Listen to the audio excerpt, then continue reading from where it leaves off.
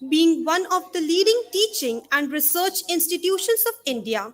During this interactive industry academia conclave, the Institute would like to explore possible collaborations with the participating companies for augmenting its academics, research, innovation, employability, and greater productivity through various measures. Loud. So ये वाला बोलो ना माँ Saraswati. Ma Saraswati is the goddess of knowledge, music, art, wisdom, and nature. She represents the free flow of wisdom and consciousness. She is the mother of the Vedas, and chants directed to her often begin and end Vedic lessons.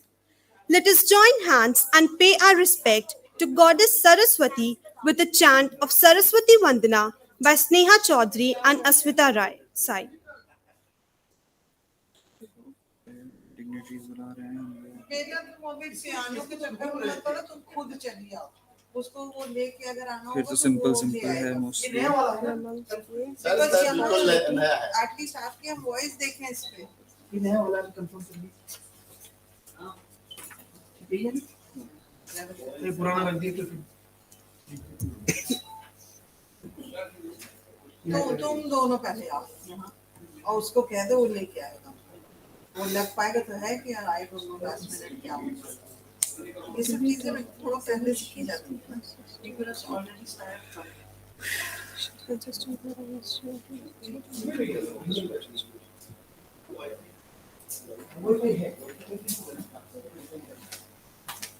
देखे तुम्हारी script भेज भी दिया उस पर.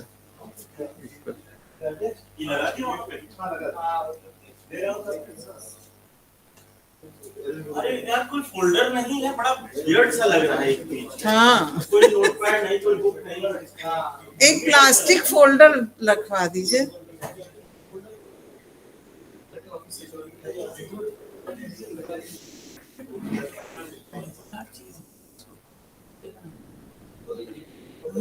देख लो इन्हीं लोग ने हम तब से पानी ला तो पानी आया.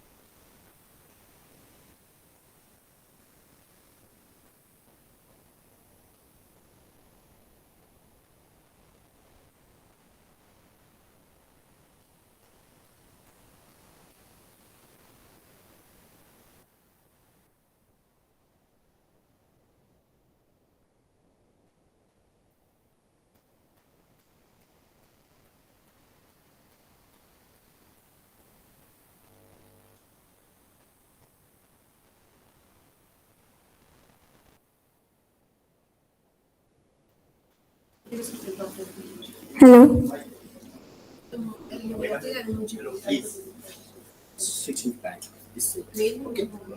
किसको बोलना है? आज कौन कर रहा है कंपेयर? दोनों करेंगे। दोनों पहले ये दोनों करेंगे, फिर हाफ ब्रेक के बाद इनके समझ लीजिए एक बार डिवाइड हुआ है। क्यों? इतने दो सारे लोग की रहो, जरूरत ही नहीं, दो दो फिक्स बहुत है जो भी बेटा। रहो। मुझे नहीं पता किसको करनी है, लेकिन आपस में तुम डिसाइड करो कि दो काफी है ना बेटा। दो बेटा बहुत The thing is, it was a bit long and उसके हिसाब से फिर इन्हें प्रिपेयर करा था and इनका डिवाइडेड है पहले से। चलो ठीक है, तो टी ब्रेक के पहले कौन, टी ब्रेक के बाद कौन? पहले तुम दोनों, ठीक है? चलो अच्छा ठीक है, तुम फिर प्रैक्टिस करो। हेलो, ठीक है। थोड़ा मतलब कि नॉर्मली बात करो, मतलब कि इतना दूरी बनाओ और थोड़ा जा पीछे, आराम से। हेलो, आवाज नहीं आएगी फिर। हेलो। ये नहीं आ रही बेटा, लेकिन ऑडियंस को आ रही है। ये ना थोड़ा सा एक डाउट होता है कि तुम्हें लगता है आवाज नहीं आ रही। ये क्लियर वाली ना, अगर आपको आवाज आ रही है इसका मतलब है बाहर आवाज नहीं जा रही है। बिल्कुल एक सीधा सा सवाल है। तो यहाँ बैठा है और जो मैनेज कर रहा है वो मैनेज कर लेगा। आपको केवल वहाँ खड़े होकर ऑडियो यहाँ हमसे बात करनी है, ना कि माइक से।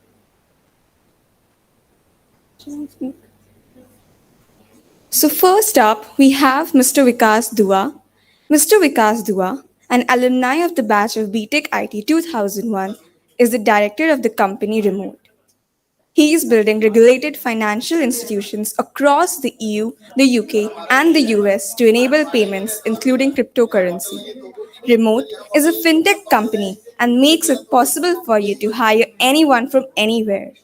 It has raised more than 500 million US dollars and is led by the top venture capitalists, and its last valuation is more than 3 billion US dollars. I now request him to kindly deliver his talk to the audience.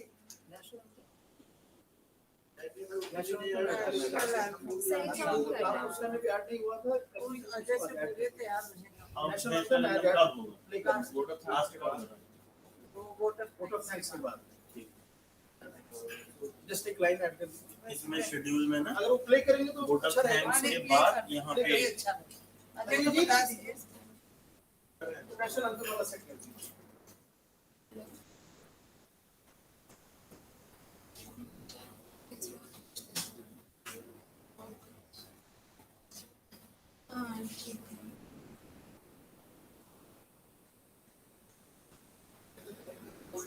Basically, वो कह रहे हैं कि तुम डरी हुई लग रही हो, but इनका फिटनेस इस स्टेज मेन स्टेज था, यहाँ पे कोई हाँ प्रिंट आ रहा है, तो मुझे पूछना था about all these।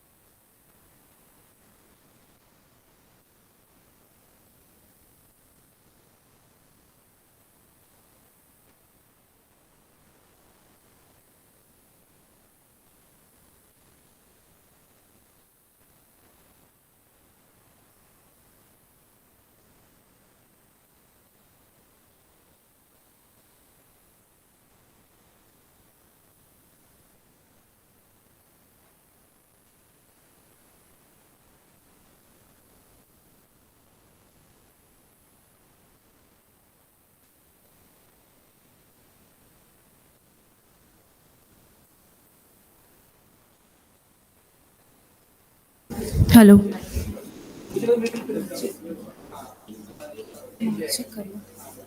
हेलो। हाँ ठीक है।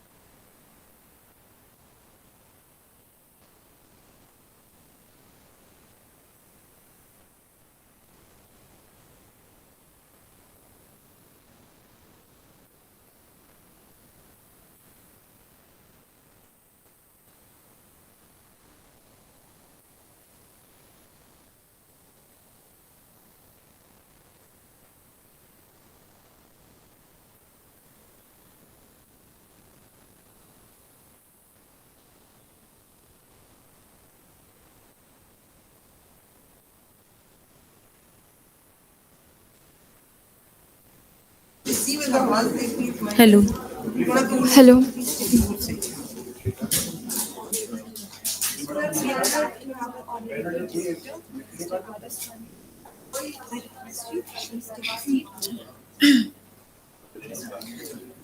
या कुन्देन्दु तुषारहार धवला या शुभ्रवस्त्रावृता या वीण। 3 दिन में तुम लोग दूसरी वो नहीं तैयार कर पाई। हेलो। दूसरा यही कल रहे कि यही आज रहे। अब तक नहीं आए वो।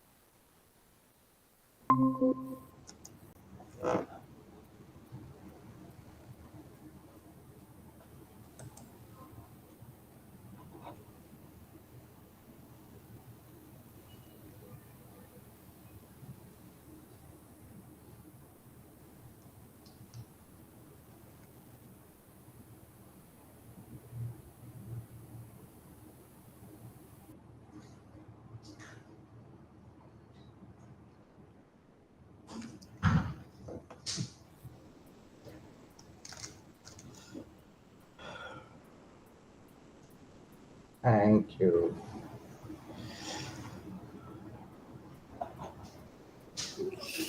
Very good morning, sir. Good morning. How are you? How did yesterday go? It was very Yeah, good. it was really, sir, with your blessings, it was very, very good. And we had Excellent. a wonderful cultural program. Oh, yeah. And it Good. was very well appreciated by all people, including alumni. Yeah, that's And very today good. we have this Industry Academy Conclave. For your Yes. brief, I can tell you there are eight our alumni from industry, or they have their own industries. Oh, yeah, And good. there are six people from outside industries, means non-alumni. Oh, And there are possibility of at least 3 to 4 MOUs possible with those good. people. Ah, We very have good. I already think you identified should. clearly, and I think two more may come up. So That's with your very good. guidance, probably we may proceed in a better way. That's very nice. Good. You have been doing. You have been, I mean, So, sir, you. if you, I can actually message you once it starts. If you want to be comfortable, Sure. please, I will just message you as soon as it Yes, starts. sure, sure. You will do It that. may take Okay. 5 10 minutes more, sir. Okay. Please do that. Thank you very much, sir, for joining, sir. Thank you. All the best. Yeah.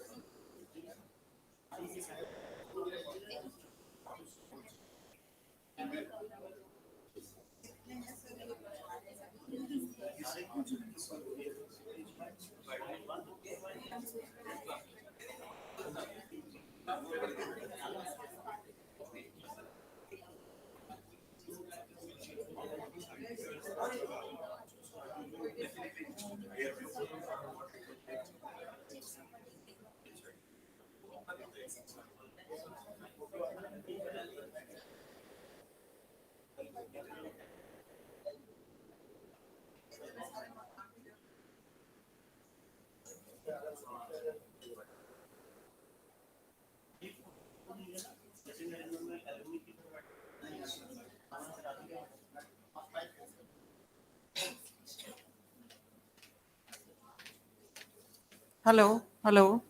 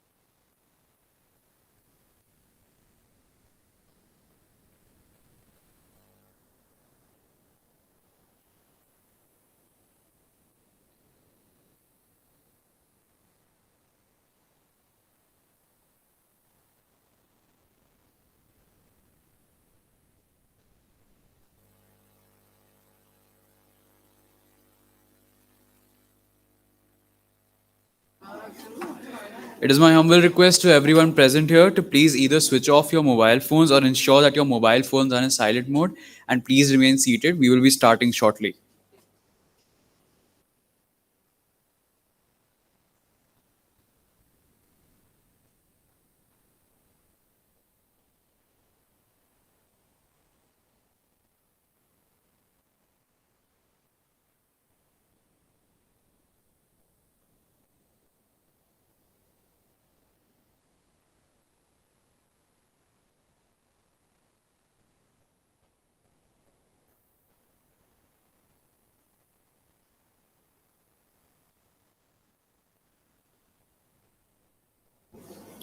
Good morning to all the dignitaries, guests, faculty, staff, and students present here. It is indeed a great honor and pleasure to welcome you all today to the Industry Academia Conclave. The Industry Academia collaboration is beneficial for both industries as well as education institutions. With shared human resources, infrastructure, lab setup, equipment, and facilities, institutes can provide industries with additional research and development as well as technical assistance. On the other hand, students get a chance to hone their skills and add to their knowledge by facing real world challenges posed by the industry. Professors and researchers get insight into the technologies that are driving growth in the corporate landscape. While working on industry sponsored projects at an academic institute, students often master skills that they have studied about by applying them in innovative new solutions. It helps to create industry ready scholars. The main benefit for companies from this cooperation is the access to the latest research results as well as innovative new methodologies. Being one of the leading teaching and research institutions of India. During this interactive industry academia conclave, the Institute would like to explore possible collaborations with the participating companies for augmenting its academics, research, innovation, employability, and greater productivity through various measures. I would now like to invite the dignitaries. Professor Anupam Agarwal, Chairman Organizing Committee, Professor O.P. Vyas, Member Organizing Committee, Alumni Guest of Honor, Mr. Sumendra Nath Ray, Professor Madhavendra Mishra, Professor in charge of MOUs, and Professor Shekhar Verma. I would like to request Dean Alumni Affairs, Professor Anupam Agarwal, to please escort all the dignitaries to their seats. Let us welcome our dignitaries with a round of applause.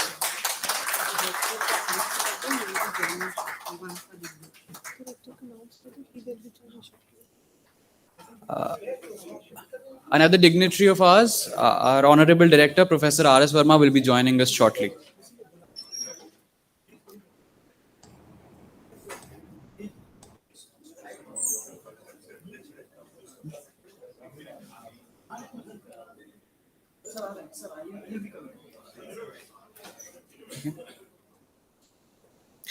We are in an institution that stands at the forefront of technological advancement. But at the same time, we are also an institution that deeply values our culture and tradition. And as our roots guide us, the best way to begin any program is by invoking Goddess Saraswati. Having said that, I would like to request our honorable dignitaries to please kindle the auspicious lamp and seek Goddess Saraswati's blessings.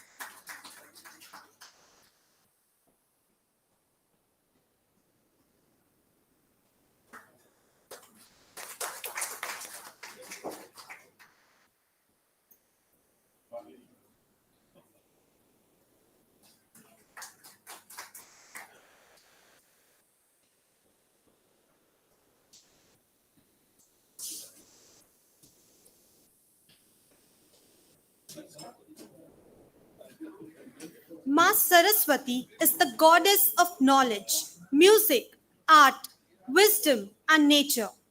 She represents the free flow of wisdom and consciousness. She is the mother of the Vedas, and chants directed to her often begin and end Vedic lessons. Let us join hands and pay our respect to Goddess Saraswati with a chant of Saraswati Vandana by Sneha Chaudhary and Aswita Sai.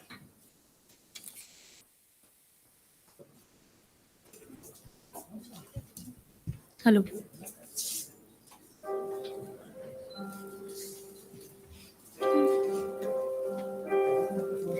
या कुन्देन्दु तुषारहार धवला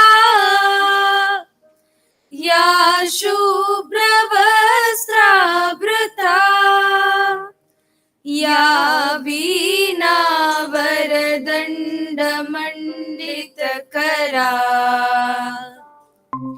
या श्वेतपद्मासना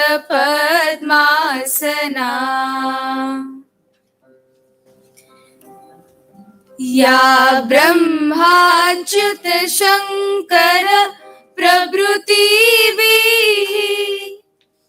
देवै सदा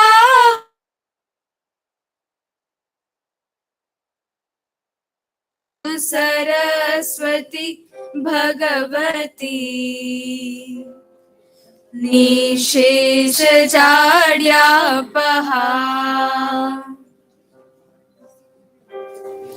शुक्लां ब्रह्म विचारसार परमा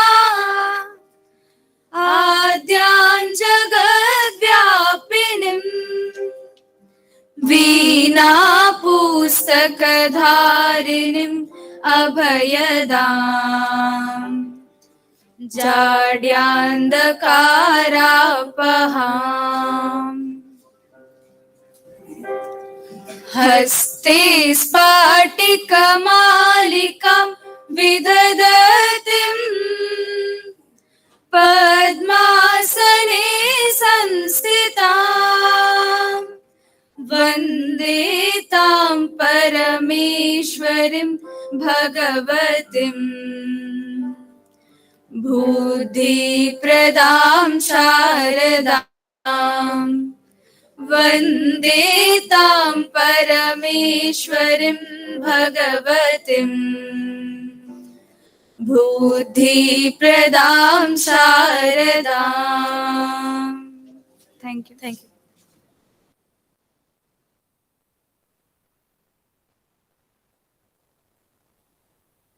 It was absolutely wonderful by Sneha and Aswita. I would like to request the dignitaries to please remain seated, and I would like to invite our Dean Alumni Affairs, Professor Anupam Agarwal, to please welcome our dignitaries with a floral bouquet.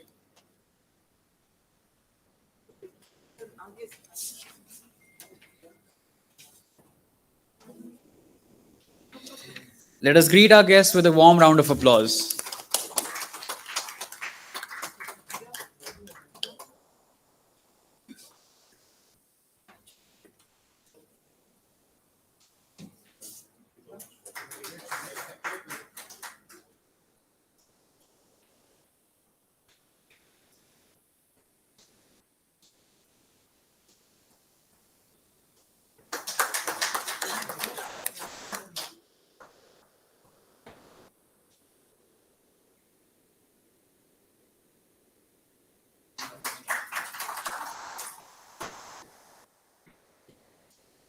I would also like to request Professor Mohammad Javed to welcome Professor Anupam with a bouquet.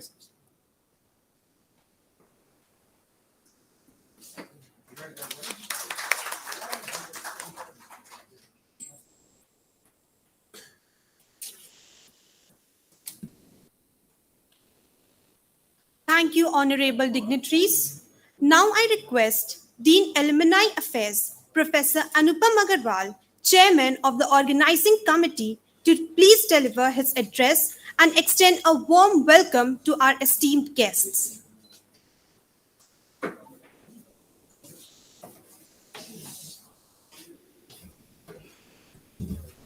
A very good morning to all of you who are present here. My sincere regards to Chairman BOG, Dr. Anand Deshpande ji. Due to his busy schedule, he could not join us. Yesterday, he had joined us. And I am very thankful to our director, sir, who actually agreed to be chief guest of this. And due to his personal commitment, he will be joining little late. So he asked us to proceed further, and he will join in between. I'm also very thankful to our former director, Professor P. Nagabhushan, and he kindly agreed to guide us on this occasion. And in fact, he was the person who actually initiated these activities in a very formal way. He created this Dean Alumni Affairs section. Then we were working continuously. We worked under his guidance, and he has kindly agreed to address you. Apart from them, I am really very, very thankful to all our alumni who have come all the way. Many of them have come from abroad, and they agreed to come here, assemble, and share their memories with us. We had interaction with them in the department level, and it was really wonderful interaction.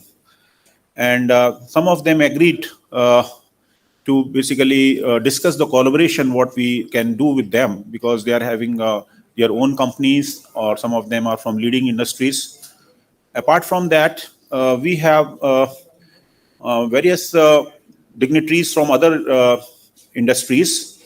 They also agreed to participate, and their areas of interest are highly matching with us. So let me just quickly read out their names. Our alumni speakers in this occasion are Mr. Vikas Dua, Mr. Praveer, Mr. Aparmya, Mr. Gyanveer, Mr. Rohit Shrivastava, Mr. Prabhat, and Mr. Anuj Bajpayee. Due to his urgent visit to Singapore, he actually requested us to join online. So he will be connecting with us online. Then people from industry who are non-alumni are Mr. Manjunath ji, Ms. Devi Kohli, Mr. Prajay Kamath. Mr. Manjunath is from, he is Senior Academic Alliance Manager, Celonis. Mrs. Devi Kohli is co-founder and CEO, I3 Simulations. It is a UK-based company. And Mr. Prajay Kamath, he is CTO and co-founder, Merge XR Studio Limited. They are working in state-of-the-art artificial intelligence, AR, VR simulations, etc. Mr. Shashi Kumar Ramachandran, he is Senior Solution Architect, NVIDIA Graphics. Mr. Clyde D'Souza, he is Creative Technologist and Advisor in his company name is Real Vision. And we also have with us Mr. Gagan Agrawal, he is Sales Leader, IBM Career Education. So these are our people from industry who are from non-alumni, and I am very thankful to all of them to join this Industry Academia Conclave. So I extend my warm welcome to all the participants, which includes my faculty members. In fact, without their support, without the support of our officers and staff here, this was not possible, because our networking team, I'm really grateful. They are making the live transmission of this. People can see it from their wherever they are in whole world. Live streaming is on, and many things. We try to give our best possible things to our alumni who came here for their stay and this thing. But still, I feel that if there is any limitation from our side, I want their my excuse from them, because there are always some limitations, some flaws are there. But we tried our best. So I hope their stay was comfortable here. And let us hope with this more discussions during this conclave, we will come out with some fruitful collaborations and MOUs. Maybe some of them have, I remember roughly 3 or 4 have already given their ideas to me through email, and 2 of them have submitted the proposal also. And in the format which Professor Madhvid Mishra shared on 2nd November. In fact, I want to tell you, before this conclave, we had done good groundwork. In fact, on 2nd November, we had a pre-conclave meeting with all the alumni speakers here, and as well as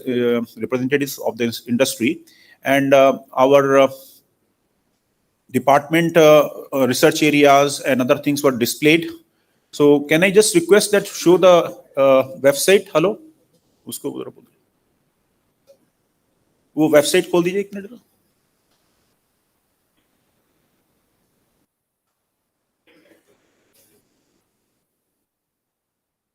So this is our Industry Academia Conclave website, and if you see that there is a research focus areas. Can you click on that research focus areas? There is a upper side, yes. So we had mentioned all our research areas for the information to our distinguished industry representatives, our alumni speakers, and for all the departments. It was for all the departments. You can scroll down, and then you may go back afterwards. Just we are trying to give key. This was the background preparation we had done. Go back to next one. Yeah. Please go to the next previous slide, just previous button. Yeah. And then collaboration oblique menus, MOUs, sorry. Yeah, please click it. Yeah. So we had, in fact, on 2nd of November, we had discussed what possible kind of collaboration or MOUs our industry partners can offer. And I think 4 or 5 have written to me about it. And we hope a few more will be presented today. And that will increase our industry cooperation in future, I'm very sure, because we are leading institute of the India, and we wish our collaboration with the reputed industries should be there, so that both may benefit from each other, because our technical manpower is highly skilled. Our students, faculty members, they are highly skilled. And if you see that all over world, if industry wants to progress, it is very essential to have tie-up with the top universities. If you see in abroad, any industry, they have tie-up with top universities like Stanford and CMU and so on. You see there are a lot of tie-ups, because, and in this process, both the people benefit, because students get the opportunity to work on state-of-the-art project areas, and industry gets the innovative solutions from them, which may be like a raw form, but they can actually make it sellable product out of it. So this kind of collaboration is really fruitful for both the sides, and we wish some fruitful collaborations and MOUs will come out from this discussion today, and we will pursue them further and make it it cannot be decided on one day, but we have done the groundwork. They have submitted the proposals. We will review them, and Professor Madhvin had given the full workflow how it happens. So with that knowledge, if there is some some things to be improvement is to be done on their proposals what they have submitted, probably he will be the right person to guide them. So we wish cooperation from our MOU department to finally take it to a shape where we work in future together. So with this, I will welcome all the guests, all the alumni, all the students, our faculty members, and I wish my regards to our director, sir, our BOG chairman. With their cooperation and support, we are organizing this. So with this, I will close. Thank you, everybody.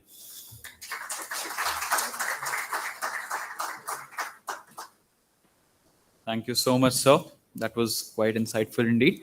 Amongst the many virtues offered by IIIT Allahabad to its students, one of the most notable is the variety of courses and disciplines in which students can receive their education. Since its inception, the different departments at the institutes have each progressed immensely under the capable leaderships of their heads.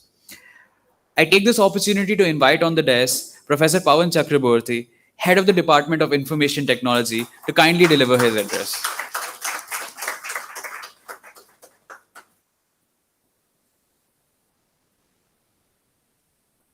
Good morning again. We met yesterday. Well, I'm honored and fortunate to be the head of the largest department, that is the Information Technology Department. And basically, the main aim of IIIT has been to create manpower in information technology. Unfortunately, we are having at present 1:80 ratio of teachers to students. The students this semester has increased, and we certainly need help. And we run a strong BTech program, that is our strength, and we also have an MTech and PhD program. Now, in BTech program, we have projects from 5th semester onwards. So you have got 5th, 6th, 7th, and 8th semester. It could be a full semester project. So my request to the industry is that we could have a very good collaboration in these projects. Say, like, to test the students, you may give some ideas or some problems. We could have coordinators from our department, which could then distribute these problems. And these students will do these problems with a mentor in IIITA, as well as an industry mentor, so that the industry knows that the student is pretty good, can study the student. Then it could be a more focused project in the 6th semester, and then a little more focused. And then in the 8th semester, the student goes to the industry and works. And for this, the department, and with the help of the dean related to MOUs, we are willing to sign any MOUs with the industry. We are also willing to, if there is a request for a non-disclosure agreement, that also can be worked out. And as you see here, we have a lot of student, lot of mind. And thing is that if we can direct them to proper projects, and which industry also wants. So you may pay. I'm not talking about the financial aspects, because a student getting exposure into the industry will be sufficient for them. But of course, if the industry wants, can also can pay to the students. That is in the agreement, whatever works out. Apart from this, is our BTech program, which is our strength. Apart from BTech program, we run 7 flavors of MTech program, where we have a flavor called the software engineering. Now, software engineering is an extremely industry-dependent course, and for that we require industry input. As the director rightly said in yesterday's address, is that we would like the industry to invite them to be as instructors for a short time for these courses, where it gives you the flavor of the industry, because software engineering requires inputs from the industry. So software engineering is a flavor. We have also data science, both running, of course. Applied science also runs a flavor of data science. We call it data engineering, which also we have a strong strength. We do a lot of machine learning. There is a strong group in machine learning, and there is a strong group in cybersecurity, blockchain, who do a lot of work in blockchain. So these are specializations in MTech, and these MTech could be also a collaborative work.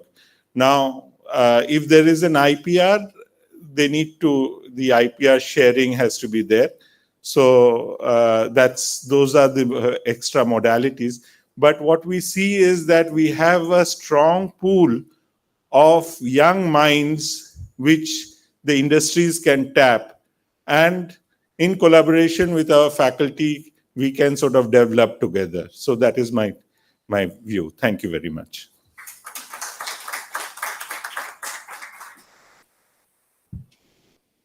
Thank you so much, sir. I would now like to call on the stage Dr. Rajat Singh from the Department of Electronics and Communication Engineering to address the audience. Thank you. Very good morning to all the members present here, and my seniors on the dais, and the industry participants, as well as the alumni present here. I am representing EC department because my HOD is not here, so I am representing him. So as a department, I can say, yeah, very firstly, we want to welcome all the alumni here in our campus. And obviously, when we are doing alumni meet, we can say that we have mix of opinions are there and mix of requirements are there. The very first requirement is that, okay, we can have a relation between us. Obviously, that relation is academic and personal both, because as our sir has told yesterday that if you will grow, then we will grow, we will grow, and then you will grow. So it's a cyclic, we can say, reaction is there. So, but yeah, we can say that as per the record which I have found, that EC department, like only one, my alumni is there. I don't know. There may be some reason, or they may be busy in their things. But yes, you can say that once you cross, or once you, we can say, give your 5 years in the industry, then all the boundaries are over now. We can say neither you are IT nor you are EC, because normally all the projects are having a flavor of EC and IT both. So I can say, yeah, we can say if you are IT person, obviously at some point of time, maybe you are in senior manager or something like that, then obviously something is required from EC side. So I'm just looking in that perspective, because we have some industry persons are also there. So I am little bit, I will go selfish in that matter. Okay, I will represent my department in such a way, because we are really working in the hardware side. So we want some input from your side in the academics, in the curriculum, as well as in the research. Because alumni are, we can say, pillars, they can help us. Okay, what is the current phenomena, what is the current is going on in the research. Obviously, Modi ji has given a new technology that, okay, in next 5 years, the silicon industry is that, and he has the aim that to create the chip in the India itself. And we are also working, we can say everybody is working. I'm not saying that Triple IT is only the place where we are working, but we are also a contributor, maybe 1% or 2%. So in that view, I can also need some help from your side. So starting at the intro of the department, I can say that we are working broadly in 2 areas. One is microelectronics and RF microwave. Obviously, if we can talk it broadly, then these are in the perspective of UG curriculum, or we can say PG curriculum. So obviously in the UG, we are going to cover whole things. When we talk about PG, we have 2 branches are there. One is microelectronics and communication engineering, where normally we are going to cover all the aspects of microelectronics, either it is device fabrication, device design, or nano, or we can say sensors are there. Many, our colleague has designed some sensors to detect the COVID. Maybe it is not at that large level, but he is able to success all those things. Yes. And then if we can talk about communication engineering, then obviously we are working in 5G area, and other areas are like, we can say, signal processing are there. My colleagues are there. Those are working in antenna sites. They are making enough, we can say, expertise so that they are going to design the chips and antennas. Obviously, we are lagging behind with the fabrication side at present, but recently we have got a project from MHRD, which is called FIST project at level 3. And we can say it's a great success for the department as well as the institute, that we have got enough money for that. And in that, our colleagues are there, those who are busy in creating the facilities. And within 6 months, we will be ready with all the facilities, and we will start our work. So we can say that we are having many expertise are there. In my department, I have 20 faculty members are there. And roughly everybody is, we can say, a few are there in microelectronics, signal processing, control theory, robotics. So we can say that we are also working in some interdisciplinary project. Like we can say that my faculties are also working in robotics, so that they can take the help of IT people and they can do a collaborative work. Like one of them are working in reinforcement learning. So we can say in addition to 5G techniques or vehicular technologies are there already we are working, but we are also interested to join hands, because we cannot say that IT is independent or EC is independent. Both, we have to take a shake hand, then only we can do that. And alumni can play a very vital role in this case. As well as we can say that our industry persons are there, they can also do. And currently, if I can talk about the research grant, yes, our department is rich enough that, and our colleague, like I say, our colleague has taken successfully secure to get funded project from HRD, DST, CST, UP. There are things are there, and also we are having few labs funded by IIT Kanpur. We are working in IoT technologies, and other things are there. So we have many things are there, but still we can say that we are in the research phase. So if we can join hand, or you can provide your inputs, then we can do something much better than what we are doing. So that's all from my side, and I again welcome all the alumni and the industry persons, so that they can give us some thoughts, some idea that can be better for the department. Thank you very much.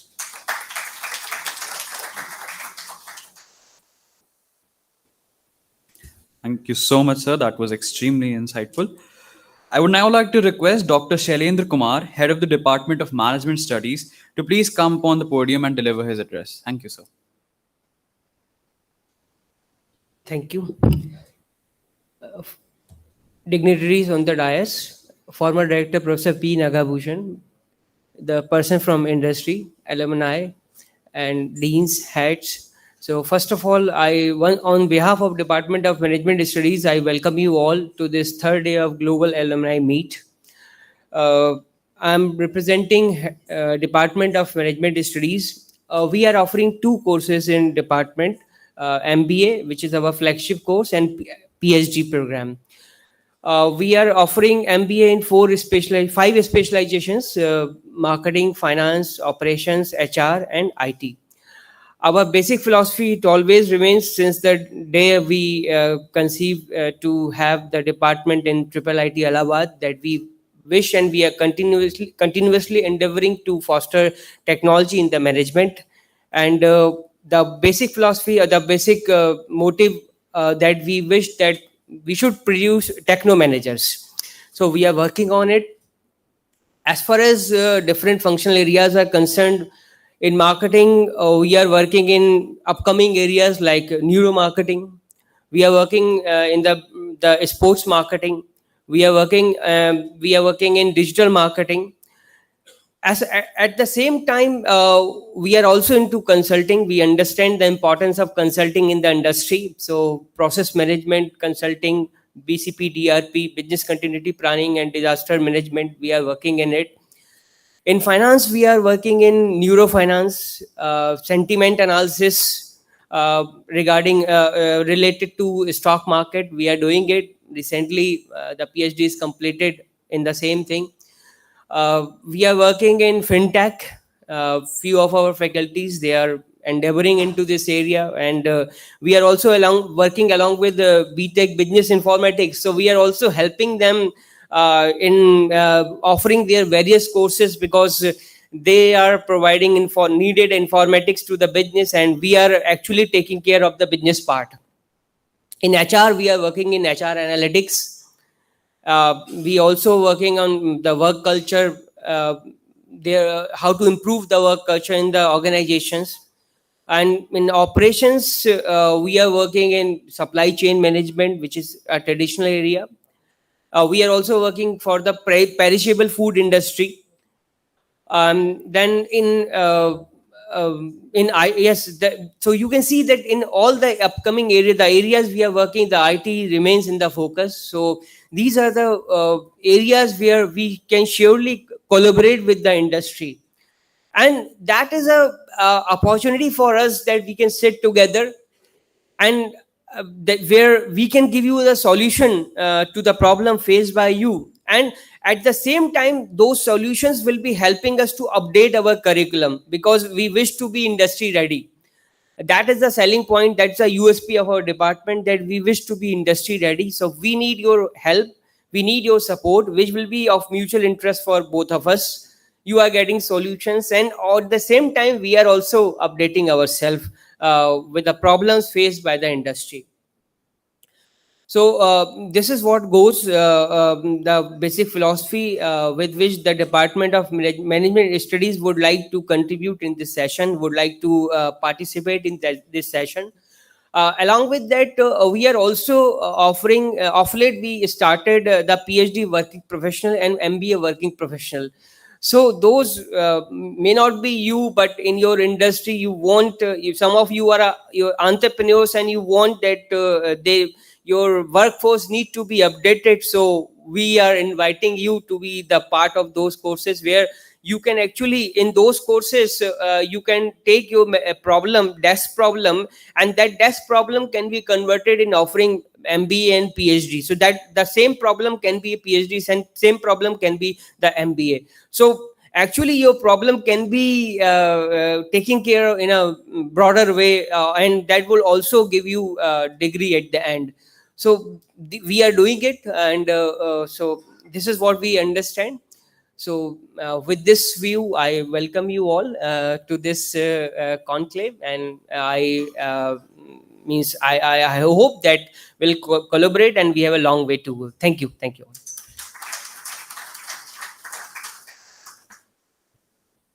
Thank you so much, sir. I take this opportunity to invite on the dais Dr. Ratan Saha, the head of the Department of Applied Science, to kindly address the audience.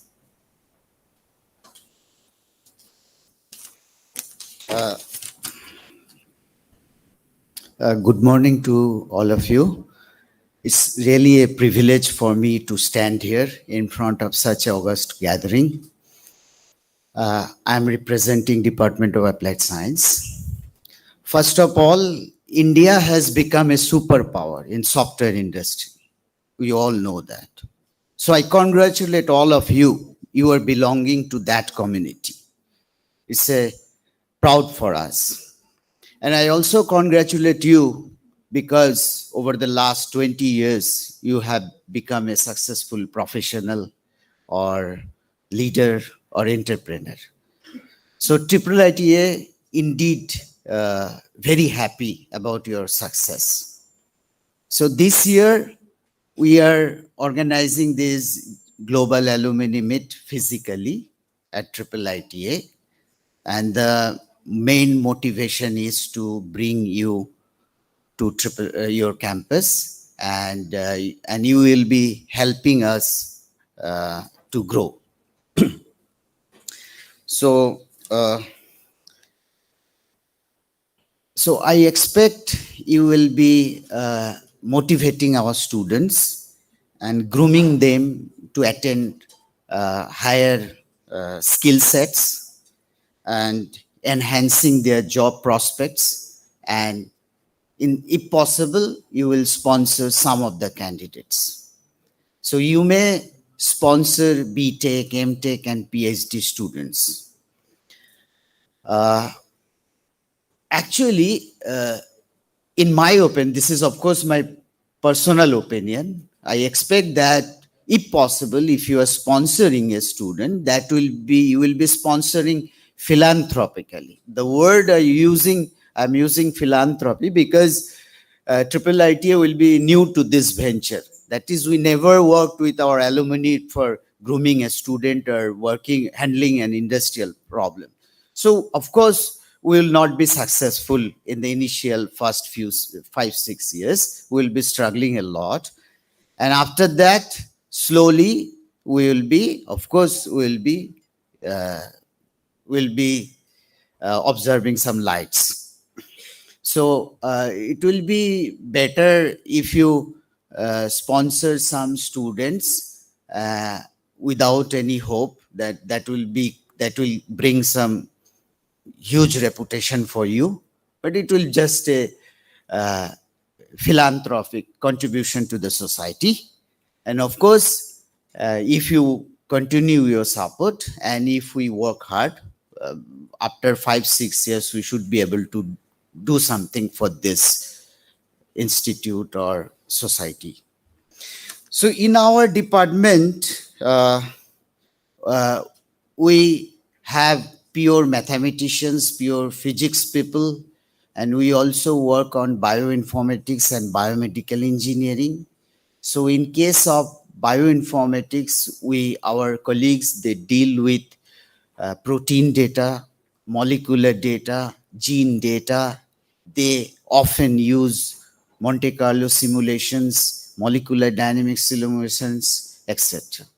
So all these are in silico works. I think you may also join hands with us to solve some biomedical problems or to address some biomedical applications. Next, in the last meeting also, I mentioned that at the beginning, we may target to develop some small devices. For example, biomedical industry is a huge billion-dollar industry. We have MRI, we have X-ray, CT, various life threat, we have imaging systems, we have pharmaceutical industries. So this is a huge area. So we can't at the beginning, we should not think about this, but we may focus on some small devices which may become very crucial. In the last day also, I pointed out that during COVID period, every home purchased pulse oximeter. That was cost about nearly 2,000 rupees, but it was life-saving at that time.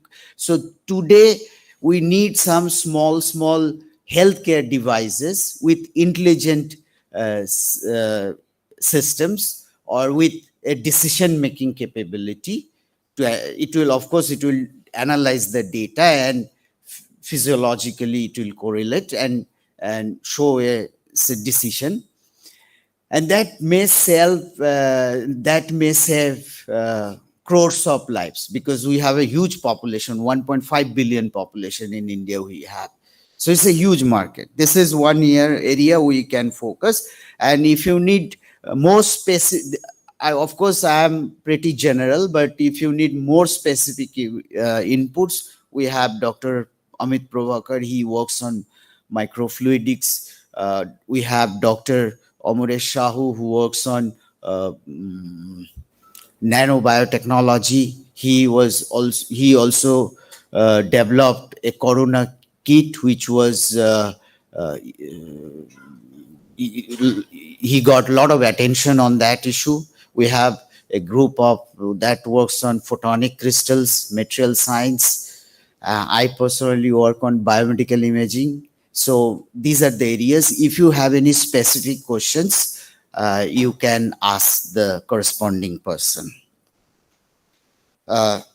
Finally, I have another proposal for our alumni dean as well as for you. For example, I am from physics. I want to use a new device I purchased from the company in the US, and I also use a software. But I also have biology colleagues. They will be often facing this issue. So to install this instrument, to work with the software, it may take 6 months. But I'm pretty sure many of you, you are in industry, for you it is like this. So if I can give you, if there exists a page where I can write my question and alumni can see that and immediately they can answer. So this is like a problem for a multidisciplinary researcher. It may not be the case for our colleagues who are, for example, our young colleague sitting here, he works with instrument software. It is not a big deal for him to solve a problem.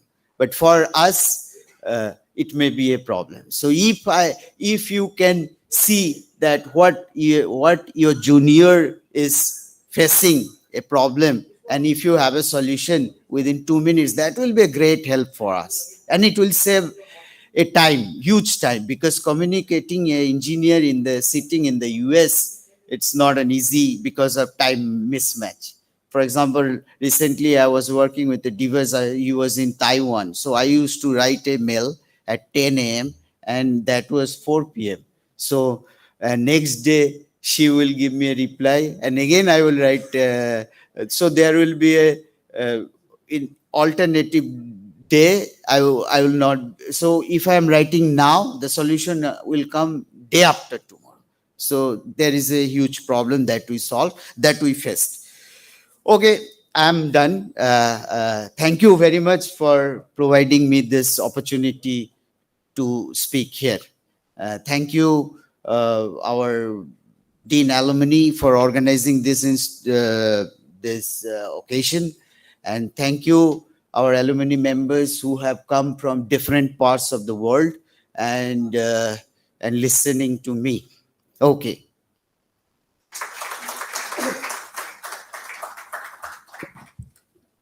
Thank you so much, sir.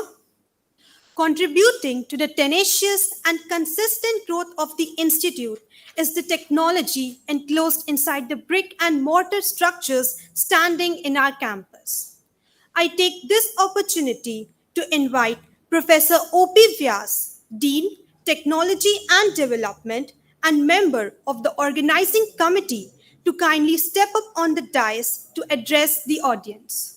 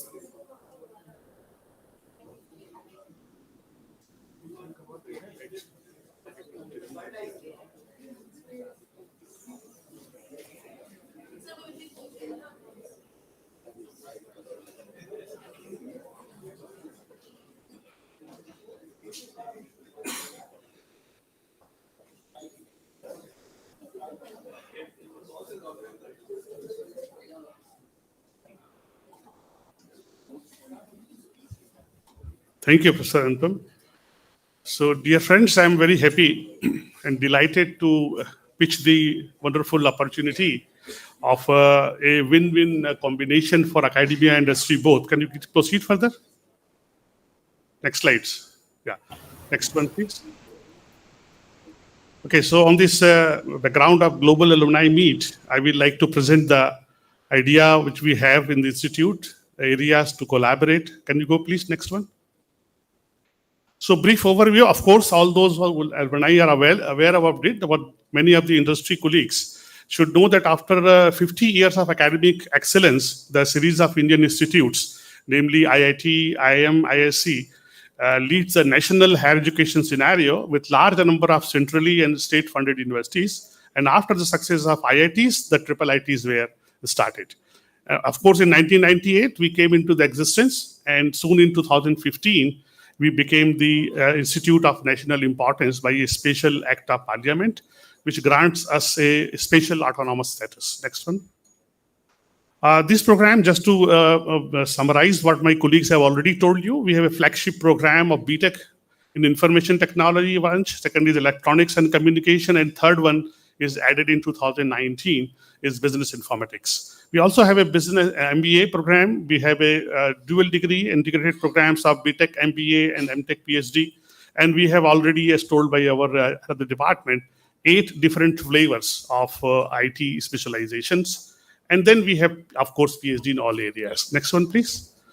So these are many of the reputed cooperation which we have with us. Next one. And these are the specialized labs which are very meticulously developed over the last decade. All these labs are very vibrant with one and more faculty colleagues associated, large number of scholars, many funded projects available, and they are working very fine with the areas of cooperation with the industry. Next one, please.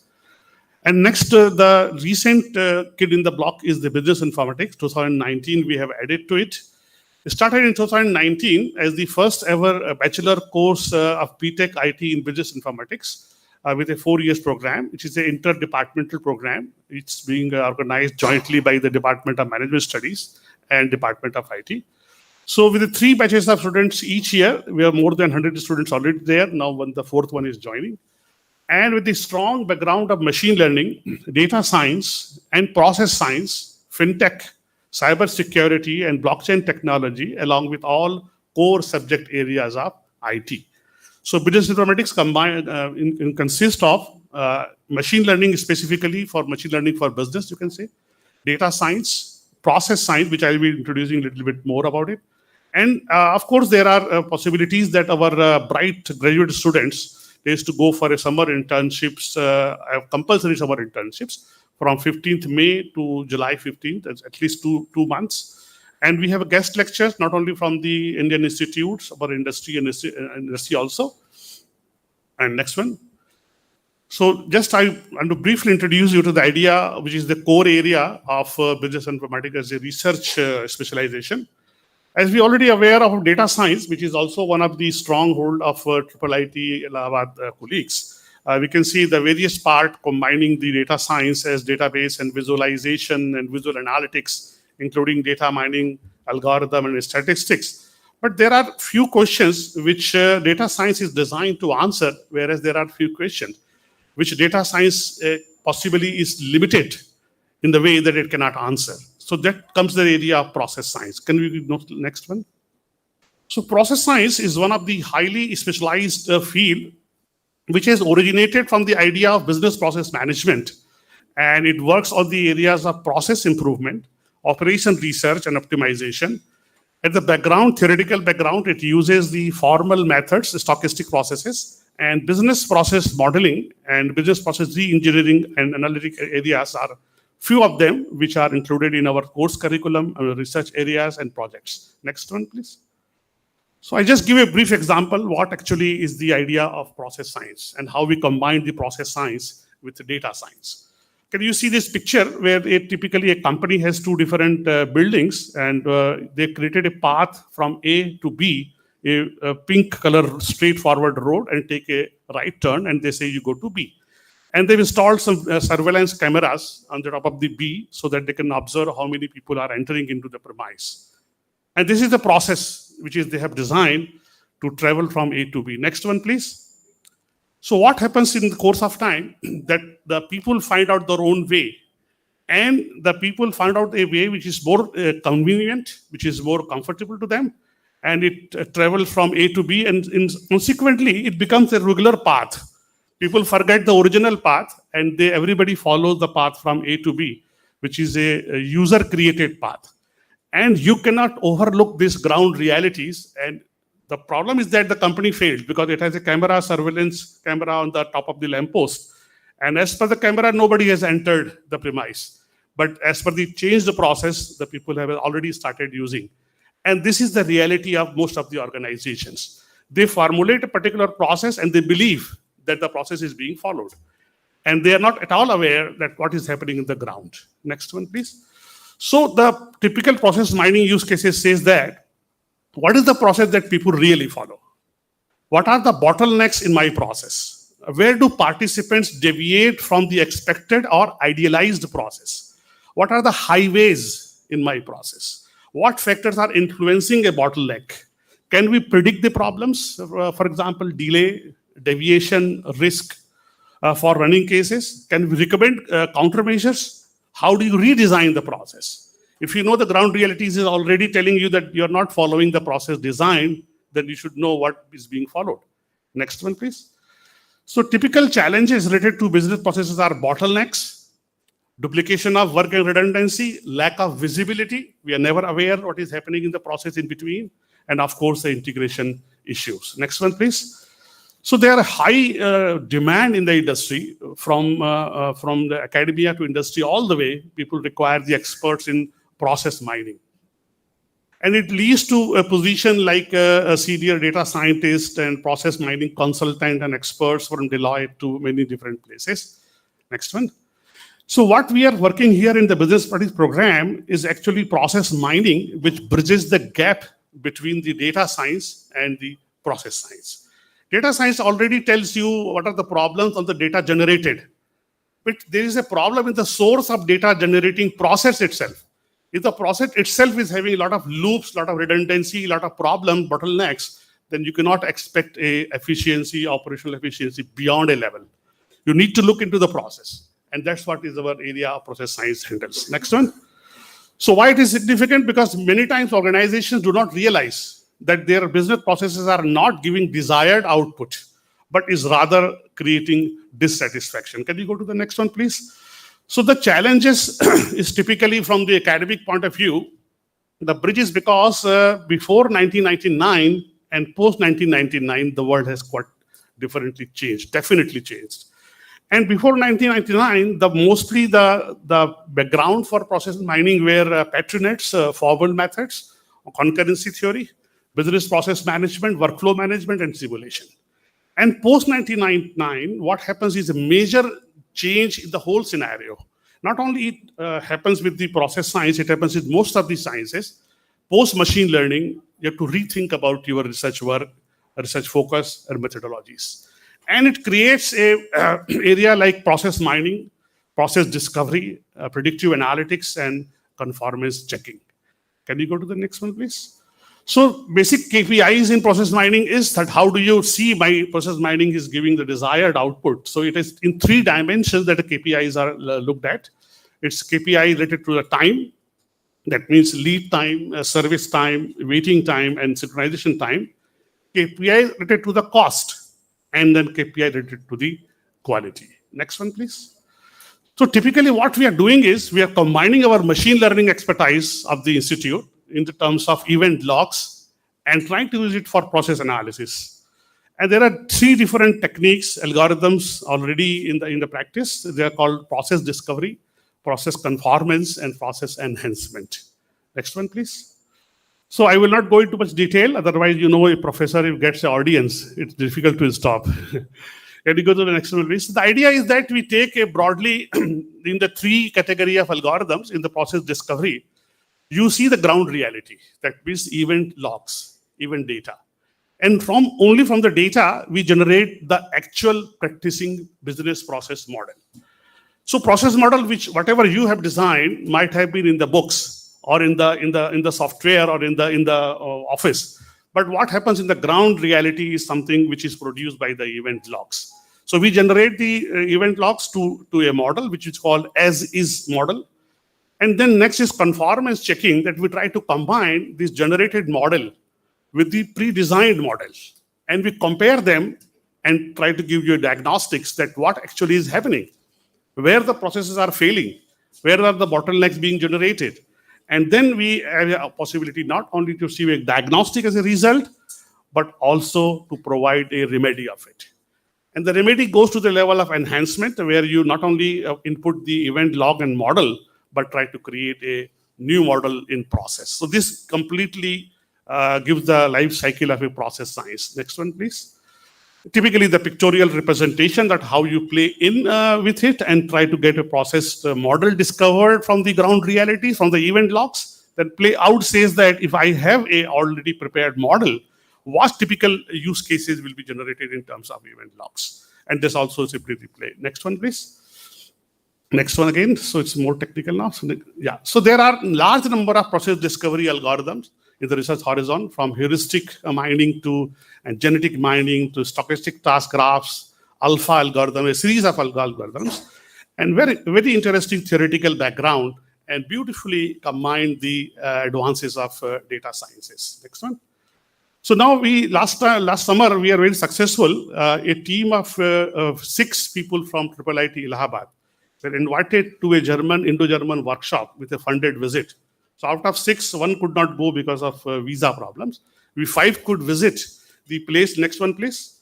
And there was a very interesting question which we asked during our presentation. It's just part of the presentation. That what if I ask you that how many of you like lasagna and how many of you will like spaghetti? And typically, you can see the difference between them, because it's typically European food, so may not be very well known to you. So you can see the left side, the children are happy with spaghetti, and the right side is lasagna. So typically in the next one, we visited, the pictures, please. Yeah, so we met with the one of the pioneers in this group, which originated from Netherlands and now currently in Germany. So when we have a lunch meeting with them, Professor Walden asked, and we all wanted lasagna and no spaghetti, please. The next one is the same question being asked, and are you wondering at why process miners didn't like spaghetti over lasagna? Then you have to understand a little bit more about process discovery, right? Why it is so. Next one. So there are a number of collaborations which we already established. All our 6 faculty colleagues and research scholars, we visited Europe last June. We had a number of collaborative arrangements, and also currently one of our scholars is in Europe. So we are trying to make an enormous amount of cooperation with academic institution, but what we require really is the ground realities with the industries. Next one. So the possible collaboration which we, as a part of the organizing committee, I and Professor Anupam decided few points to present before you, that what industry may offer to us in general. Of course, first is a joint R&D project in the areas of mutual interest, extending their support and cooperation in the existing labs of IIITA, in establishing new research labs or a center of excellence, as some of us have already got some assurance and some expression of interest. Fourth, offering paid internships to our IIITA students and in their companies during the summer break. And you can believe me that they will be outstanding. So far, we have tried almost 25 such internships in India and abroad. Everyone was a huge, huge success. And the companies and we both were mutually benefited. Then offering their product freely for learning, for research, for a review by IIITA students and faculty colleagues.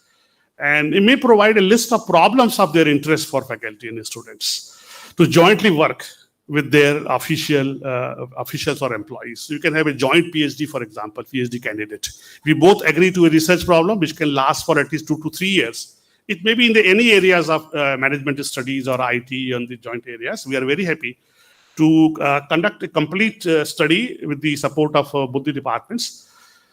Of course, 7th number, collaborating with IIITA to strengthen its academics by sending the technical manpower for imparting practical knowledge to students in areas such as the software engineering, already pointed out by my head of the department, Professor Chakrabarti. A special training, workshop, support and collaboration for ideation stage to research to development of product and its commercialization through entrepreneurship. And of course, 9th, maybe share the resources, for example, computational resources and data resources for research. These are the possible areas where we can look towards the cooperation. And what we may offer you, IIIT, from IIITA side, we can provide you a space for establishing a research lab or a center of excellence, if you want to establish it here, at IIITA campus. Specialized courses, we have Professor Ranjit Singh, who is in charge of our add-on courses, is very generous and very visionary in creating a short courses which can be offered in our institute to the institutes, students who can take as additional courses, which is always a part of their course curricula, and two credit courses or 4 credit courses, it depends. Third, admission in working professional courses, such as MTech, MBA by research and PhD programs, and high quality manpower, especially the student and faculty, for executing the industry funded joint projects. We have rich library support and huge group of online journals and material available at our disposal without any additional cost.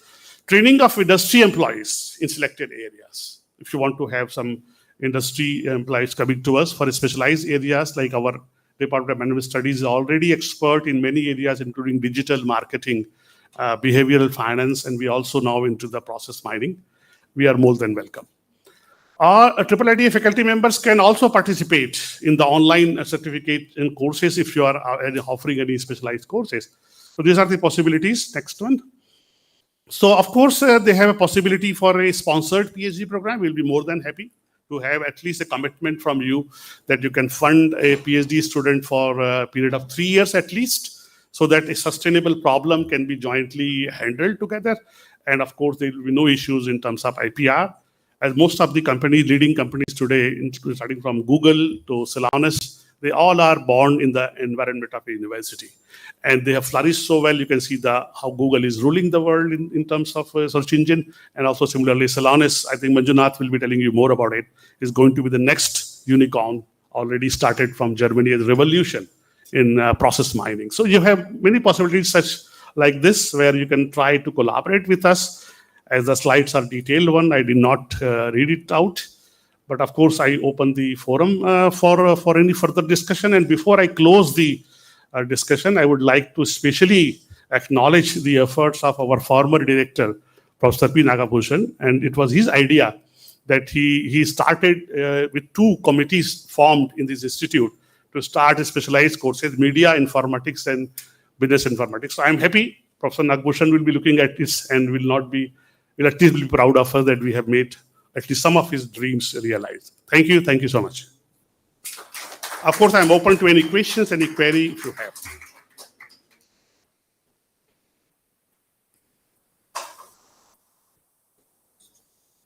No? Then thank you so much again.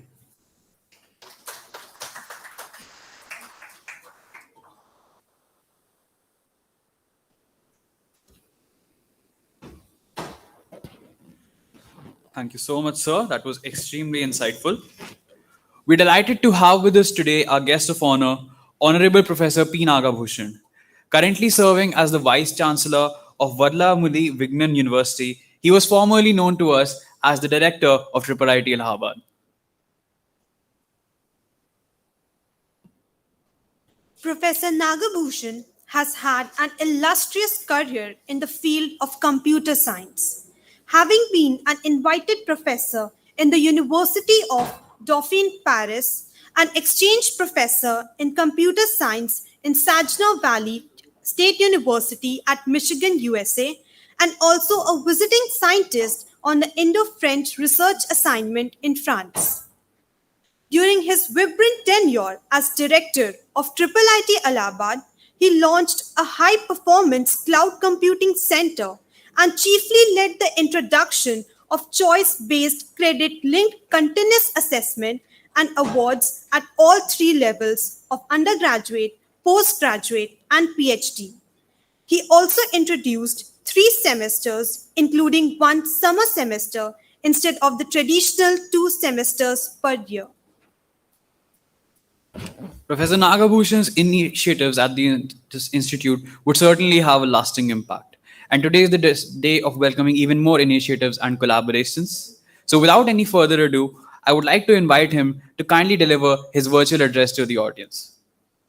Can we please welcome him with a round of applause?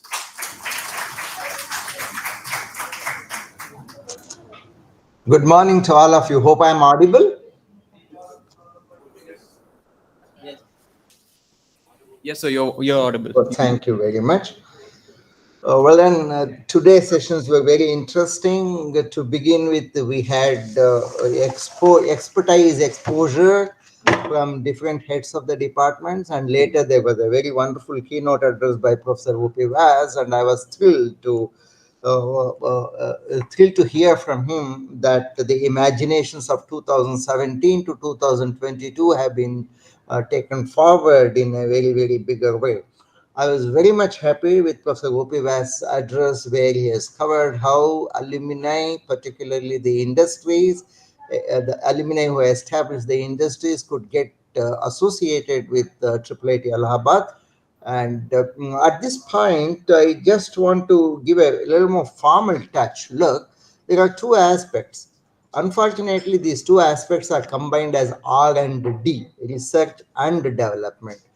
These 2 are entirely different. In fact, development is entirely different from research. Research is conceiving an unknown idea, conceiving totally a new idea, and conceiving an idea which could which could provide a wonderful solution which was unknown for the problem which was there. Whereas development is only customizing the research output. Development is just customizing the research output. Most of the time, the industries are more interested in fixing up the problems, and therefore they are more interested in developmental activities because they would look at the quick solution. They would look at anything to be fixed up immediately. So naturally, the present industries would definitely be looking at more developmental aspects, and it is very hard for them to think of what could be the research, what could be the future research. Personally, I don't even believe that when people tell that they have a big R&D, they have only D, and that is the D center is only a customizing center, whereas some real research could be thought of probably by some lead industries, but then the real research concepts are really conceived by the world of academia. So therefore, there has got to be an interaction between the industry and academia, because the future ideas are generated by the academia and the future products become possible by the way of development, which the industries have got to take up. The today's present industry, today's success of industry has not been because of industry, but because of the research which has happened way back, and because of all fundamental clarity in the research and the research ideas which have got conceived, which are now converted into products. Therefore, industry and academia have got to go together. Academia naturally would think of a long-term issues, whereas industry would definitely take up the issues to fix up and then go ahead.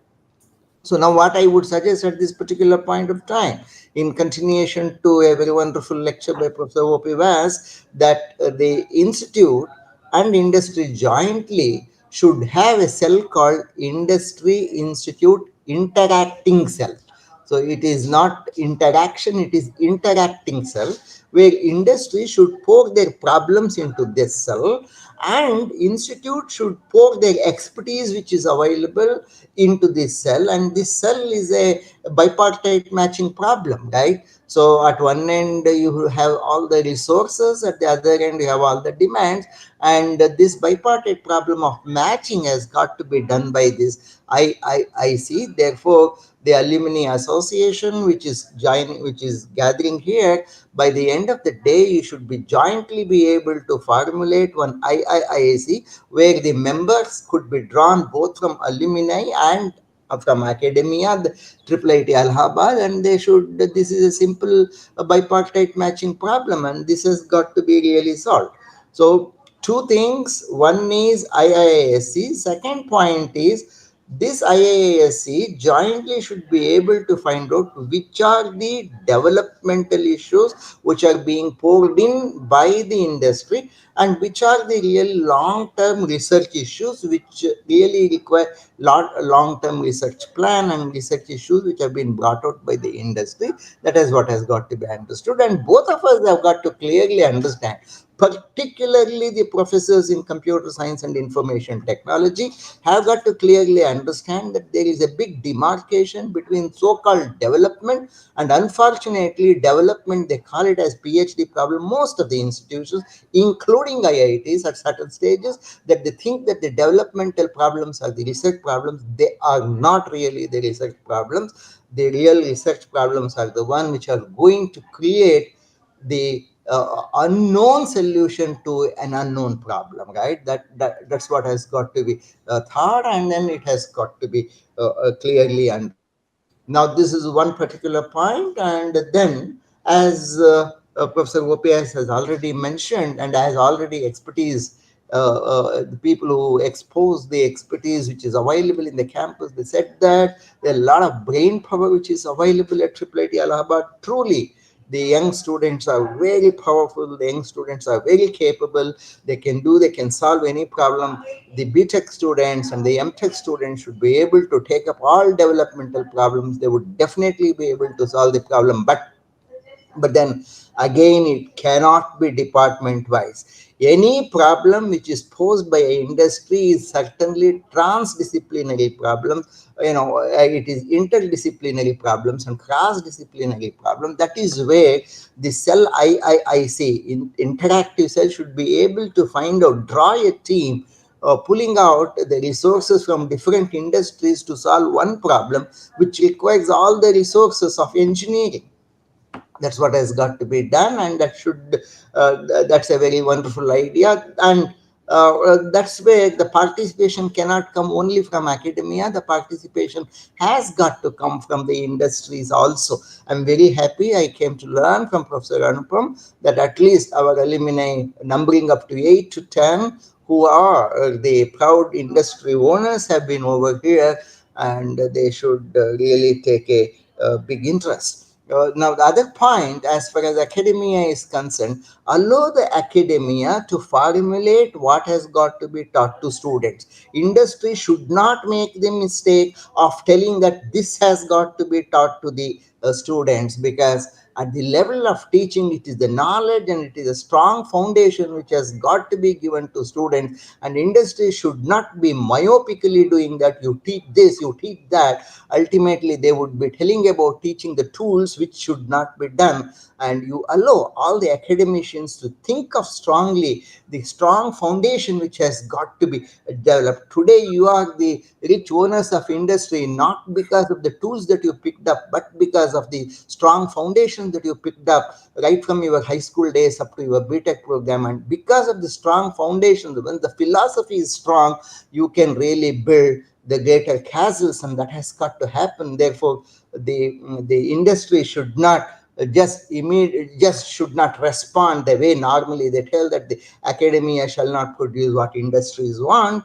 But academia is doing an excellent job by producing the foundation rich, knowledge rich young graduates whose foundations could be invisible, but the outcomes are very, very effective. But on the other hand, the industries should definitely tell, coming out of thus the foundation, what has got to be the tutorial assignments, what has got to be the practicing assignments, that has got to be told by industry. In fact, the model is what IIIT Allahabad follows is a LTP model. L conventionally stands for lecture, T for tutorial, P for practical, but that is not the interpretation. The interpretation is L for listening. So L for listening and listening comprehension, T for transacting. Transactions have got to happen. This is where the industry has got to pitch in. What type of transactions have got to happen based on the foundations which are conveyed in the L class? That is where the industries have got to tell, look, these transactions have got to be prioritized. These transactions have got to be taken forward to students. And P is participatory learning. That is where the role of industry is very essential, because this practicals or practicing has got to be participatory between the professional world, the industrial world, and the academia. And that is where the industry partners have got to get associated. That is what is really the industry academia interaction. That will definitely provide the blend of perfect foundations of knowledge from academia and the vertical build-up of the strong tutorials and strong transactions and the strong participatory learning. That is what it has got to happen. Now, industries should not think of only for today. The real industries have got to think what they have got to be 10 years down the line, 15 years down the line, 20 years down the line. There was a very wonderful industry in Mysore. Most of you know that there was a very wonderful motorbike in India. It was called Java motorbike, and then later it became SD motorbike. But then the whole industry collapsed because they were very myopic. They were able to think only to fix up the problems of only the next 1 year. They were not able to think what would be after 10 years, what would be after 20 years. Unfortunately, most of the people who established the industry would be very focused on quickly making up the investment, quickly going for the return of the investment. That should not be the cause. What has got to be the industry, what's going to be the technology, what is going to be the future has got to be thought of. But then they may not be able to think beyond certain horizon. Thinking beyond that horizon has got to be left to the academia. That is where the industry and academia have got to interact. That is where these alumni association come very powerful, because these academia like IIIT Allahabad would definitely be interested in the welfare of their own alumni, and alumni can have the total confidence in their own alma mater that there shall be a solution emerging out of that.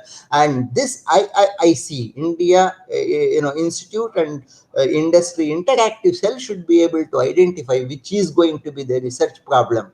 And here in this research problem, while formulating this research problem, both industry and academia should sit together and derive the statement of the research problem. And as Professor Gopi Vyas has mentioned, that this research problem could jointly be solved with a young brain who is very foundation strong from the institute, and one brain who is experienced from the industry, but is able to think beyond today. So the industry person who can provide a lead for tomorrow could be drawn into getting involved into that research. That really is going to create the future industry and the future strong India, future strong world. I just wanted to mention that. I just wanted to mention every one of you to think very clearly the difference between research and development, and should not get confused between the development as the research, as normally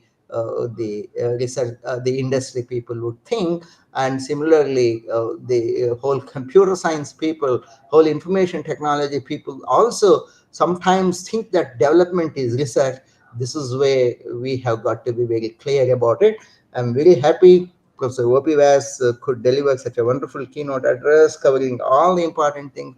I'm very happy that Professor Anupam has taken this alumni association so forward. Thank you very much for such a patient listening, and I'm very sure we would be having a long day for a lot more discussion, and stressing on the need of establishing a joint unit called Industry Institute Interactive Cell, combining academia and the industry. I conclude my presentation. Thank you very, very much.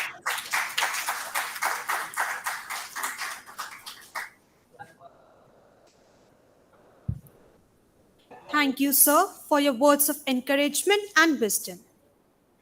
We are honored to have amongst us Mr. Saumendranath Ray, an alumni of the batch of BTech IT 2000. He is the Vice President of Gemini Solutions, an IT consulting and product development firm. Gemini Solutions owned and managed 600 plus billed employees for the largest SS management client in the United States.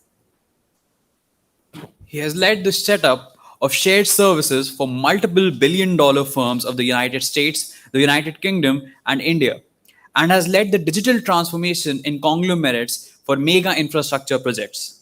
Mr. Ray has also contributed significantly to the education sector by setting up polytechnic institutions for engineering, pharmacy, and management. I now request him to kindly grace the podium and deliver his address. Please welcome him with a round of applause.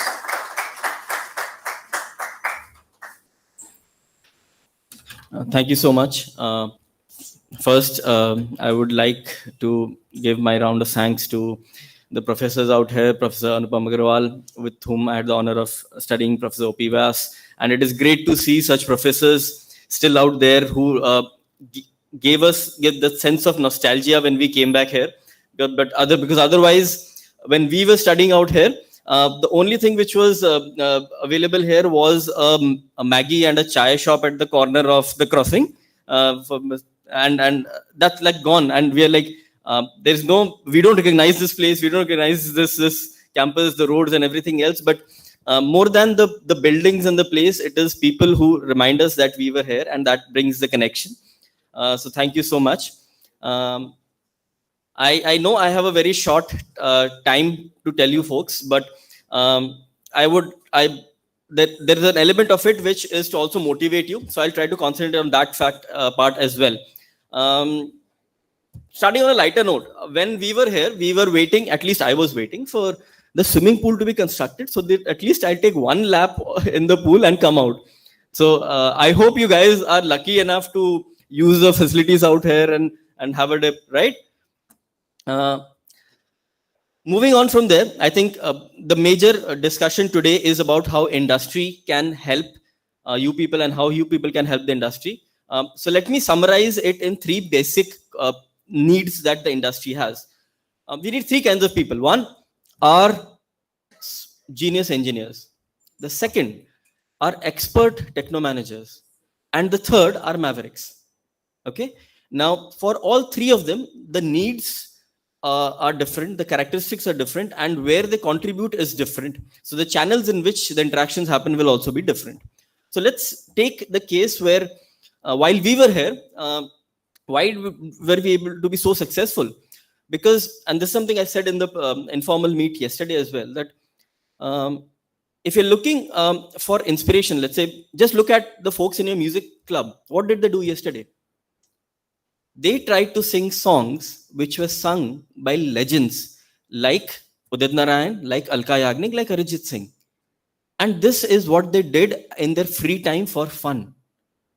It is quite surprising that when you are spending a huge amount of time on academics, which is going to take care of your families, that targeting the impossible and targeting to do what the legends have done is absolutely missing.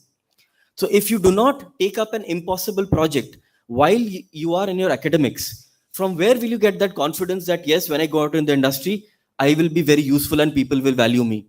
So, and it does not matter whether you want to be an engineer or not. I myself have not followed a traditional career path of engineers. So I remember that I had done this project in, so Tim Berners-Lee was inspiration. He had created the HTTP protocol. I thought I will create a protocol of my own. So I worked on the ad hoc wireless routing protocol. It is an impossible task. But what happened is when I went to the IIM interview, my grilling was on only one subject. I told them, ask me only about computer networks. The grilling went on for 20 minutes. They didn't expect that I would last more than 5 or 10 minutes. But why did it work out successful for me? Because the person on the other side was an IIT computer science graduate. He was working with the Ministry of the Government of India. And the problem that we discussed was how to create a virus which bypasses all the firewall security and antiviruses. And we were doing it live on the discussion in the interview. What became useful for a management interview, which has got nothing to do with technology? The fact that you can be trusted with a problem which is not solved by other people is the element which comes out.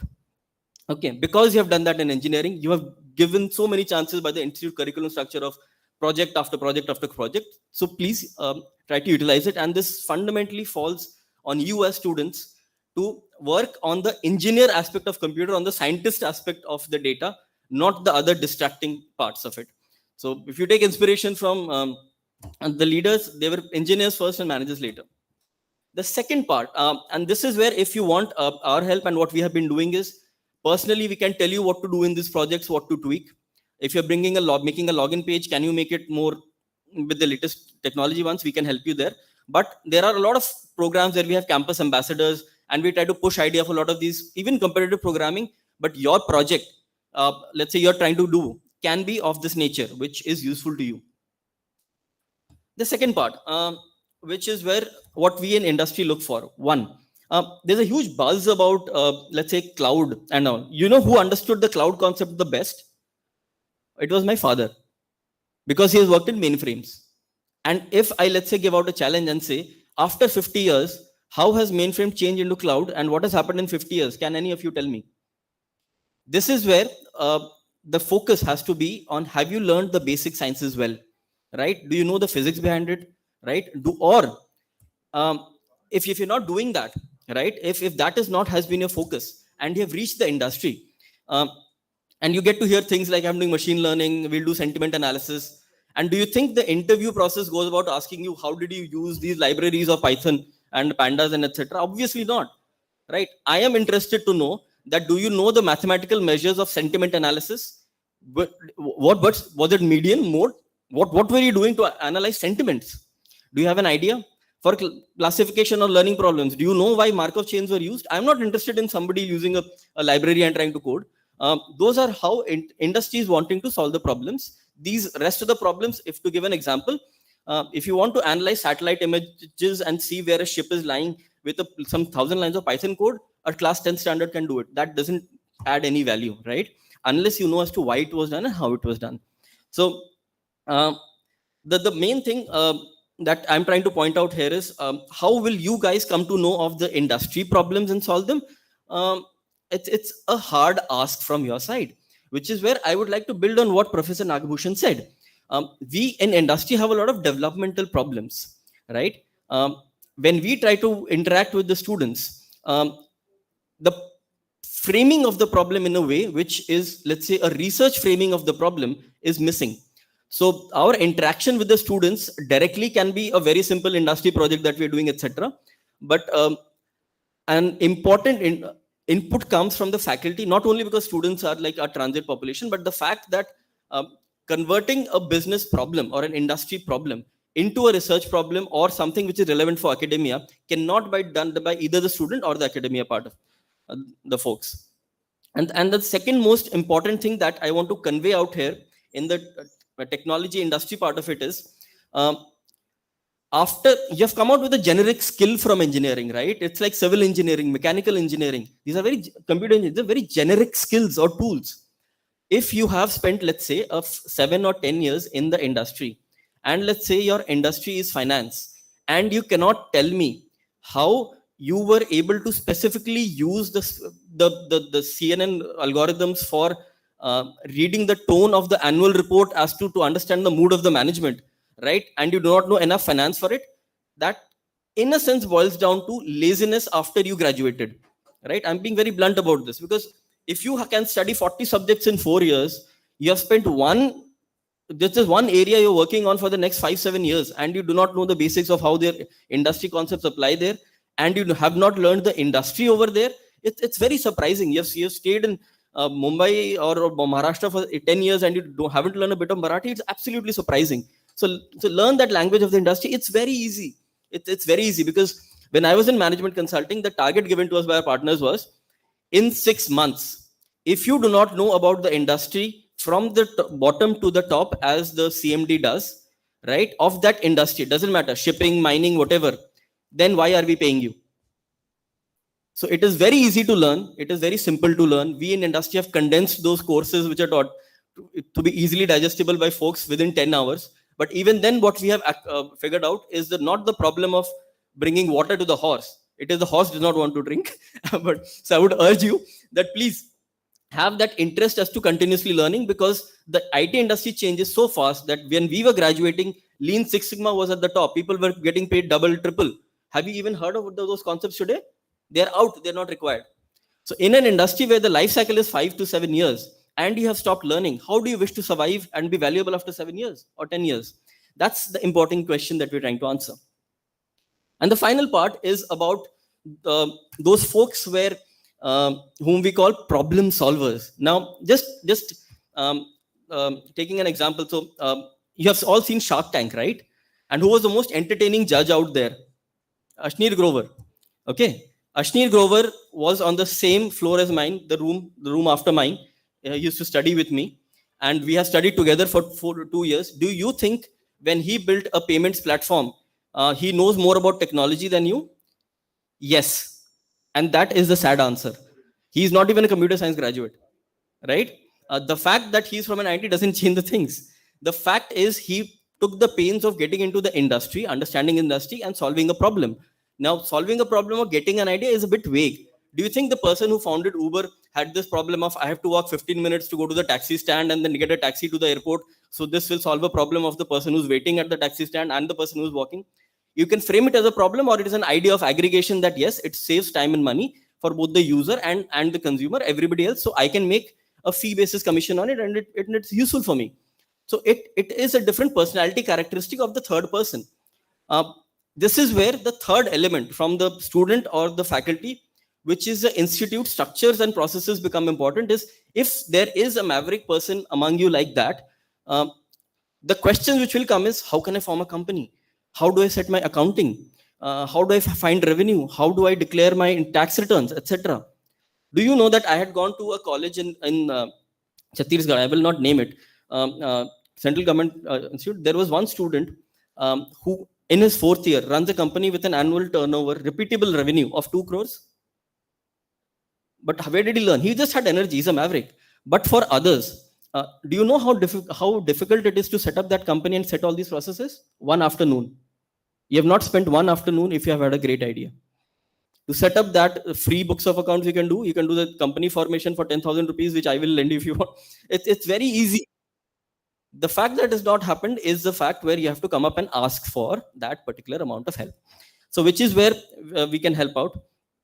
And before I close, because I have to keep this short, it's a personal thing I wanted to share, that in academics, I never targeted as to who will come first in class. I never targeted being number one, because being number one has one characteristic, that you get distracted by being number one. So you forget that the fun of learning is there. So when I always used to target, I will always be second or third ranked. And there was an interesting ad which came, which actually inspired me in my school for this thought process. And that ad was had a statement. And why I'm telling this to you is many of us, and it was there in the play yesterday also, that जिनका IIT में नहीं हुआ वो triple IIT में आ गया, ठीक है? So हम number 2 हैं. And this is great, because what you are coming up with is the statement which this ad had. Beware number 1, we are coming. So you guys are there with all the facilities. You just have to reach out to us. We are available. And I wish you all the best. You have a great faculty, great institute, and you are really bright young minds. I wish you all the best. And thank you so much again to everybody for giving me this opportunity. Thank you.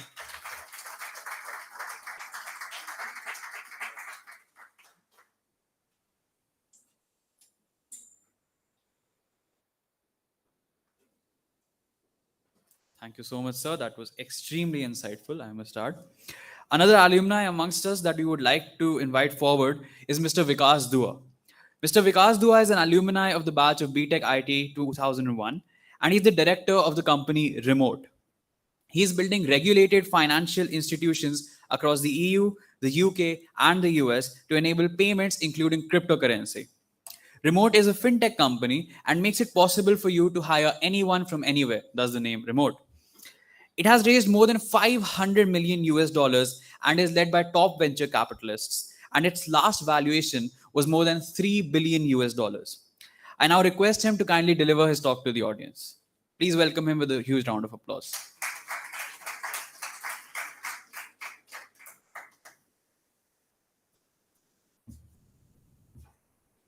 Good morning, everyone. Dina, if they can put on the slides. I had some slides. I had sent some slides, yeah. Yes, sir. While they do the slides, I've always tried to do things differently. And I want to engage with the faculty here, not by saying thank you, but giving feedback. तो आप आजकल क्या है, आप hotel book करते कहते हैं feedback तो feedback में क्या होता है 0 से 10 है ना ऑप्शन, तो मेरा feedback है 11. पहली बात ये. दूसरा उसके बाद क्या होता है कमेंट्स होते हैं नीचे, तो कमेंट्स में हमारे बैच में एक है, नाम नहीं लेंगे, कानपुर के हैं, तो कोशिश करते हैं उनके एक्सेंट को कॉपी करने की. कहते हैं अम्मा यार इतना भाव तो अपनी शादी में भी नहीं मिला था. तो आप लोगों का बहुत बहुत शुक्रिया. It's really awesome to come back. Yeah. Okay, I'm going to talk about future of work. Next slide, please. है कौन विकास दुआ, कहाँ पहुंचा, क्या कर रहा है. ट्रिपल आईटी से 2005 में एक्चुअली साल खत्म होने से पहले I left. I ended up at TU Delft. I was actually one of the first people who left the country in those patches. It was very hard to get through. What my professors were my strength. I went to Professor GC Nandi and I said, hey, I need a recommendation letter. And he said, what do you need me to write? And I sat down with him, we had iterations, and he provided that to me. That probably got me at TU Delft. I did my MBA at RSM. After that, I went to King's College and I actually did my law. And very crazy, but we can spend time on that. Uske baad kya kiya? I joined Accenture Strategy. I was chosen for a high potential program with investment banks, worked in London, New York, Singapore with big banks. And then I moved back to the tech industry. Uber, crypto of Libra. Currently, I'm helping Remote, yeah. Free time mein, something about personal, I meditate every single day for the last 3 years since onset of COVID. It really helps me to keep myself calm. Back to my roots, really proud of all the stuff we have here. And I've started golfing recently, which is awesome. यहाँ पे greens देख के बहुत मजा आता है अब धूल गायब है सब. All right, next slide please. इसमें एक वीडियो है, आप क्लिक करेंगे. I want to, so ये जो बंदा है, he was founder of GitLab and he's worked with some of the finest people from triple IT. IIT का नाम लेना जरूर, contrary to what Somu said, अपना brand बनाए, triple ITA. So he saw me and he saw my resume और उसने मेरा interview भी नहीं लिया क्योंकि he worked with one of his batchmates, तो पता क्या quality होगी batch में. That's it. And he hired me. So I want to hear from this guy. He's 30, not even his 30s, he's a billionaire. He's a massive tech entrepreneur and I have an opportunity to work with him. Can you please play the video? उस पे click करेंगे, उसी पे click करेंगे तो click हो जाना चाहिए.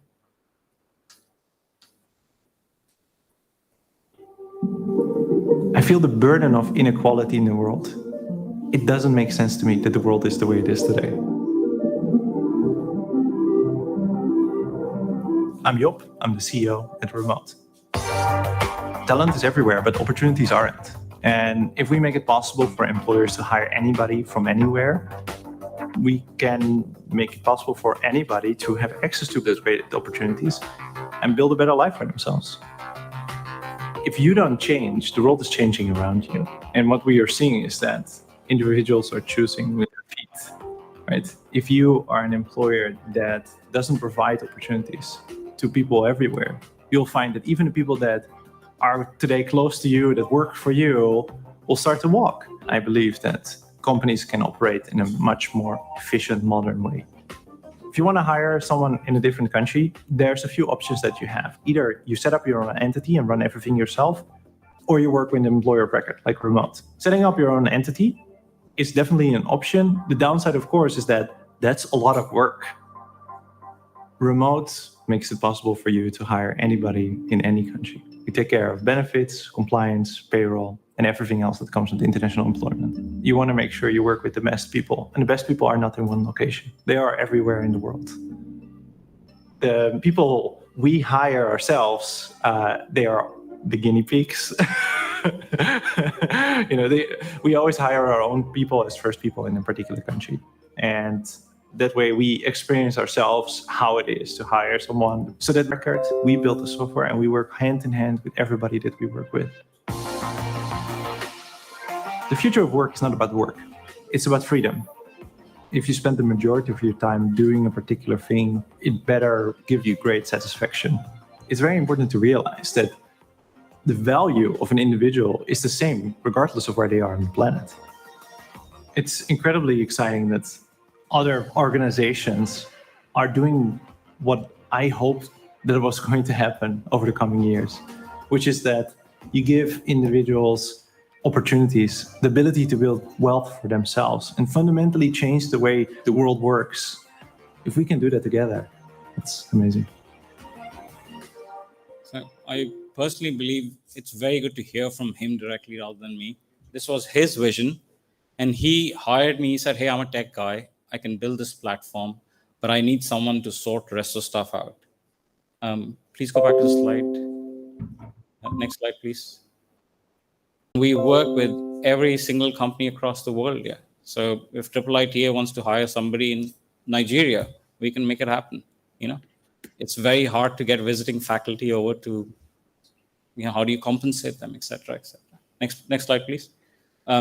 Who's behind, and I've been in some of these meetings, SoftBank. So SoftBank needs no introduction. Yeah, they're behind Ola, Policy Bazaar, they're behind Uber. Next one, Index Ventures, they're behind Skype, Slack, massive VCs here. Sequoia, also massive. They're all very well-known names in the industry. If Sequoia gives you a stamp, they're behind Google, Apple, LinkedIn, So next slide, please. All right. Process is pretty simple, but what I want to talk about is the world is changing massively and the needs are changing. So I was paid How many of you are paid on monthly basis, once a month? Almost everybody, right? If in the US, you're paid twice a month. So what remote is doing with other industries is taking you into a future and trying to solve problems which probably don't exist and are going to exist. The new world, people want to be paid in crypto. I've moved here, I live in the Netherlands, I earn my salary in euros. What am I going to do with euros in Allahabad? So I can choose to get my 2 days salary in rupees and I can go pay for my Maggie, chai, whatever in rupees. They're trying to really make a change by saying, we can pay you anywhere, anytime, every day, in any currency you want. And there are people out there, tech wizards who are sitting in Ukraine, they can't do anything. There are like millions of them who are not in Ukraine. We have like thousands and thousands of Ukrainians who are sitting in Netherlands, Germany, France. What are they going to do with their local currency? They move a country, they say, hey, please pay me in a different currency. Happens. Next slide, please. Most importantly for here, what remote does is it helps scaling remote teams, and also the security and data privacy and all of that comes with it. There's a lot of other stuff that happens, but I think most importantly for this institution is basically security, privacy, and also how do you scale? What kind of techniques do you use? Next slide, please. So I want to pause here. These are all real pictures. This is already happening. We are doing this. You know, there's in person, there's also the mixed reality, augmented reality that kinds of gives you the extended reality. Half as good in solving those problems as they were last night with the dramatics and all the stuff. 1.5 billion people, and the literacy rate is still 78%. Yeah. Then I cannot solve that. Remote cannot solve that. Apple's not going to solve that. Yeah. And I think that's where basically it comes in. You know, you are not that institute jahan pe kya kehte hain dhool mitti thi. You're a full-fledged damn university now, yeah. And कल भी मैंने बोला था, give back, but learn to take back. Yeah. अगर खुद initiation नहीं आएगा, तो it's going to be a hard one. Yeah. That's it. Thank you. Very much appreciate your time and listening.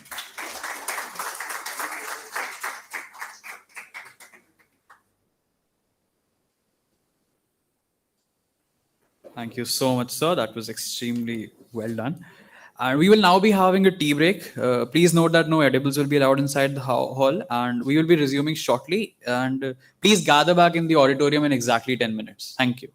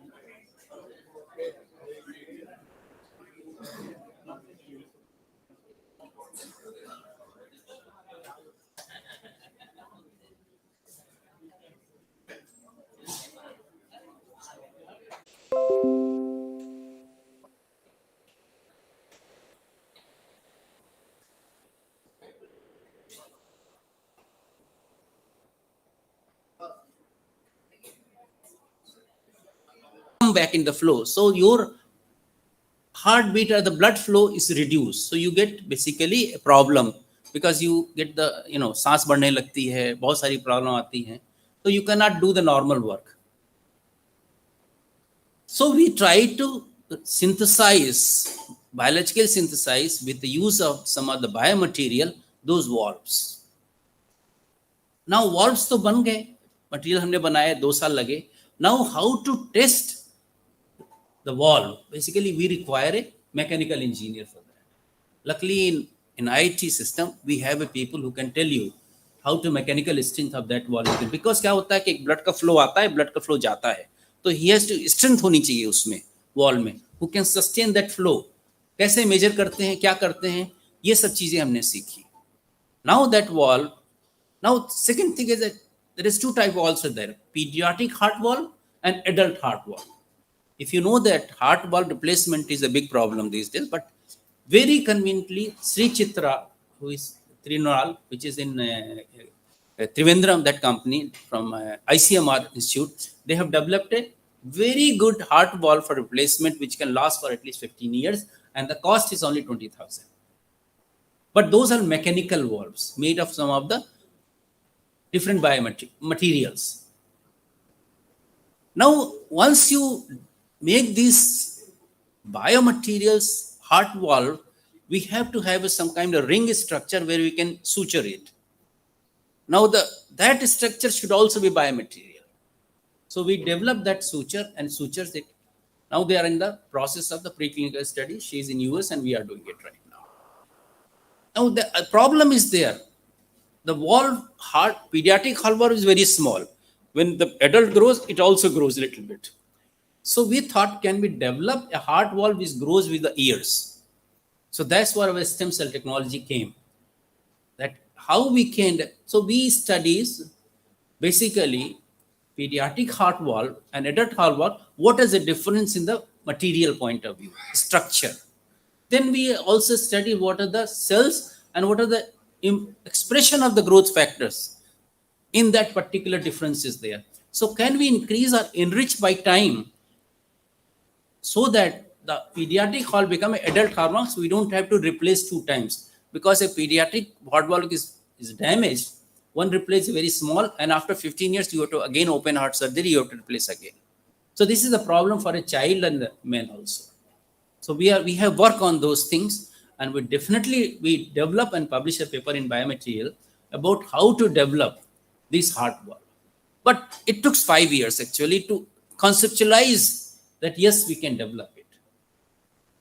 Now it is now time that how to make it an industrial scale, commercialize that kind of things. We have filed a patent also. Patent is on the process, because when you file a patent, it takes few years, sometimes 10 years, sometimes 6-7 years. Nowadays it will be a little bit easier.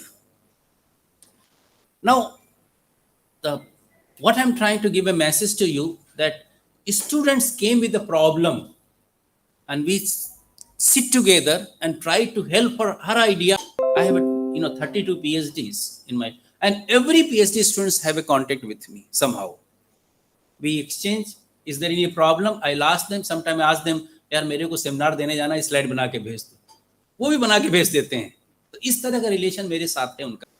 आपने तो cell सुना ही, cell के अंदर DNA होता है. DNA में lot of information is there. We are governed by the information is stored in that particular DNA whole life till we die. Everything is controlled by those messages which are DNA is there. 3 billion nucleotide sequences are there in that one, roughly. Now think about, if that information is stored there, is it not that we can use that information technology, that how this information is stored in those 3 code, ATGC, those 4 code basically, isn't it? All the information. Now what we do, storage of information these days in computer? Pen drive, correct? Hard drive, every kind. That's also storage chip, and chips are getting smaller and smaller and smaller. Can we store that information into the DNA? Yes or no? If that's the information storage in biologically, all the information is stored there. Can we convert whatever we are talking right now into ATGC form? Suppose एक श्लोका है मेरे पास और हम उसको ATGC में convert करें. Can we develop a program for that? So that we can clone that particular and put in bacteria for billions of years, the shloka will be there. We don't require any books. Possible or not? Yes or no? Possible है कि नहीं है?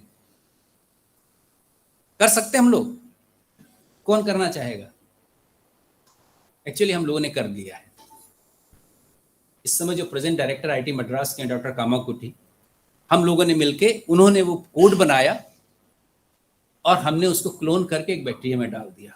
3 साल के बाद हमने वो gene फिर निकाल के देखा, कोई चेंज नहीं आया. और सबसे अच्छी बात है, एक और हम बायोलॉजिकल थिंग से जो जानते हैं बता रहे हैं, हम लोग के रिस्ट्रिक्शन एंजाइम्स होते हैं सेल के अंदर जो डीएनए को काटते हैं पर्टिकुलर स्पेसिफिक, जिसमें we call it restriction enzymes. That particular gene what we done for Sloka, Gayatri Mantra, not recognized by any restriction enzyme. So it was saved. So the program is so powerful. And we converted into ATGC form. This is already in patent form basically right now. Now I can take that kind of information and convert all the books into ATG's form and store in a small bacteria which is 0.2 micron diameter.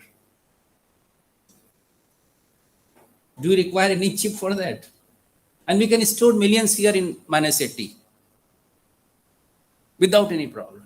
This idea comes when you are really involved in that particular process of your work or research, something like that. And that's what I like the IITs much better, because in IIT में इतने ज़्यादा expertise मिल जाते हैं कि आपको कहीं जाने की जरूरत नहीं पड़ती. और कुछ लोग तो इतने डेडिकेटेड हमने देखे आईटीज में, हम प्रेज नहीं कर रहे हैं, कि वो रात दिन लैब में ही बैठे रहते हैं. इस समय जो डॉक्टर लिजी फिलिप्स का, I don't know, she is basically civil engineering में है, वो 3 बजे उठ के लैब जाती हैं, पूरा काम करके फिर 6 बजे घर आके खाना वाना बना के अपने बच्चे हस्बैंड को फिर जाती हैं. तो बोलती जो 3 घंटे हमें मिलते हैं, I can really think about my research in the morning. Now, it's very rare, I tell you. There are 2-3 professors. Dr. I give an example of this. These are my, friends. We live together. Me and Lizzie has a lot of work together also. Dr. Gunthe, Sachin Gunthe is there. A lot of work there. I have, for last 1 year, I am here, roughly. Still, my name in their paper, because whatever we have done, now the work is coming out slowly and slowly and slowly. There is a professor there in metallurgical engineering who is a director of IIT Hyderabad right now, Dr. B.S. Murthy. I'm sure some people might have heard his name. See how he works. Amazing people are there, but they're rare, I tell you. They're not normal people. They're very rare people. But we must think about, if they are working 200%, at least we can work 100%. So research is a creation of innovation, but you have your dedication. You can find out the innovation of research which is recognized by others, not you.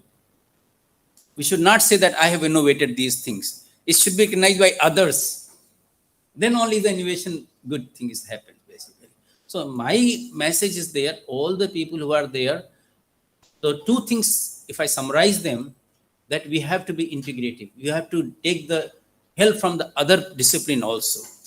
So that is very important. You can't do alone anything in that one.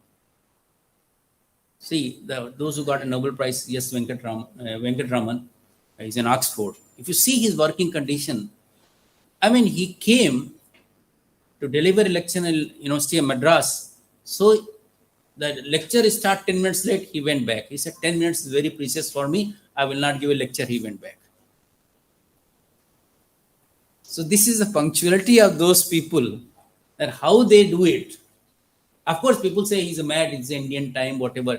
But he said, whatever it is, I will not deliver a lecture. He went to Anna University because after 1 hour, he has to give Anna University lecture. He gave the lecture there. After that, he never came to IIT Madras. He said, those not IIT Madras is number 1, right? Still, we have some lacking. So what I was thinking, that you must have a approach which is holistic. Please involve in your other faculty, other discipline, your research. You will definitely able to do something wonders. If you think your own, you will not able to do that. Second thing, you give a freedom to your PhD students. Talk to them on regular basis. Definitely your quality of the research will improve. And then in that process, something will come up which you can make it. See, incubation policy is different. We have, once you develop any idea, you want to commercialize, people can get help from them, venture capitalists will come fund you, and then you can move out. 3 years time in incubation center is good enough to develop a proof of concept which can be commercialized. If you're having more than 3 years, it means that your process is not good at all. I hope I've given you something. Just think about yourself, respect your research scholar, talk to them, your research scholar, regular basis, get them little bit of freedom, get projects as possible, because you will write a project based on the student work only. If you get good work, then only you can write a project. You can't have a project on air and you write them, because they will also need some data to fund you. Until you have that kind of, so your research has to be continuous.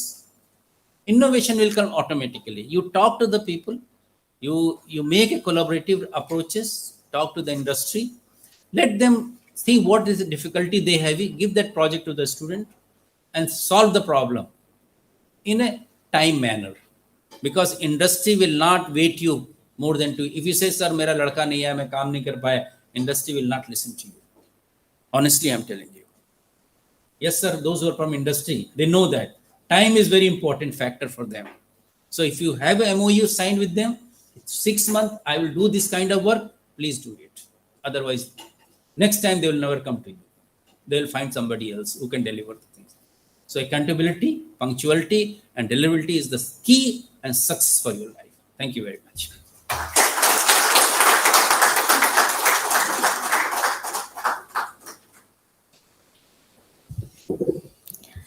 Thank you so much, sir, for your words of wisdom. Up next, we have Mr. Anuj Bajpai, who is connected with us virtually. Mr. Bajpai, an alumni of the batch of... Thank you so much. The forum on is how do we build a startup culture. I could have talked a little bit more about fintech space and what India is going through, but 20-25 years to come.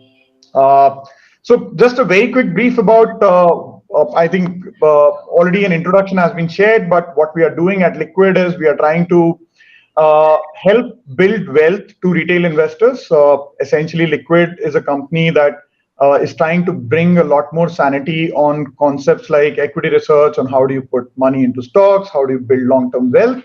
We are trying to simplify deep insights on the public equity space with a lot of tech, with very deep analytics, with a very easy to use and understand UX layer. And therefore, thankfully, after many, many years of consulting across India and Asia Pacific, I'm literally putting my undergrad expertise to use, so to say. But again, coming back to topic, I think there are a few points that I have for the students, whoever are there listening to this forum, and a couple of pointers for the institute. And of course, as a member of the IIITA alumni group, and also as a startup founder, would love to help build some of these and execute these on the campus. But let me start from the student side. I think what India has seen in a very large way over the last 7-8 years is there are campuses across country who are taking a huge leap in terms of building businesses right out of the college. When I look back at my own journey as a founder, I believe the time that we spent at IIIT Allahabad, when we were learning, we were putting concepts into actual use. We had a lot of time at our hand. I think our creativity was the highest. I think that time could have been the best time to incubate some of the ideas that we are working on right now. And what some of the institutions in India have shown, whether it's IIT Delhi or BITS Pilani, I am Ahmedabad, for that matter of fact, even I am Lucknow, is that incubating ideas on campus could be a really potent process. It at least gives you clarity and kind of helps you build things. So when you, like, a couple of suggestions and recommendations to the student group at IIIT Allahabad are as follows for me. One is, let's try and build a student-driven idea board.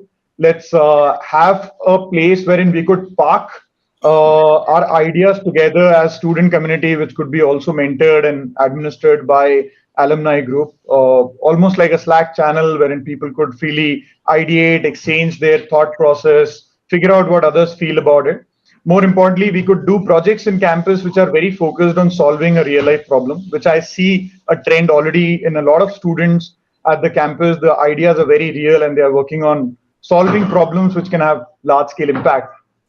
The second thing I think which is very relevant, there are a lot of resumes that come our way. In fact, I'm happy to say that Liquid has a couple of very strong, very rock star students who have joined us and are working with us. So my team of 26 has 2 people from IIIT Allahabad already. But I think we need to build a skill set which is very relevant to what the startup world needs.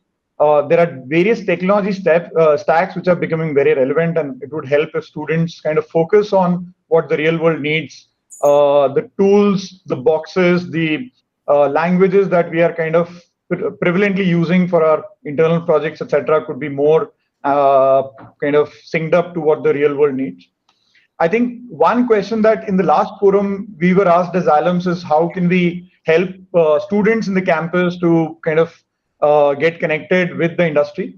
I think there are 3-4 ways in which students of IIIT Allahabad in particular could kind of explore a lot of ongoing engagements with startups and even like some of the more established players in the industry. I think there are internship forums, there are places like Intern Shala, Work at a Startup, Simply Hired, Angel Co, etc., which are always hunting for great talent sitting out of institutions to come on board and do slightly slow-paced innovation. We also run a few of these programs, and a bunch of my friends from IIIT also are very keen to take on board folks. So it just needs people to reach out and talk to the alum base and use some of these formal channels to float their resumes. I think the kind of skill set that we have, the kind of talent we have, the sheer capability of our students is phenomenal. And I think India knows what IIIT Allahabad has created over the last 20-25 years. So I think it just takes a little bit of initiative from within the campus to kind of reach out and get connected with people. And more importantly, I think the last point for students is around just getting started on building ideas. I think building an idea is a very inexpensive proposition. If you want to just test something out in a very frugal manner, you could start building something from within the campus, figure out a problem that you are really passionate about, figure out what is the solution that you want to build. I think the best advantage of being in campus and building something out is that you get a team readily available for you. A bunch of your friends might be interested, which is in general very hard to find. If you step out and start working in the real world, getting a trustable team is very difficult, which is like the easiest thing to do on campus. You would have a bunch of very close friends that you could build things out. And as alums, we are very happy to sponsor some of these projects, help build a little bit of capital so that you could experiment with things. There are formal places which give you enough and more credits. All the big stacks in the world, whether it's Atlassian or whether it's Amazon, Microsoft, etc., Google, they all give very decent student credits. So if you are looking to build an idea and if you are very driven for it, I would highly urge you to start building it, reach out to community, and we would also try to help you build that out. But very happy to support the student community. Get started early. I think IIIT could do far bigger things than some of the other institutes that are always there on the news. I think we are very aligned to what the startup world really wants, what the tech world really wants. I don't think there's any other institute in the country which is as aligned as IIIT Allahabad in terms of what we could deliver to the industry. So good luck, and happy to kind of help and come back on some of the initiatives. I think for the institute, I just had 2-3 points. I think there are a lot of strides which are being taken in the right direction. Anupam sir particularly has been very active in kind of integrating the alumni group together. I think 2-3 things could help it structure a little bit more. One is, I think we definitely need to think about a proper venture fund on campus, which could be a joint effort between institute putting a little bit of corpus and some of the alums and people from the industry coming in. And more importantly, we could also look at a few institutional investors, a few venture capitals, taking that stride, putting money and building a proper venture capital in the campus. It could be a few crore rupees that kind of sit there initially, and as the world sees success of IIIT startups, I'm sure it could kind of blow up. I know that a lot of other campuses in India have built very deep pools of their own venture capital that goes to their alumni. So that's the first suggestion. The second one is, I think we need to have formal structures for people to go out, students to go out and kind of do stuff. So I'm talking about sabbaticals, both from academics as well as from placements. we should allow students to figure out what they want to. Community of people, both alums and non-alums, investors, operators, other senior leaders in the industry, and almost like a Discord community which connects people to each other. And more importantly, kind of almost like a one-on-one or one-to-many mapping between a few alums and students who are genuinely interested in building something out. Again, very happy to mentor group of students who's interested in building things. But I think we just need a formal mentorship program. One very simple suggestion to get it started is just have 1 or 2 startups a month to talk about themselves. Would help a lot if these startups are our own alum startups, wherein we could talk about our journeys, what did we do, how did we build, how did we raise funds, what were the basics of the business model, etc., etc., etc. So I think just 1 or 2 startup engagements a month would kind of at least drive that thought process in terms of what the industry needs and what you could do. In my engagements with a couple of students, I think I felt that people feel that it's very difficult to get starting to set up a company and kind of start building something up, and you have not done an MBA, so how do you understand finances and business planning and balance sheets, etc. It's not that difficult. I think particularly engineers have that appetite to grab onto a new piece of information with phenomenal speed. So I genuinely believe that a lot of those gaps could be filled by just general exposure and again, like a formal forum wherein people could come and share, connect would help. But I know it's a little rushed from my side. Happy to engage more even outside the forum. But again, thank you so much. Very privileged and honored to be part of this. And of course, very happy and very eager to extend any support to the campus and building things forward. But thank you so much again.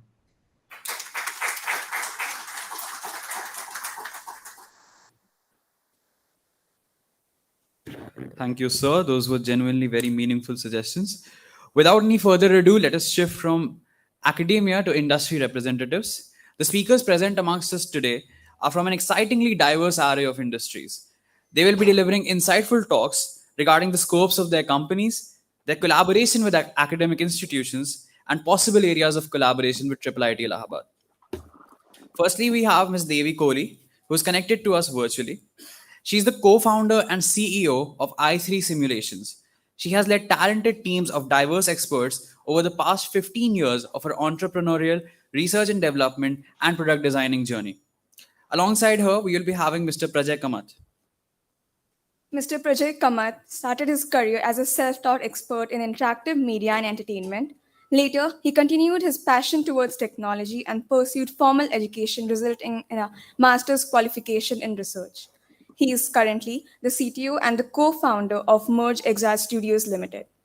We now request both of them to kindly address the audience.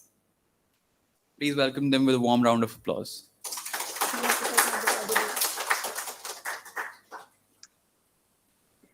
Hi everyone. I hope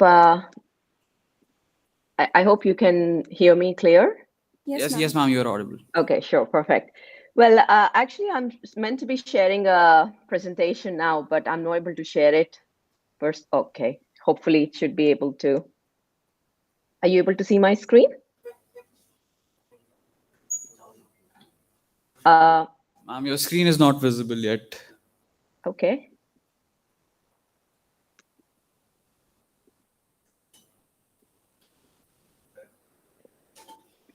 Right, I think there seems to be some issue, but let's see if I can skip the screen part and then just go straight in. Give me 1 second to see if I can figure this out. Yeah, hopefully it should be fine now. Let me see. Oh, it's asking me to restart. So I wouldn't, Kamath, who's our group CTO, will not be able to join us today because of his travel schedules and flight delays. So I am the one of the co-founders and group CEO. So I will be sharing both the presentations and give you guys the context of who we are and what we got to and what we're here to do with you all. It's a shame I wouldn't be able to show you the presentation, but we have excellent immersive informations, particularly video formats we wanted to show you so you could understand what has been deployed in the space of immersive technology.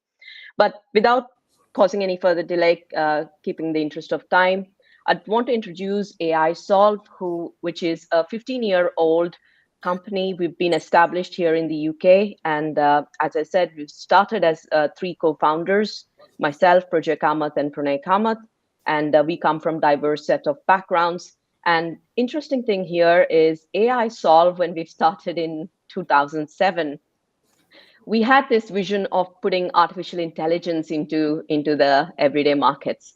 In our minds, we thought, Ma'am, yeah. if you could email that presentation to us, we would show it over here simultaneously when you are speaking. Okay. Would that be possible for you right now? Let me see if I can, if there's a Dropbox link that I should be able to do that pretty quickly. 1 second.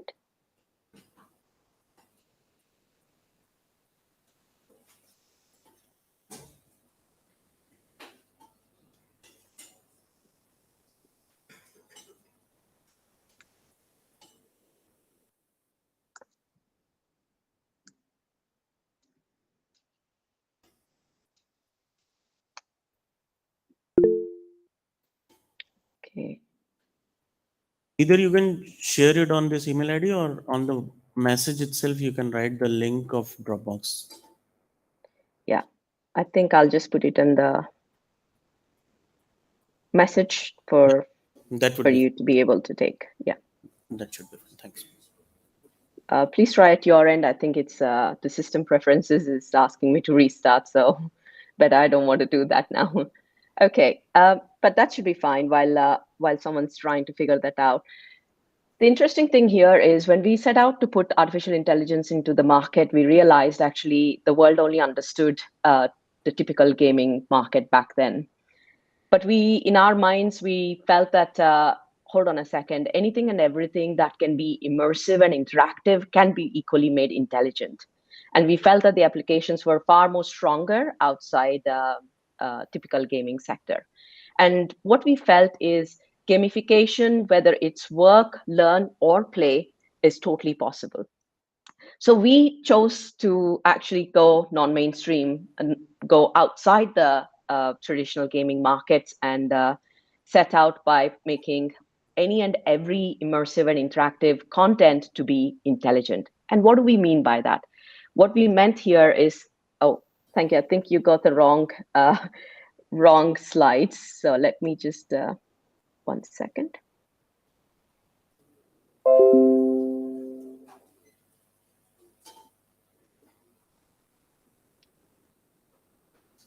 Yeah, sorry. Let me send you this Dropbox link. All of this require to be able to connect to the end consumers so that your end consumers and I was very impressed by what my earlier speaker was sharing about the startup journey and where to look for startup interest. And I have to share something different here. So we saw as a founding team, the applications of these technologies all across everyday aspects. And this is where things got quite challenging because we didn't go down the traditional path that every sector was going in, every founders were going into. We went down the non-traditional path of taking the niche markets. Having said that, what did we face with? We faced with a situation where we were constantly seeing ourselves having to evangelize, educate the market in terms of the value benefits of AI outside the non-mainstream, or outside the gaming sectors. Now, having done that, what we've also realized was we were growing quite horizontally as a company. And what does that mean in terms of layman language? What that means here is that we were actually deploying. We were only as good as the next project. So our problem definitions were coming directly from the market, and our solutions were catered specific to those project needs. So how do we survive as a company when you are dealing with cutting edge immersive tech, and when you're not, either you have to be venture capital funded or either you have to be revenue funded.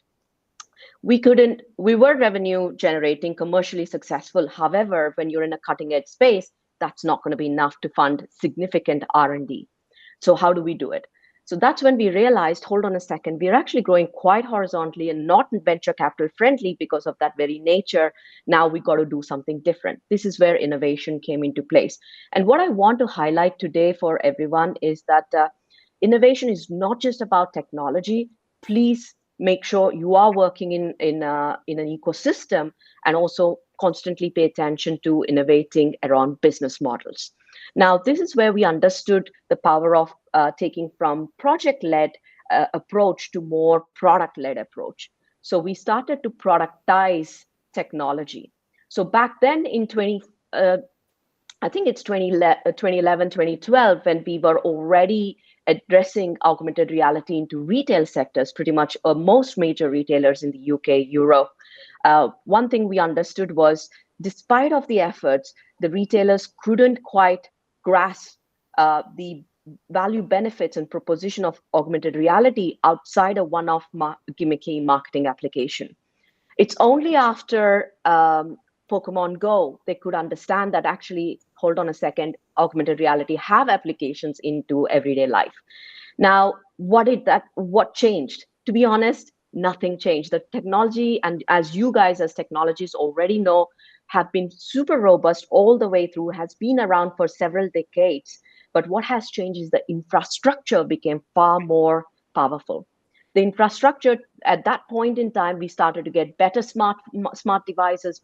We started to have better Wi-Fi facilities across public spaces and across homes.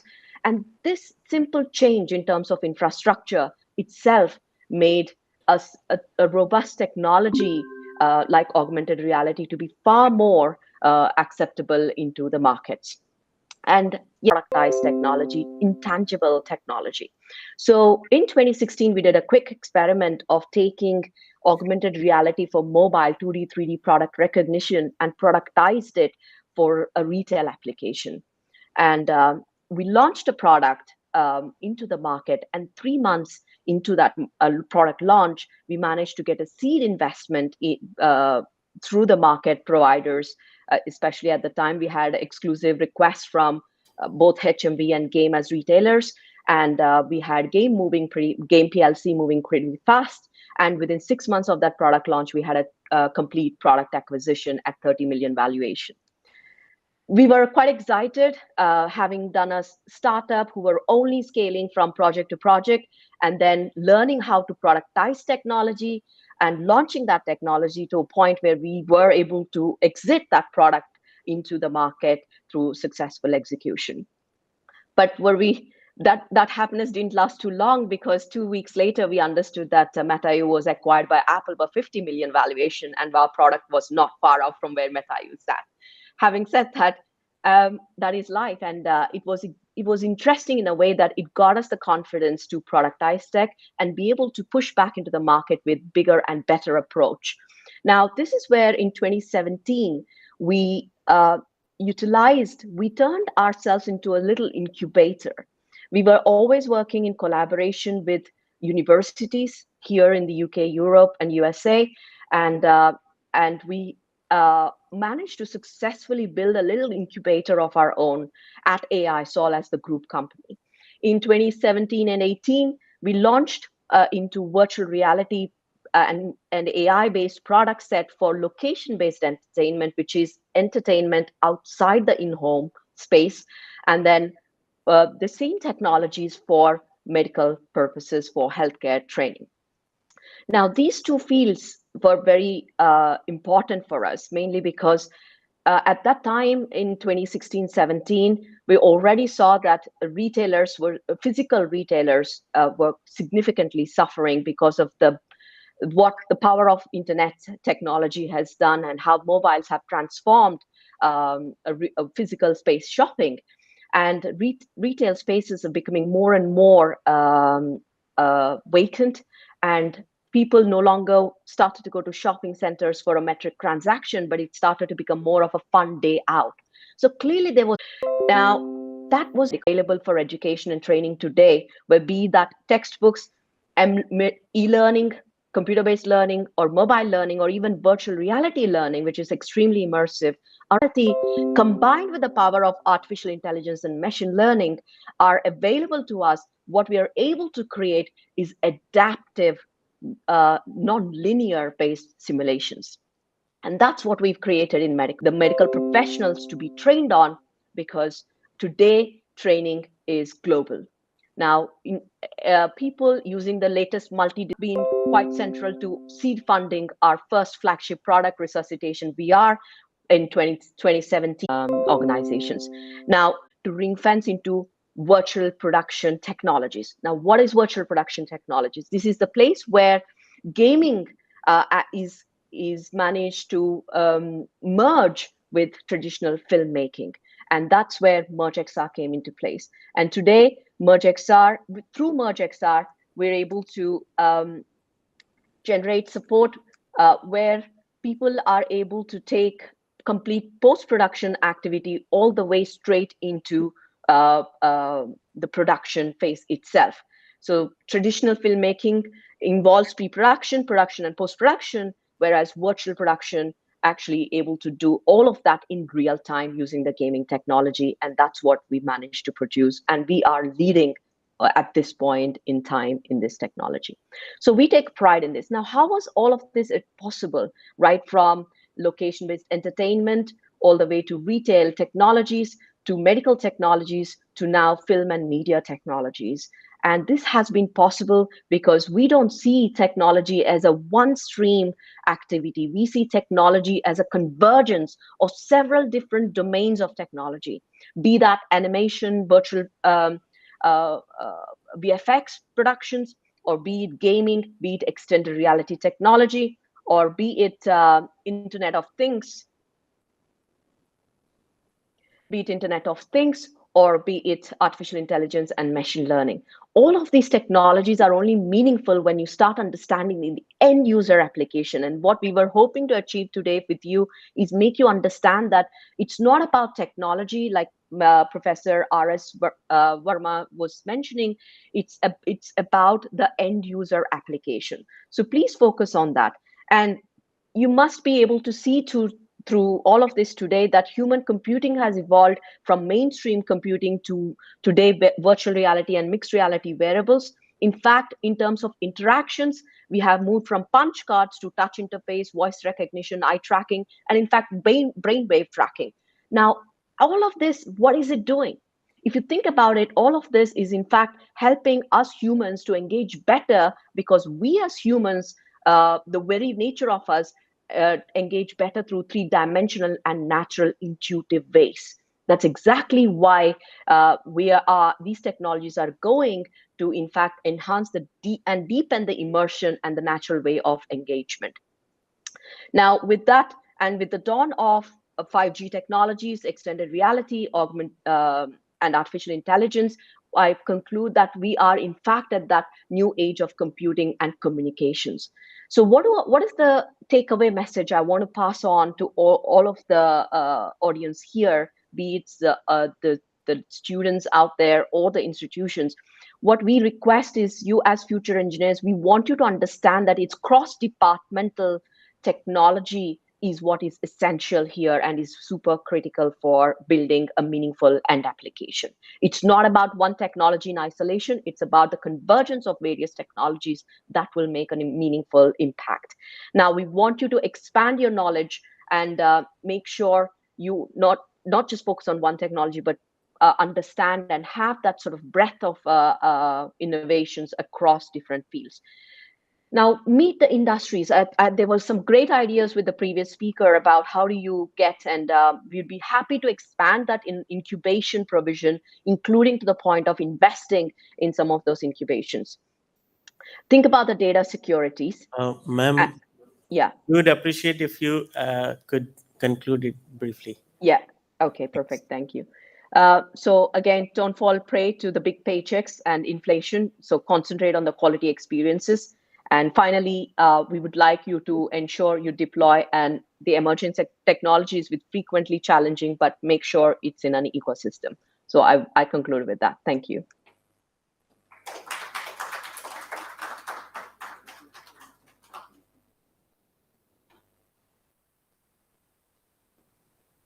Thank you so much, ma'am. That was an extremely insightful talk. Next up, we have Mr. Sasi Kumar Ramachandran Nair. He is the senior solution architect of NVIDIA Graphics, and he has over 25 years of experience in the field of visual computing. He has worked for industry leaders such as HCL, HP, IBM, and SGI. His focus areas are visual computing, metaverse, and virtual reality. Please welcome him with a warm round of applause. Thank you very much. I hope I am audible. Yes, sir, you're audible. You may continue. And I'm sharing my screen.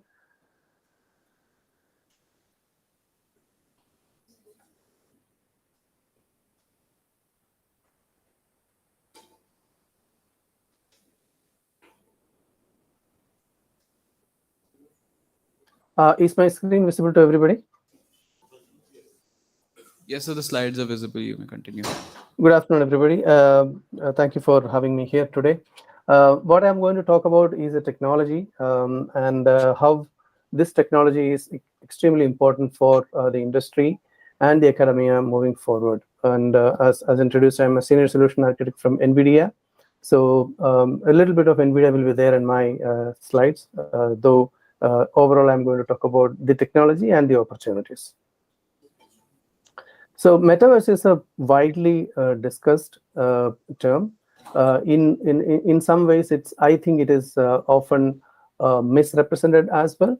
But metaverse, with all the hype around that subject, all the hype around that technology, all the discussions that are happening in the industry today, we believe metaverse is going to be the next version of internet, and that's the immersive internet that we are trying to build. That's basically what metaverse represents for us as a company. And specifically from this event's point of view, I want to focus on a specific technology, which is industrial metaverse. Now, when we talk about metaverse, there are a lot of things happening around. There is games, there is consumer metaverse, which is basically the initial immersive areas, worlds which are being created by the players. However, what I think is relevant from an academic point of view is the industrial metaverse. And that's basically because that's one force that will drive technological revolutions for the next era.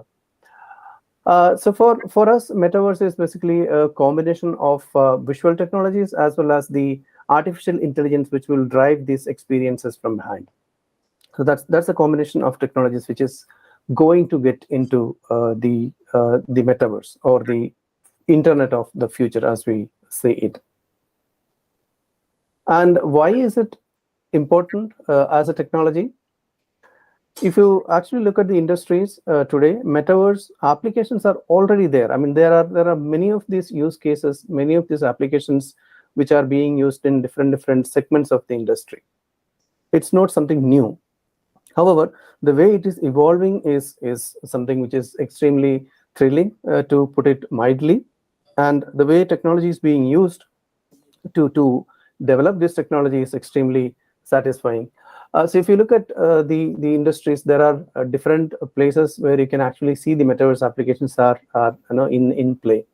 There are huge virtual worlds which are being built with the metaverse technologies. And when I say huge virtual worlds, I'm not talking about the generally conceived notation of metaverse of going into a world and then shopping around, or experiencing concert or any of that stuff. I'm talking about huge virtual worlds like warehouses, large warehouses, factory assembly floors which are being built in 3D. Even to the extent of planetary digital twin, which is being worked on as we speak, so that we can simulate the climate change and its effects on our planet from a longer point of time.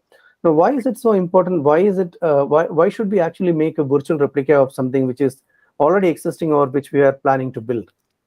That's because when you have metaverse, you can actually, or when you build a digital twin, let me use that word, which is a more precise word for the industrial metaverse. When we build that digital twin, you get the ability to go back and forth in time. You get the ability to simulate scenarios, something like a what-if scenario.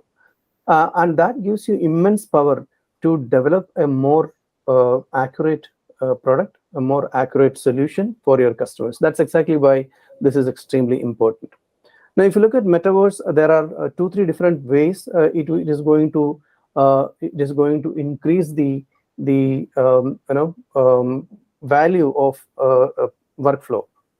First of all, metaverses, as we see that, they will enable 3D collaboration. Now, instead of saying that metaverses will enable 3D collaboration, let me say that 3D collaboration is an essential basic building block of metaverse. If you are not able to collaborate over 3D pipelines, if you are not able to collaborate over 3D workflows, there is no way you can create those large immersive virtual worlds where all the components are in 360, right, in 3D.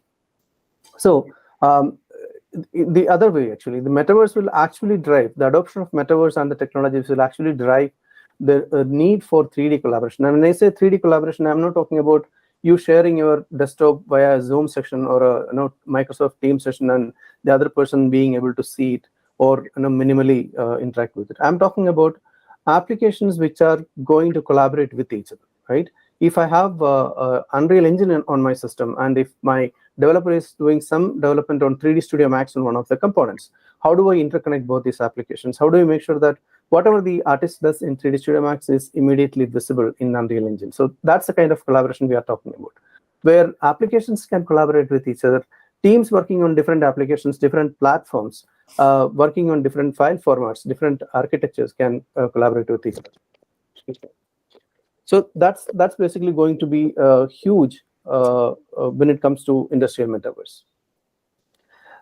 And that's going to bring a lot of value for creators, because now they are able to look at the larger picture without having to compromise on the quality of their work.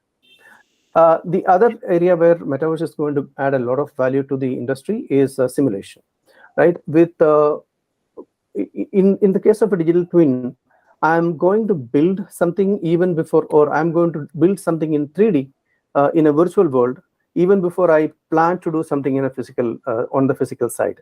So I can completely build out something in a virtual world. I can simulate hundreds of different scenarios, some of them which even I cannot do in a physical world, and then I can see the effects of that. I can fine tune my world or fine tune my digital twin to accommodate those problems or those scenarios. Now, once I have done that, I can then build out the physical prototype based on what I have simulated. Now comes the interesting part. Of course, you have a digital prototype here, and then you have the virtual prototype which you have created here. The interesting part is now you can connect the physical world or the step of internet. This is going to be the next step of immersive technology, immersive computing around us. And that's why industrial metaverse is extremely important for the industry. And as an academia, you can imagine that when something is very important for an industry, that has to be important for the academia. Now, the academia has to take charge of creating the talents, creating the skill sets, creating the talented pool, so who can deliver these innovations, who can develop these innovations, and who can do research in this innovation. So that's exactly why these technologies are important from an academia point of view. And digital twins or virtual worlds are going to exist at every scale. It's not just about those fancy virtual worlds which we create for shopping and concert and arcade, etc. But it'll start from maybe a product level where you can design a product in virtual world, maybe a factory which you need to put together in a virtual world, where you can actually simulate every component of that factory so that you know how to lay out the factory for the best throughput. Or it could be a city scale digital twin, where for example, the picture you see here is from Ericsson, who basically worked on a digital twin of a city so that they could replicate the city and every component of that city in a virtual world, and then use the ray forming technologies to do beam formation study for their 5G network. So how do I place an antenna for to get the best signal in my 5G network? Or as in the case of Earth 2.0, which we are collaborating to build a planetary scale of our Earth, digital twin of our Earth, which can be used to study the effects of climate change over a longer period of time. And another technology which is a part of the digital twins or virtual worlds is avatars or digital humans, which will become important for every customer interaction moving forward. And we are not talking about those, funny-looking, clown-looking robots which appear in some of the websites, which have pre-programmed answers for some of the queries. We are talking about intelligent avatars which can actually interact with you in, by speech, not just by text, but you can actually talk to the avatar just like you talk to an agent. You can talk to the avatar will understand what you're talking about. It will go find the right kind of information for you. It will read it out to you or talk to you. So that kind of avatars is what you're talking about, intelligent avatars as well. And avatars will exist for almost every application. You could have an avatar of yourself in a game. You could actually play as a character of a game as an avatar. It could be in customer service where you can actually talk to a kiosk and the kiosk can actually talk back to you and take orders. It could be in healthcare.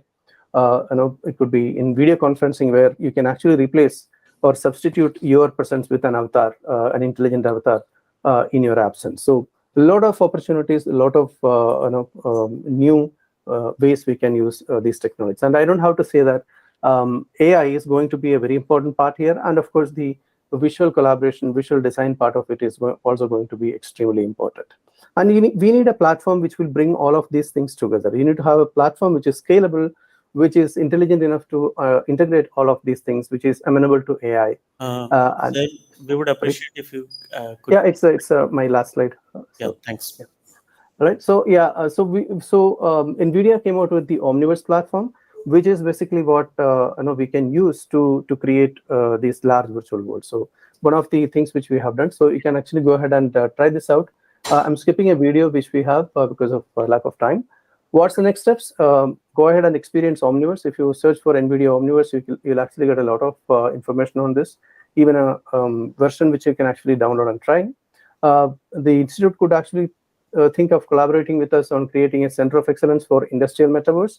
One of the IITs, leading IITs, is actually thinking of this, and we are in discussions with them to create a metaverse center of excellence, which can be used to train the workforce on metaverse-related technologies, right? So that you can be ready when the market is actually going to demand the workforce.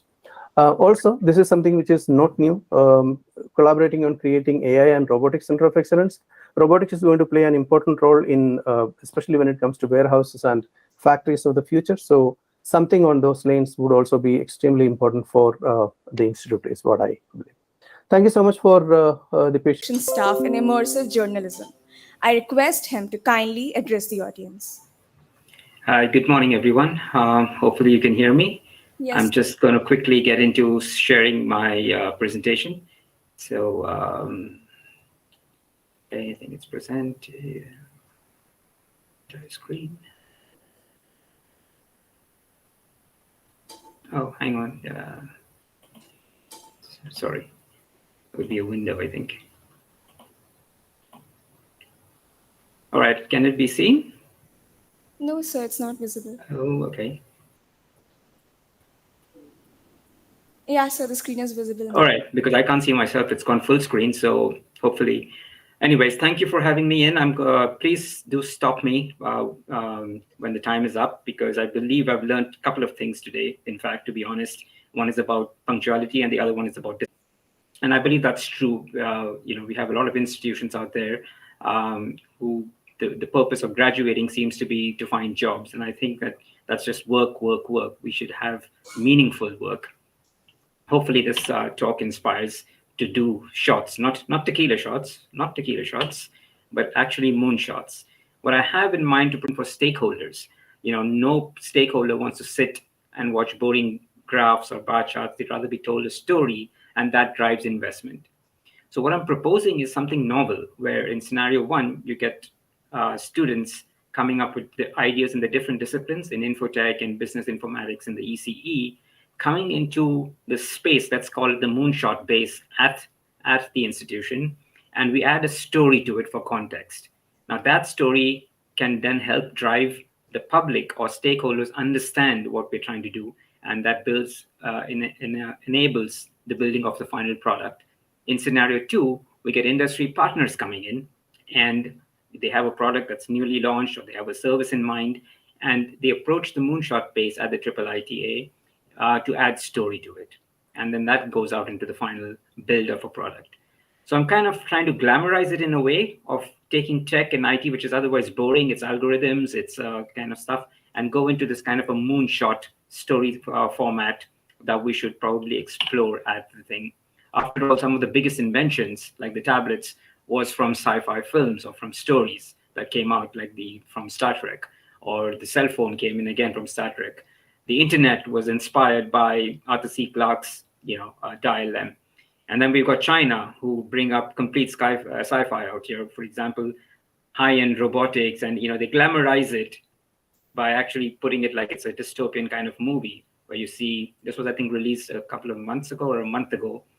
Now, this can actually then go into it can inspire the robotics teams to think differently. So what we're doing is we're kind of glamorizing or sexifying the whole process, be in public or be at work, and how the school out here trained robots to actually run a whole station. So, when you get robotics, you have a robotics division out there. What are some practical applications of it that are out of the box thinking? Going to a whole metaverse thing, but I've not put that presentation out here for today. But, it inspired people from NASA and the thing. I think they started reading about that thing, and we were talking about Microsoft's HoloLens at that time and how people on Earth would probably talk to astronauts or remotely collaborate. Again, with storytelling, in the same story, I have a scenario where people share intimate relations with each other through gloves, to haptic feedback devices, something I call a touch signature, where you record the way someone feels or touches, and you could play that back.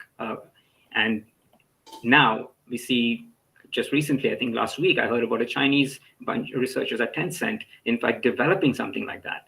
Now, this is what should happen in India, and it's not just for entertainment. It is also, for example, to help the blind with braille systems in space and underwater, to help them feel, let's say, objects which they would not feel through gloves otherwise. So there's different, you can start with entertainment, you can start with sexifying or glamorizing the tech, and then actually go into real-time, real-world usage. Same thing with AR and VR. The same game engines that you're using to play can then be repurposed to actually first responder situations, to disaster management simulations. Like the video down or the picture down is a point cloud of a laser scan of a reactor base, where you take it and then you can build scenarios of emergency evacuation, etc. When we talked about the second scenario of the industry, for example, coming with a product, now I do know, like, for example, as an example, in my area of work, Canon released this 3D lens for their full frame camera, with the thing of letting it be used for filmmaking. But however, stereoscopic, stereoscopy and stereoscopic lenses have different fields of use. It could be for reconnaissance. It could be used for segmentation, for SLAM, for all these other things, which the institute, or like this moonshot sandbox, can actually then use a product which was meant for filmmaking into more serious areas, or can even do research on what happens if there's lens coatings, optics, all that kind of thing. So that's how the industry could come to the IIITA's moonshot base to further see different areas that can be used, or students itself can take their area of expertise with products that are not meant for that and then repurpose them. In immersive journalism, I've done some stuff for cameras and things like that. So this is getting into some of the work that I've done now. And hopefully these are ideas that can then spring up in the IIITA for immersive journalism, for how do you tell a story, a factual story that can drive empathy, that can drive change in people. And things like digital surrogates. We were talking about avatars. What about actually seeing me live at the institute out there? And that's, of course, research being done by Microsoft with their Kinect camera systems. I'm not going to play the video in the interest of time, but how can we do algorithms? How can we do compression better? Probably these are areas to look at when you say an avatar. That's great. What about volumetric video? I'll just play maybe a second or two of it. Is the audio coming through? That's fine. It doesn't matter. But what you see is volumetric video out here. And of course, to To move this this volumetric video about, there needs video compression, there needs SLAM, there's all these kind of areas which are not the domain of just one company or product or industry. It needs more research and it needs more fine-tuning. And these are areas that can then motivate students to apply their area of expertise. When we talk about with big data comes big responsibility, but also big opportunity. What can we do with that big data? You put a VR headset on, for example, and you can know exactly how long a person has looked, where they've looked. All that kind of data can be used either to publish new papers. In ethics, it's like, if you know if someone's been watching something for how long, what are the ethics implications of that? In medical diagnosis, strabismus, VR for autism. So these are all areas, these moonshots that can come out that are not mainstream research, but ideas that can come out just by having an area where different disciplines of the institution, and the students come in from from the management side, from the CS side, from the IT side, to build networks, to build all these things, and probably put out research for industries. My belief is in pedagogy that, assigning credits and going from the bases up is boring. Today, take a problem that's already existing or a moonshot that you come up with and then work backwards for that. So it's like, for example, if you want to produce something in the metaverse for cinematography, don't teach them about the history of film, and that's boring. Start with a thing, and by default, the students will go back and learn about how Hitchcock did it, or how did they use light and shade, for example, where today you can't do that in the metaverse. Also, XR innovation. Is it just the domain of the West? I don't believe it is. I mean, when we talk about virtual cinematography, for instance, you have camera systems and all that being built by Japan or by China, actually. And you have to think out of the box. For example, in this, I created a virtual camera by using the same headset because it's got an IMU in there to do complete 6 depth of field tracking. And that's made it a virtual camera, which can be used, for example, as a filmmaker. But it can also be used in other industries, which I don't know about, or can come about by students and talking to each other. So these are some of the ideas. I believe it all starts again with storytelling. You're done with. So processes, I think earlier one of the professors had mentioned about it. Processes also could be changed by literally doing these kind of things out there, by going through the experience and seeing where the sore points are. Some of the other places that have done some work, collaborative environments, was like Nanyang Polytechnic in Singapore, as well as in LaSalle. For the government of Abu Dhabi, this is again all filmmaking, but a lot of research came in from here. For example, Panasonic's 3D camera, when we were shooting outdoors in 45-degree summer in Abu Dhabi, the lenses fogged up after each shot. So that kind of data was valuable to the research engineers at Panasonic for the optics coatings that they developed for it, user interfaces in Arabic, those kind of things. So these are some more of the topics out there. In India, I was actually called in by this director, Shekhar Kapoor, at that time, because he was shooting a 3D film that he wanted to do. And how do we take a 3D camera, which weighed really, 10 or 15, actually 20 kgs, and miniaturize it down so that you could do a Steadicam tracking shot. Now, these are the solutions that the industry should probably come to the IIIDA and ask for help once they know that the tech or the thinking and the R&D is out here. And how does IIIDA put it out? It is through story. It's like probably collaborating with Hollywood or Bollywood to get more realistic tech in films, which in change drive innovation and mainstream adoption, like we saw in the films out there. Like UI interfaces came from Minority Report. So anyway, some of the places that I've been to, I'll roughly go through these. I speak at film festivals, mostly for the government of India. I've done workshops at Google Middle East, teaching them about adoption of AR and VR for storytelling. And this is the side thing which I do, which I redirected one of these things for a OTT platform, which is a whole VR, cinematic VR film. And my book, Think in 3D, was actually where it started it all. It's being used in Hollywood by some of the main directors of 3D out there for some of the big films. And I'm also part of advisory board for Whistling Woods, which is a film school in Mumbai. The book is also, for the past 5 years, being used as recommended reading at the University of California's immersive design course. And I strongly believe that in today's day and age, a jack of all trades, which means students who are learning one discipline, interacting with, getting ideas from another discipline in the same school, is going to score high over narrow AI and algorithms. Because what we have today is narrow AI putting people out of work. We don't have AGI, artificial general intelligence. Well, we've got extremely narrow AI who can replicate a painter today, can do a lawyer's job, do a doctor's job. But someone who's got interdisciplinary domain knowledge is the person of the future, who can probably augment their own intelligence.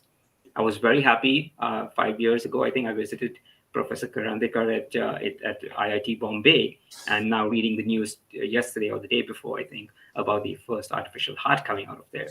And I believe the IIITA can also do similar great stuff coming out of India.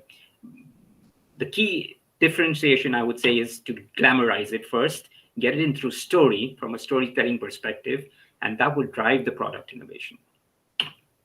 So that's my talk for the moon, like a moonshot space being pan out there. Hang on, how do I stop sharing? Right, I think I stopped sharing. So hopefully I ran through it with proper timing. I did not speak about one main area, which I'd love to speak about, maybe some other time, is the difference between the metaverse and the cryptoverse. And this is a sore point at many institutions or academia. In fact, even people like MIT and I think another university in the US are offering these blockchain and these cryptocurrency courses. And meanwhile, we've got proper professors like at Professor Nicholas Weaver, for instance, at Berkeley, who's showing you that many people do not understand the meaning of a blockchain, a permissioned blockchain, and the public blockchain. The latter is the grift, is the problem. The public blockchain has got no meaningful purpose, and it's not the same as a private blockchain. And these are some of the things that are powering the metaverse now, which is not true. Many people will tell you Web3 is the public blockchain and crypto is needed for a metaverse, and it's not. But that's a different topic. So thank you for this, and hopefully we can get something going. Thank you so much, sir, for your very insightful words. Next up, we have Mr. Gagan Agarwal. Mr. Gagan is the sales leader of IBM Career Education and has more than 13 years of experience as a management consultant with both domestic and international clients in areas of corporate and business strategy, analytics, process consulting, and re-engineering, and project and program management. He has worked in sectors like education, telecom, high-tech, and retail, and has provided consultancy for various organizations in the areas of business strategy, analytics, operations strategy, growth strategy, and many more. I now request him to kindly address the audience.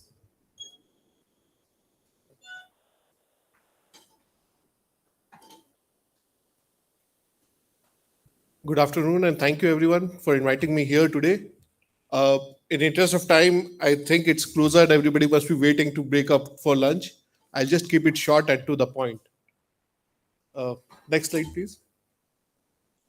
So I just prepared a small vision statement for IIIT Allahabad on what we can do together and what IBM's vision for IIIT Allahabad would be, that it becomes the most preferred hub of skills in emerging technologies that India sees in the next coming few years. Next slide, please. So this is a detailed agenda, but there is just one slide that I'll dwell more on before. But before that, I'll give you a quick introduction of IBM Career Education. Next slide. Yeah, so IBM Career Education was formed around the same time when IIIT Allahabad was formed around 2000-2001. Basically, it came into existence because we realized there is a fair bit of gap between the skill sets that academia is offering or churning out and the skill sets that would be required 3 years, 4 years down the line. As IBM, we felt that there needs to be a partnership between the industry and academia so that we can help students and faculty members move to the next level of the skill sets that would be required few years down the line. we work on a cost recovery basis, and we work very closely with various students, developer ecosystems, faculties. We work almost in all the emerging technologies. Of course, we are not there in AR, VR kind of technologies. That is not a domain IBM operates in. But you would know IBM is global leader in spaces like AI, ML, analytics, data science. And those are the forte where we are very strong, and we operate very closely with academia. Next slide, please. So these are some of the domains where we work in. IBM is very eminently present in all of these domains, and we have very strong ties with across industries and academia in all of these domains. Yeah, next slide, please. So for each of these engagement models, I have a detailed slides which take you in more detail, but I'll just stay at this slide and explain what is the proposal that we are making as IBM to IIIT Allahabad. At the heart of everything is, of course, Center of Excellence. We have multiple types of Center of Excellence, most recent being Cyber Range or the Security Command Center, which is the first of a kind in the world. It is now being launched in India, and we are in discussions with a couple of universities to set up that Center of Excellence. Of late, everybody must be aware that there's a lot of focus on security, cyber security kind of space, with increasing ransomware attacks, malwares, and so on. Besides this, we have Center of Excellence capabilities in artificial intelligence, data science, security, even HPC. So we can look at any of those as per the requirement of the institute. One major engagement that we have with academia, and the most popular, is major or minor program launch or minor specialization launch. What essentially happens in this is we collaborate with the university very closely, and we launch joint programs. The programs could be in anything like AI, data science, security, cloud computing, full stack development. Here, let's take an example of a BTech program where we launch a joint specialization, let's say in AI. In each of the semesters, there would be one or two courses which would be from IBM. And probably the IBM instructor would come to campus, just be here like any other faculty member of the institute, and conduct the classes for the students for that IBM subject. At the end of the program or the 4 years of BTech, the student will get, in addition to the degree or diploma being offered by the institute, the student will also get a joint certificate from IBM, which specifies that the student has specialized in certain domain. What essentially happens is the student gets a running start to the field of his or her choice. If the student has opted to specialize in data science, the companies, they have specialized roles in data science or AI, and they'll hire accordingly. And there the student gets a significant advantage when it comes to his or her peers. Other offering that we have is value-added courses or electives that the institute can offer to its student. These are basically, essentially put, standalone courses that the students can take up. What we would expect the institute to do is ratify these courses and allow students to take these up as credit courses.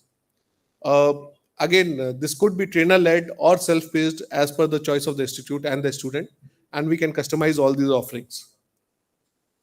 One major, so for major and minor specialization, we have tie-ups with IIIT Delhi also, and of course, almost 20 plus universities in North India itself. Across India, the number is much more. Value-added courses, we have tie-ups with various universities and colleges across India, and the number would be 100 plus. Project-based learning is something that we have launched this year itself because some government body reached out to us and requested us to come up with something like this.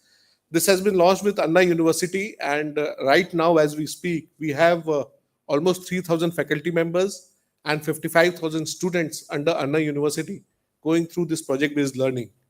Here, what we are doing is essentially 100 hours of intervention, where we teach the students on agile design thinking, and we have 50 plus problem statements on which we train the students. The student does a project throughout the semester, and end of the semester, the student gets a certificate on completion of the major project. This is, as I said, this is already launched for Anna University, and this is in progress. And we are in discussion with various state and governments to launch this at other universities. The last offering that we have is LMS platform. Many of the institute and universities, they are still using ERP portal to share the course content with students. We offer a dedicated LMS platform where the IBM content is offered. We have 130 plus courses which we offer to the students. But in addition to these courses, the institute or the university can onboard their own courses on the LMS platform and offer to its students which are not even enrolled in IBM programs. A lot of uptake and interest in this also we have seen across India. So these are the offerings in a nutshell. But what is not documented here is the kind of engagement that we have in any of these offerings. Once we partner with IBM, we believe in partnership, not a client relationship or a vendor relationship. Whatever associations we have, we call it a partner. So when we say partner, we actually engage and work towards success of the partner. So usually, I think Sir covered when we talk about industry and industry engagement, that is as per the paper. If we have an agreement for 6 months, the engagement stops there. But with IBM, that is not the case. If we are engaged for 6 months or a year, we see what is the maximum value that we can add and how can we add that. It's not just, let's say, if we have launched a major or minor specialization, then we will not stop at just sending the instructor to train the students. We'll conduct a host of other activities, including webinars, master classes, and hackathons for the students, where senior IBM SMEs, people like associate partner and partner, they'll come and interact with students. They'll guide the students, mentor them in their own time. They will evaluate the students. So all these activities we run throughout the course of the engagement. We also do a lot of complementary faculty development programs where we invite faculties from our partner university or institutes to attend these sessions where they can further hone their skills or develop their skills on the emerging technology courses that we offer. In addition to these, we also invite students to IBM facility to see, we call it an industry visit, where they can firsthand see what is happening in the industry. They again interact with various senior SMEs from IBM. The whole day goes in interaction with them, and they see how all of these technologies are impacting the industry, how these technologies are shaping the industry, consumer patterns, and so on. And whatever they are learning, what would be the career path for them? What can they expect once they pass out? So these kind of additional activities we offer, which we will not find anywhere else. With this, I come to the end of my presentation. The detailed presentation is there with Sir, so please feel free to go through it in your time. Thank you everyone for your time. Thanks.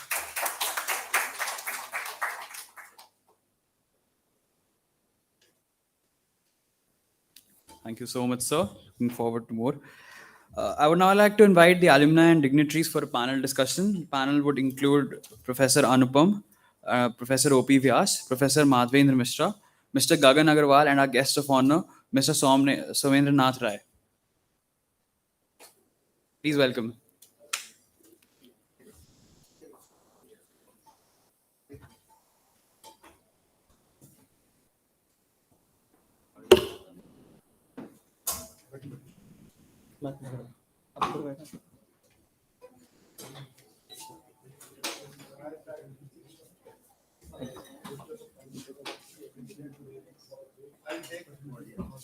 Okay.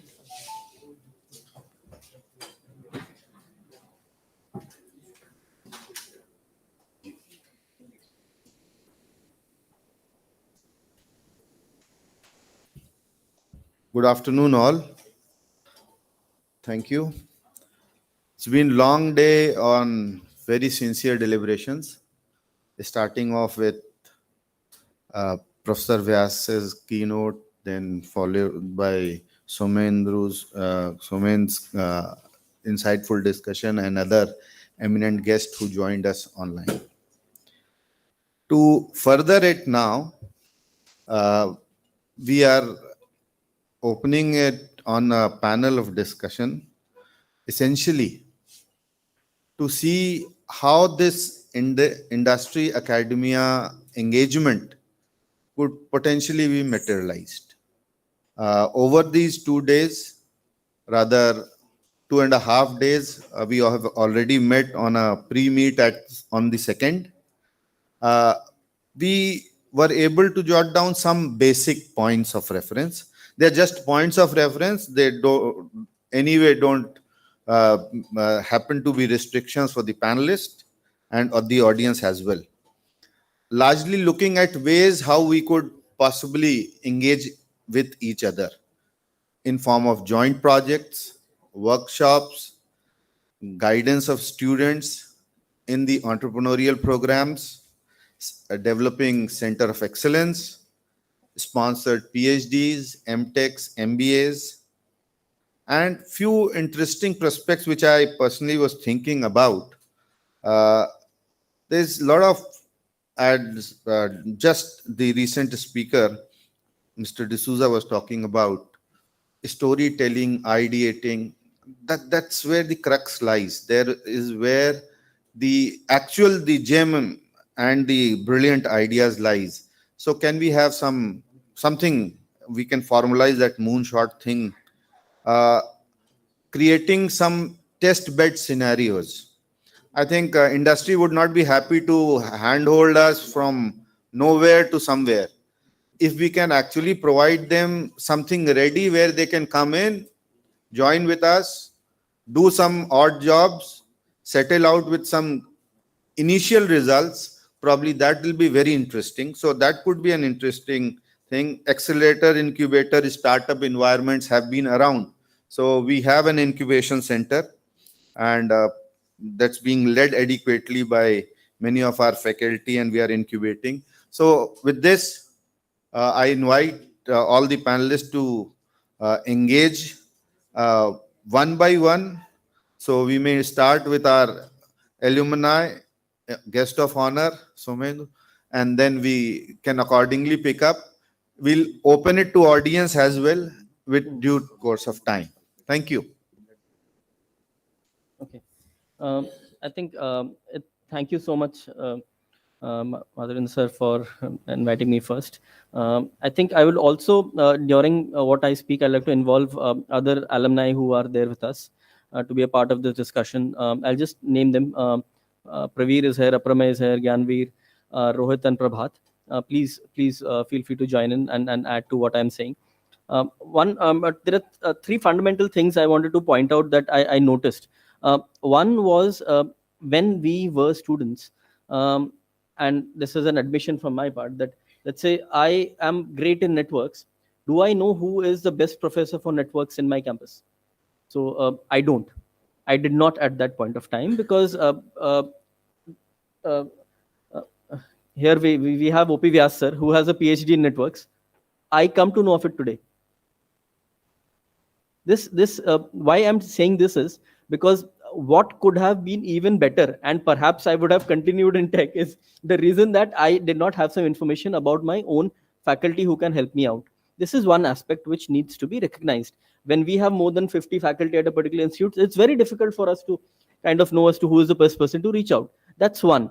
Similar extends to the alumni also, as to who is the alumni, who is an expert in what, and what can I reach him out for, is an important element of us being useful. The second part, which Madhavan sir, you mentioned, was about the storytelling part of it, or which came out in a previous discussion of Pokemon Go, which made the augmented reality possible. Can I expect somebody who is a student to think on those terms as to, I will have to create something like this? This seems very odd. My basic thought is how to improve the network efficiency or the transmission efficiency which is there, etc. Why is this relevant for me? The question there then that comes is that environment and that institution is what plays a role there. So if somebody wants to set up his own company in, let's say, making a bit of games based on like this Dream 11 kind of things that you have, why is he worried about how to set up his company when you have an entrepreneurship club in the campus? Right? You can simply approach them and they will do it out for you. If it is about a fact of I do not have the softwares, or let's say my 3D modeling, the Maya tool, or which we used at the time is very expensive, who can sponsor it? We are willing to give those to you, because at enterprise editions, it doesn't matter to us if you add one more user, because we've already paid a lot for it, right? But we do not know you need it. So that's another place where that structural support will help a lot. And the third important element is, while we are talking a lot of that we need focuses on basic sciences, engineering, basics, etc., etc.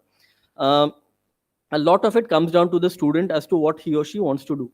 And fortunately, unfortunately, the only parameter or the career advice that I have given to folks is, and I remember this very interestingly, we did not have such great campuses. So one guy came to me and asked, I have an offer from Amazon, Yahoo, and I have an offer from Google. So which one should I join? I have heard that Yahoo work culture is not that great, or something like that he said. And my first question to him was, do you even know what work culture is? So, and then it comes down to the fact, then the answer was, जहाँ पैसा ज़्यादा मिल रहा है चले जाओ, ठीक है? At least you'll not be sad that you lost out on something. But then the point that gets lost out in that discussion or that peer pressure is that you were anyways a great engineer. Perhaps the role that you got into in whichever company you got is not the great starting point for you. But the starting point is not the end point. And something that we try to tell all our engineers who join us is, if you have an end result for something that you wanted to do in mind, your starting point, whatever it is like reaching out a maze, right? Plan your own path. It is not really connecting the dots which will happen in the future. I mean, pick out a direction, travel that way, the route does come. And I think, I mean, if my colleague friends are Aprama and all, if you want to just jump in. And I would like to open this to our alumni website. Any one of you who want to join? Have a mobile mic, hand mic. दे दो साहब. Otherwise, इधर आके बोल दीजिए. This will help the online audience. And we could invite some comments on the. Yes, sure. Please announce. Thank you. Very valid thoughts. First of all, great sessions in the morning. Very important points laid down on the importance of multidisciplinary work. We also spoke about the areas of joint interest that, at least on this day, we must arrive upon between IIIT Allahabad and the industry participants. So I think a lot of relevant themes, and now that we've come to this panel discussion, the relevance continues. There are just two small things I would want to add from my side, and I'm sure the learned panelists here and the members in the audience, you will have a lot more to say on that. But two short points from my side. I think the importance of multidisciplinary work in problem solving cannot be overemphasized. It is as important as probably anything else we can imagine.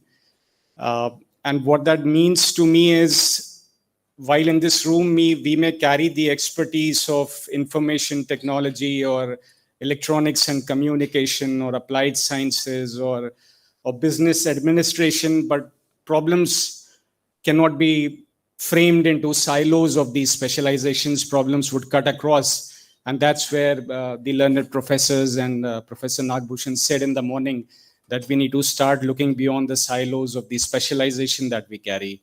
So I think that's an important point for us to focus upon. I would envisage IIIT Allahabad campus to coming to that stage where, just as we have Computer Center 1 and Computer Center 2 and 3, do we have a center for digital transformation of automotive, a building dedicated to that? Do we have a center or a building dedicated for digital transformation in pharmaceuticals, for instance? It's a small hub dedicated to that, with a real estate standing there saying, look, if you get into these doors, this is precisely what you do. And therefore, this is going to cut across the traditional siloed thinking mindset we've always had. So I think that may be a stage for the future, and that may be open for evaluation as well. But that's the kind of thought process I have in mind when we say that we need to look across the silos of specializations that we carry.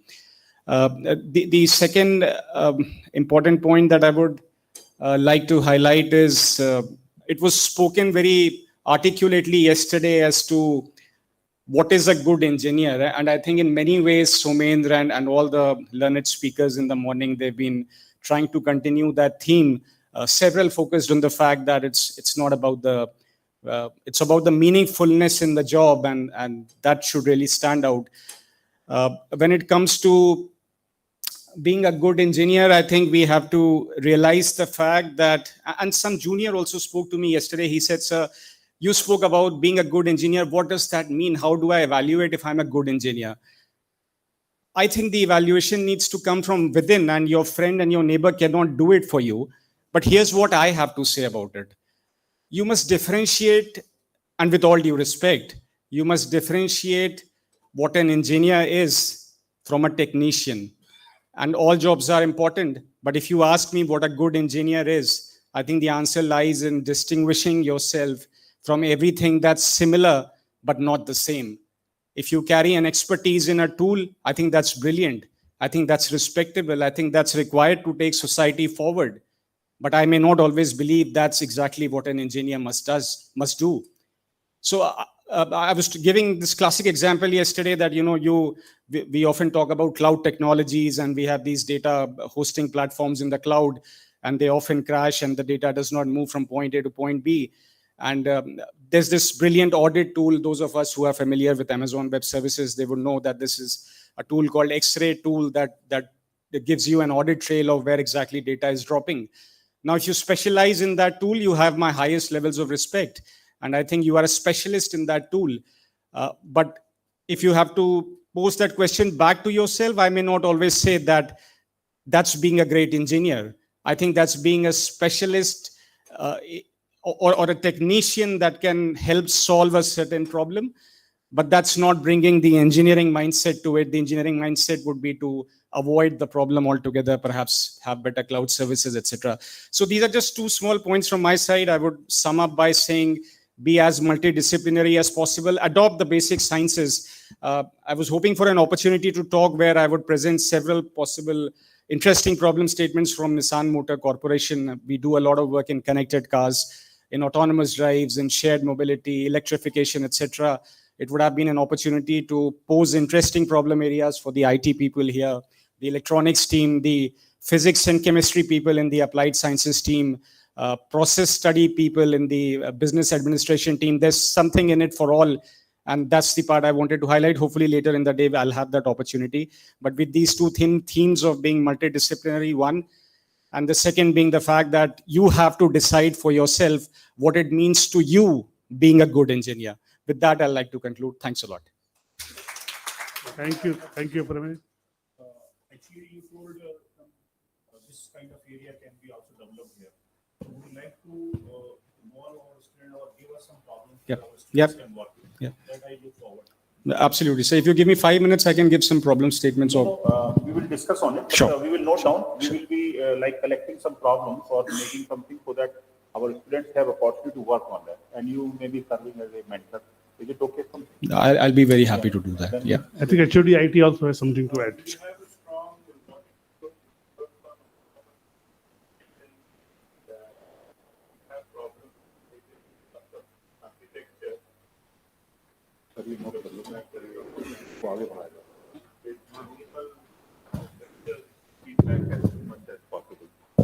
So I think the robotics group in IT department can certainly collaborate and have this automated.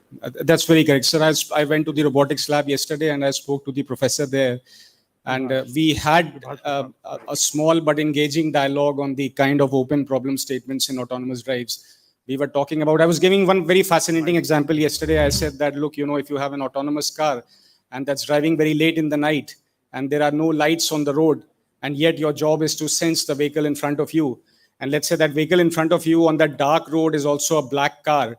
So from a distance of, let's say, 150 meters and you cruising at 100 kilometers per hour, how do you in the nick of time figure out that there's a black car in front of you completely through an autonomous drive system with no lights on the road?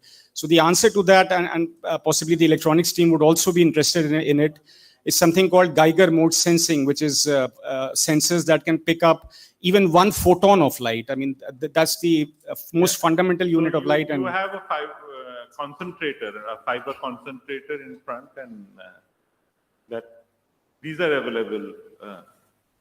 Glad to and know that. Extremely used in astrophysics. Glad to know that. Thank you. Dr. Vibhash, I want to add something to it. Can you please give the mic to Dr. Vibhash Kusal?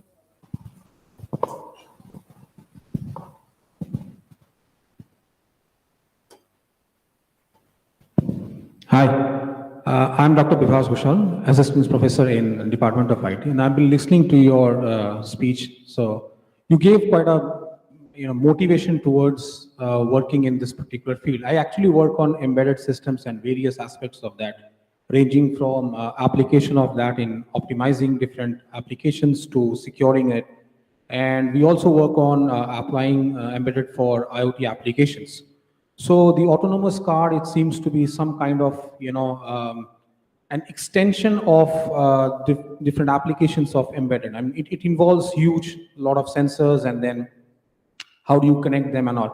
So my suggestion would be that can you just form some 5 to 6 problems in a sense, kind of a problems, a very brief problem statement, and maybe throw it as a challenge to the student community here.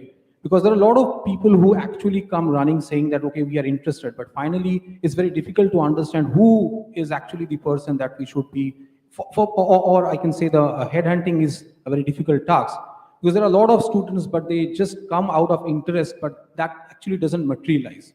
The moment we give them some task, and then they just go away. And then there's a problem of undergraduates, that they keep on shifting from one SEM to the other. In many cases, they try to take a very simple problem and then do away with their BTech and all. So we want to throw that as an open challenge in maybe a semester, a term project kind of, or maybe some kind of techno fest or something, and then try to find out who actually are interested in this, and then take it forward as prototype or something. So that, I think, is something, and maybe that could be a stepping stone for an academic industry interaction. Possibly these products would gradually lead to kind of a center of excellence sort of thing.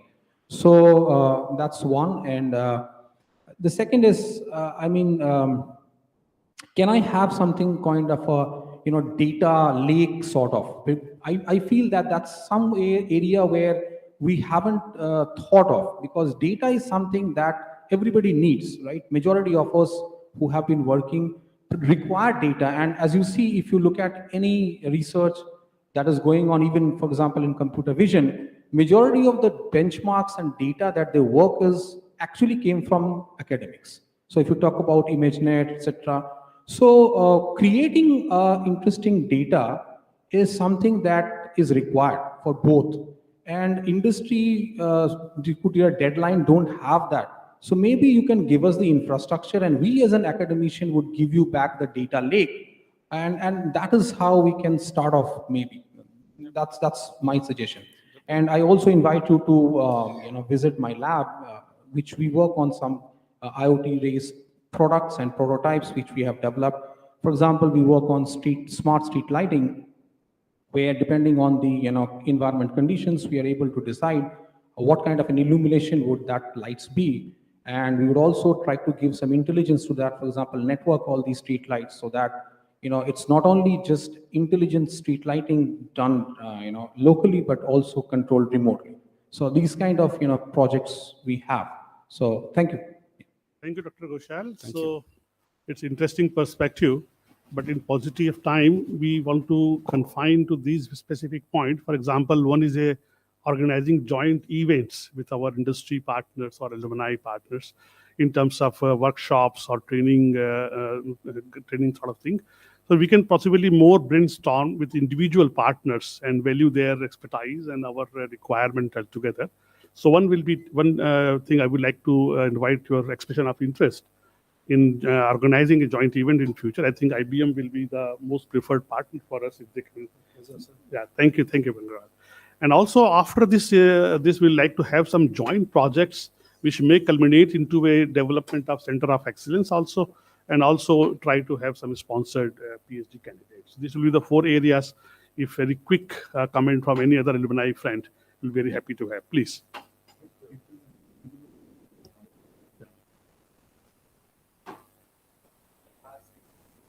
Sure.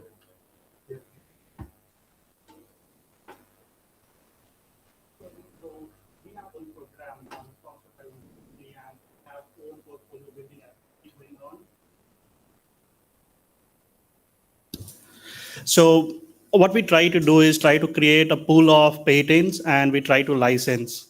There are companies who actively buy those portfolio, and they are also interested in licensing.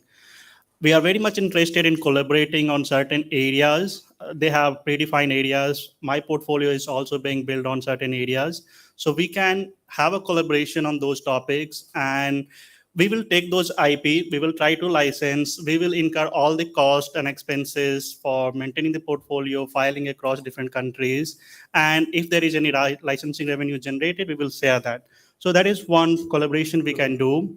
The project is also have opportunity for academicians, students, anyone who can contribute to our IP. There is financial incentives as well. So if I had chance, I would like to present, but I think we are short of time.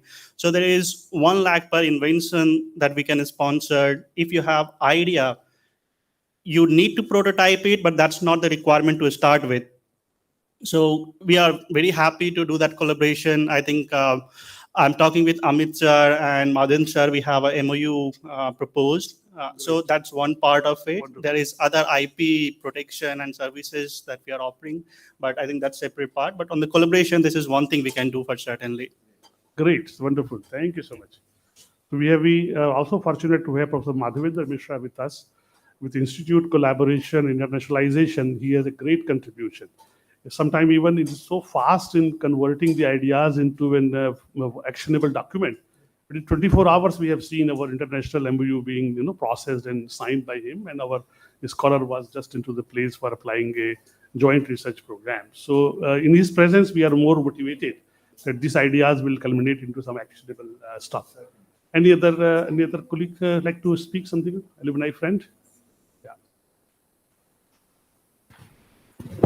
A very good afternoon to the esteemed guest, and I would like to welcome all the alumni here. I think I am audible? Yes. Okay. Actually, I will like to share the news that IIIT is also having an entrepreneurship cell here, which is funded by DST, Department of Science and Technology, and which is active last 3 years here. And the main concept of this entrepreneurship cell is named as New Generation Ideas and Innovation with Technology. And due to COVID, of course, we could not have that visibility. But now it is in offline mode. I will like to tell a little brief about this center which we are running here. It is fully, you can say, supported by EDII, Entrepreneurship Development Institute of India, which is in Ahmedabad. And that is a very good concept of Government of India, which is we are giving a small seed amount to the students for their projects.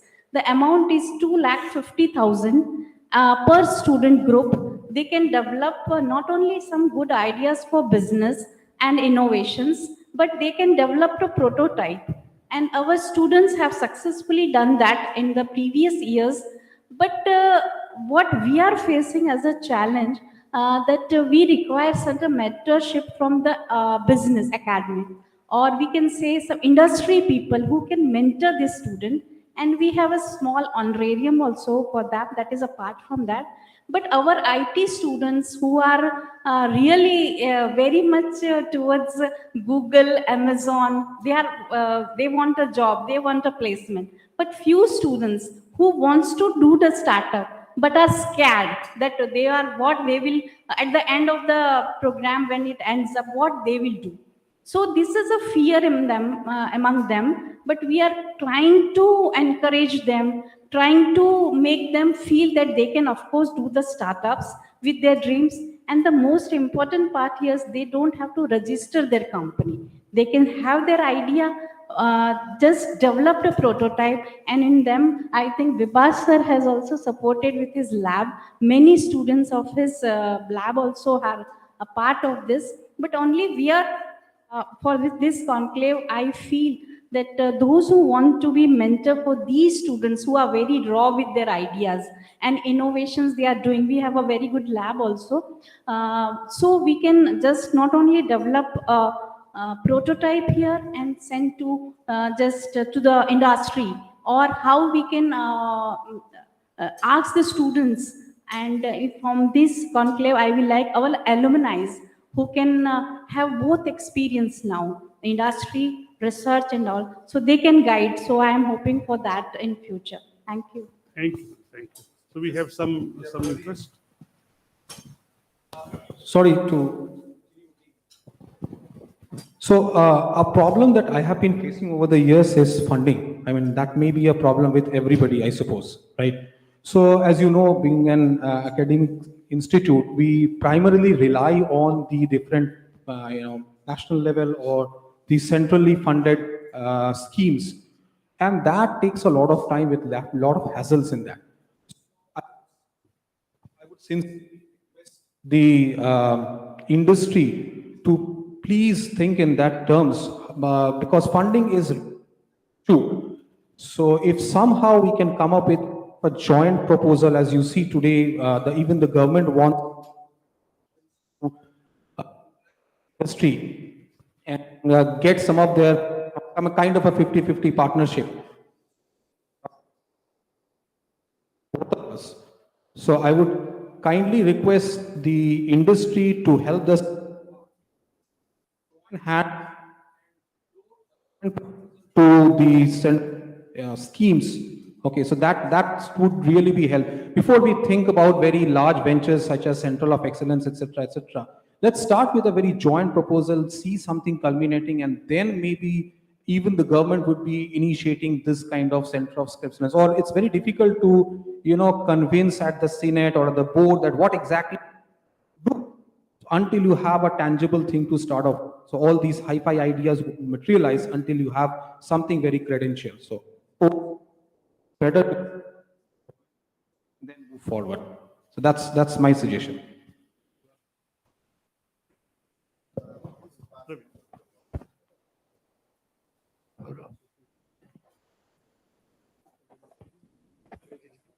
Yes. And where is this one? Am I audible? All right. So this is really interesting what ma'am you have said. This is actually one of the problems which we had at the time when we passed out.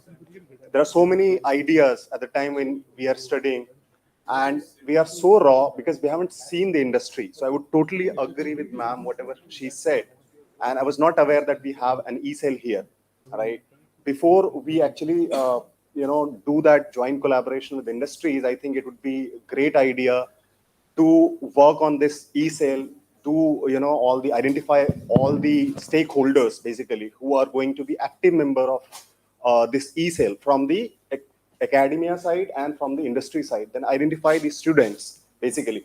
There could be ideas in terms of technology solutions, technology products, or there could be ideas not specifically related to technology. For example, if I recall what Vikas sir mentioned earlier in the very initial stage, he said that we cannot feed 1.5 billion people technology, right? So we have to go back to the grassroots also. For example, my core products are into, at the grassroots level, where we want to generate employment, create something in let's say, very basic sectors, primary, secondary, tertiary sectors, roti kapda or magan, let's say that, right? Which can be later on integrated with technology solutions. So overall, what I'm saying is that students may have a lot of ideas, which are very genuine. They have not only identified the problem, but they also have the solution, which might be feasible. But who is there to support them? One, from the industry, from the academia side, reviewing those things and then reaching out to the industry. Now there would be several people. One alumni working in one particular technology, another solution platform. Then there would be, different alumni have different skill sets. So identifying them, making them an active member of this e-cell entrepreneurship development program or cell. And then as per me, I mean, this is my personal opinion. Funding is not a problem, sir. I have seen this. Again, this is my personal opinion. As ma'am mentioned that 2.5 lakh is sufficient enough to develop or design and develop that prototype, right? If you have the right product, there are people looking out for you. There are businesses that are looking out for you, right? I have seen this. I created a business for which there are people who are ready to invest in even 10 crore. But that investment will come at a cost. That also will, all of us will have to bear that in mind, right? So I think before, this will be very essential task for all of us. before we, look at that, matured P-cell, that we need to have all these kind of considerations, which will help us ultimately. Thank you so much. Thank you. So I also want to share the good news that instant positive response from the IBM has came to support the entrepreneurship efforts of Institute. Mr. Agarwal very kindly announced to me that they are ready to share the resources in terms of computing and bandwidth and other resources to all those who are trying to have an entrepreneurship or startup being set up in IIIT Allahabad. And you can get in touch with him, so you can immediately have a takeaway that we will be having an enormously supporting partner in IBM. Thank you so much, Mr. Agarwal. Any other quick comments? Otherwise, we'll go to the online panelists as well. Yes, Rohit, please. Yeah. There's a difference between, I think I'll be good. Okay. The difference between having a technology and adoption of technology. The problem what ma'am is facing or sir is facing is the commercial adoption of technology. We are positioning the products. The positioning of product at right channel with the competition and the adoption through the valuation of that product is the most critical part. In academics and this premises is surrounded. The labs are surrounded. You have to open up the street lights, the smart street lights, the network poles. These are upcoming demands where lots of projects are coming. If we have products, let's take it to the market. Let's take it to, like we are sitting at Jalwa. This particular campus is full of resources and technology. I just take 20 kilometer drive. The content what I have here is not even 1/20th out of there. Even we are source here. See, that source is not going even 20 kilometer. Correct. The moment we will create appeal, the moment after 20 kilometer, we are talking about smart villages. These poles are going to smart village. We are discussing a smart village. We have village nearby. Let's pull our products which we are launching at lab and post over there. Let's sensitize industry. Let's sensitize the market that products are coming. And definitely every product we need to shape it first on the technology side, cutting the edge on the commercial part of it, where industry can help you. But until we are not opening up, that's the problem. Students may have the ideas, but normally being a student, we are focused on lots of innovation in terms of our learning. Converting that idea, because I've gone through that life cycle. I'm running a small startup almost 4 years now. The inception to cultivation to sustain is a task. So we have to give that learning to upcoming startups, to upcoming, every startup is going to solve a problem, but that problem solving is not free of cost. Any investor, definitely any investor will come, it will come with a cost, and they want that cost back. So we need to understand that part of it. I think since morning, this is the thing which is completely or partially missing in the discussions. Products are good, technology is good, but we need to test it regularly. I hope that message should reach out to the tables. Thank you. Perfect. Wonderful. Thank you so much. We have time constraints. I would like to quickly have some online participation of our guests there. We can continue our discussion over the lunch also, but can we have a quick one with the online guests? Any one of them? Please raise your hands and let us know if you are. Hi, hello everyone. I'm following up the discussion. It's very engaging. I just had one idea actually that came to mind. Is I would love to see the IIITA develop what we call a turnkey metaverse that is open. Open meaning it's not blockchain, public blockchain powered or crypto powered.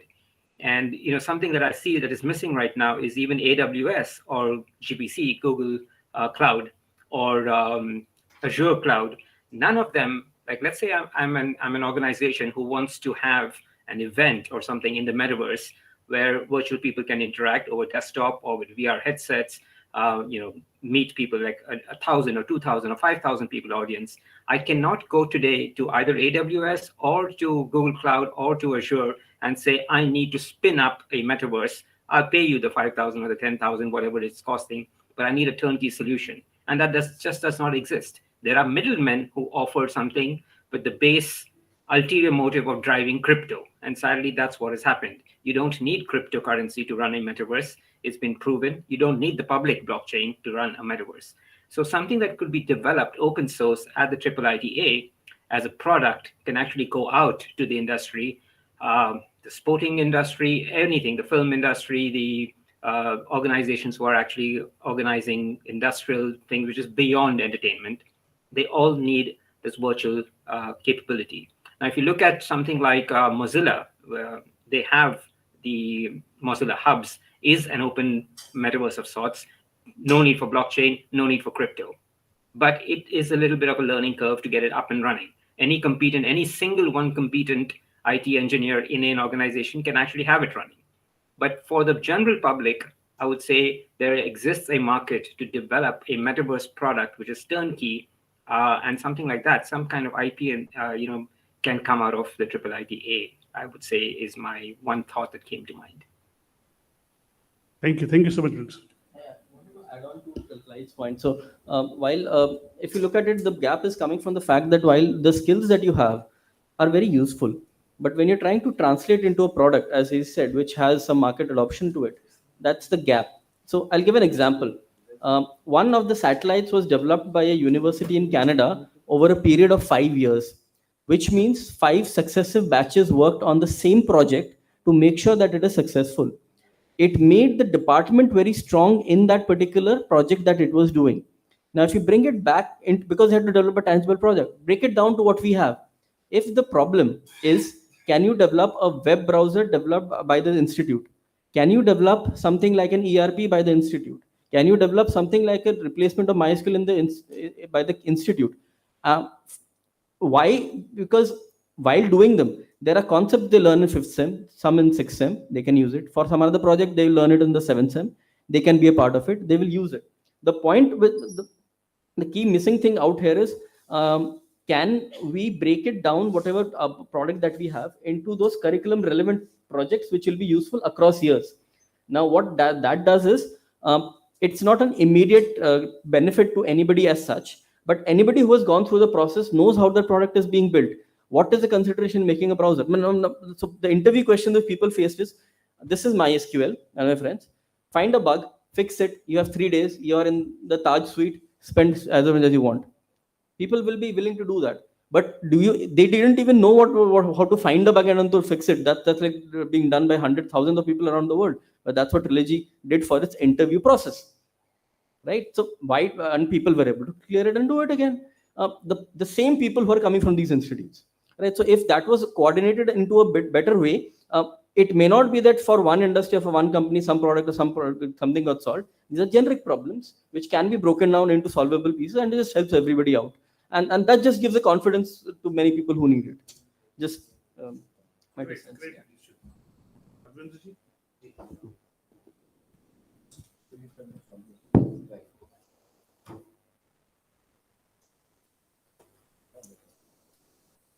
Thank you, all the participants. I'll quickly summarize the proceedings and then take up a few issues. Thank you, Sumen, for starting up. And the point which you made, discover your faculty and alumni and the students. That's the community traction probably we can get. And that I have taken it as the note. So we'll certainly talk about it. And the other part which just now you concluded with, that let us do things, soil our hands, then only we will be able to solve a problem which may be, as Vicky, Mr. Dua was saying, which are not there today, but will certainly exist tomorrow. So thank you, Sumen, for your insights. Aparmay Shukla was talking about support, giving some problems to the students. Certainly, Professor Chakravarti intervened with the robotics thing, where there could be a possible collaboration. We'll certainly look forward for that. While Dr. Ghoshal, Vibhash did talk about the data lake, I think dearth of data, we all know, we all face it every time. So that's a welcome thought, sir. Certainly, academia does require a lot of industry support in form of funds. We are, I shouldn't be saying that, but we are really a brilliant set of people having very innovative work. I've seen many of my colleagues, I envy them, the level of at which they are operating. So funds do come as a major restraining factor. If they pour in, we can certainly do wonders. Followed by Mr. Gyanveer. Gyanveer did share about the portfolio and the patent portfolio which he handles. And we are thankful. Amit is around, Amit sir. And I and Gyanveer have been talking about it. I'll report it and we'll formalize the MOU as early as possible. I'll certainly assure Professor Vyas we'll do it at the speed which you expect me to do. Dr. Ranjana Vyas, one of our esteemed colleagues, did share about the e-cell. Ma'am, we appreciate the quantum of work which has been taken by the New Gen ICT. We are aware, but that's a really important thing for all our students. And industry mentors, please come over and just help us out to while my student is identifying. I was working, I'm trying to work in some area of Marcom, which Mark Tech, marketing technologies, which I'm not promoting it anyways, but we get stuck with some problem at some point of time. So if there is an industry mentor along with us, so I think those bottlenecks we can overcome. So all are welcome, friends out there online and friends in here in the Audi are most welcome to join us. Praveer shared some insights about how at micro level we could talk about. Yes, empowering students is an important thing. Allow them to fail. Not in the courses, but certainly with the projects. So followed by Rohit. Rohit is he's the CEO of Depart Technologies, one of the services technology company which has been identified. So again, was talking about empowering students, tech solution, technology adoption. I think that's critical. Potential eye towards commercialization is an important word. I really found pull and post word very impressive out there. And thank you, Clyde, for your insights. I have started appreciating all the thought which you have shared, from moonshots till creating these fraternity metaverse. Open systems have been very close to me, open source, from the early days with IBM, all Open Genie and others. So it is a great thought. I think the panel discussions went well. We were able to chalk down these sterling points out of it. So we'll just, I'll invite Prabhat. Prabhat, are you around? Yep. Can you share your thought before we finally conclude?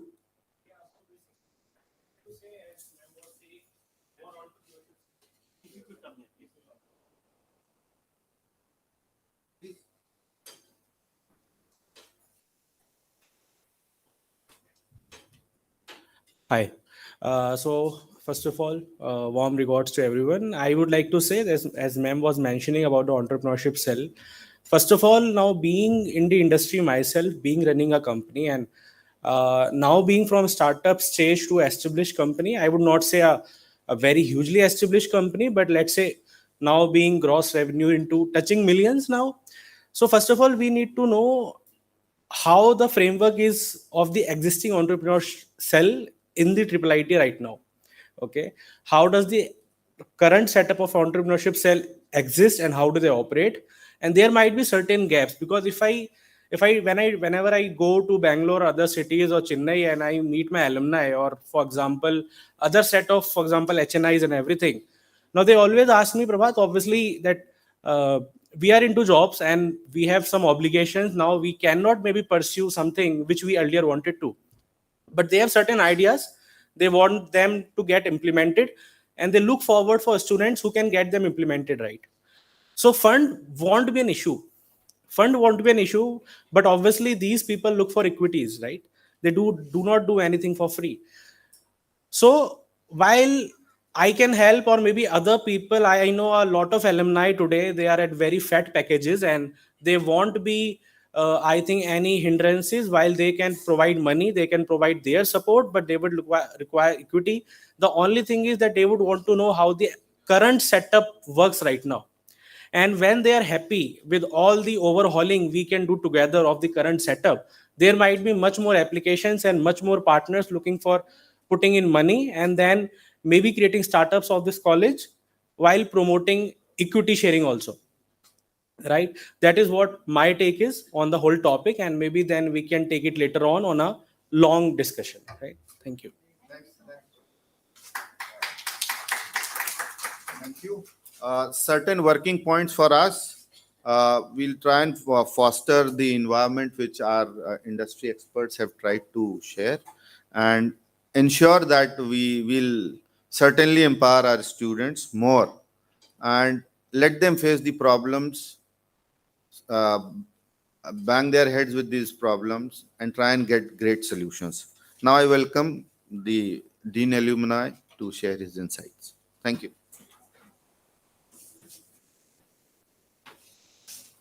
Thank you, Dr. Madhavin.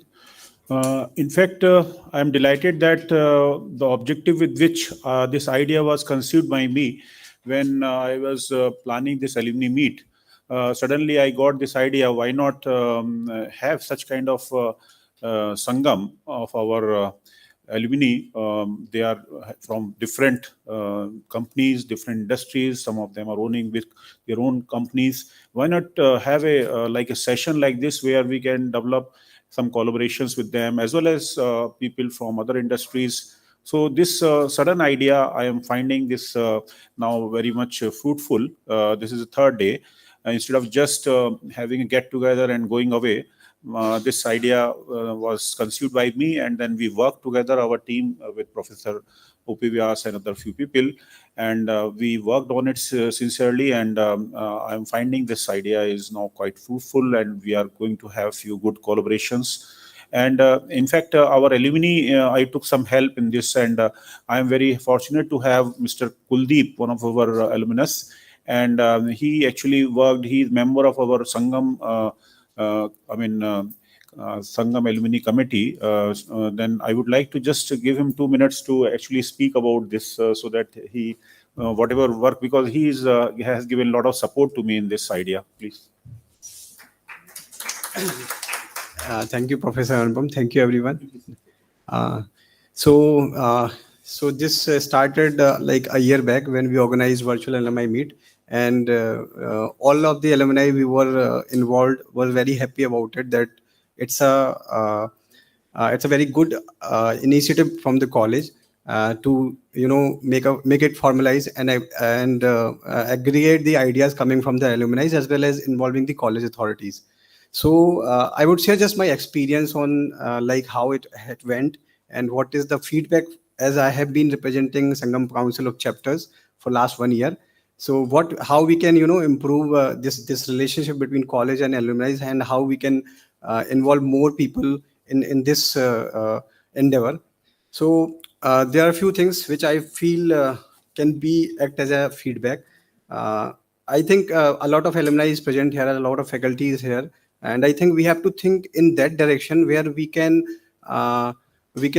find the ROI to the people involved. So let's say there are alumni who are representing here. There are chapters which are formed in various cities. So there is engagement, but there is not that much engagement, because somewhere people feel that the time they are putting in is not resulting in any kind of in any form of ROI. So sometimes things goes in a way, but sometimes they lack interest. For example, this is a fact that there has been a lot of good arrangement from the college. There has been great initiative by the college to conduct this alumni meet, but still we fail to address that. We have not able to put up the audience in that way. Like the turn up is a little bit low. We have to accept this fact that turn up is very low.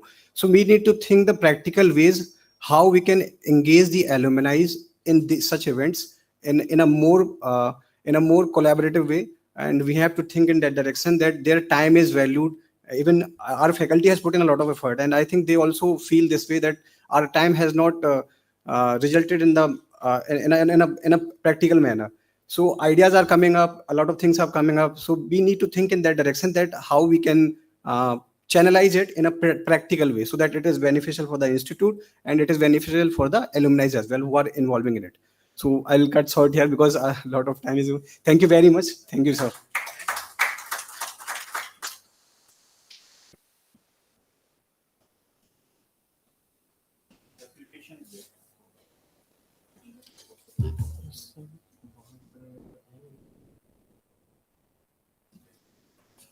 Okay.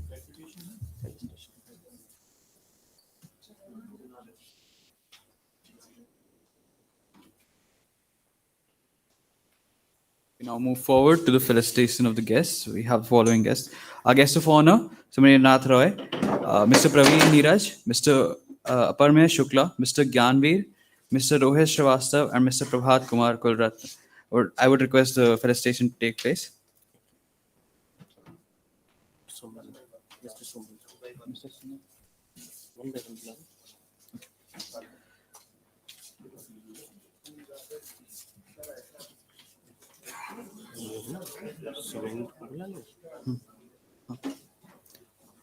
So firstly, we have our guest of honor, Mr. Sumendra Nath Ray.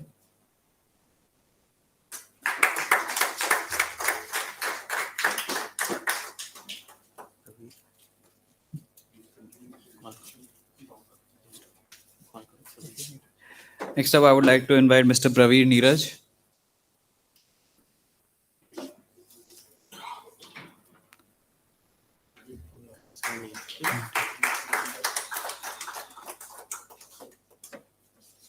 Next, I would like to invite Mr. Aparmay Shukla.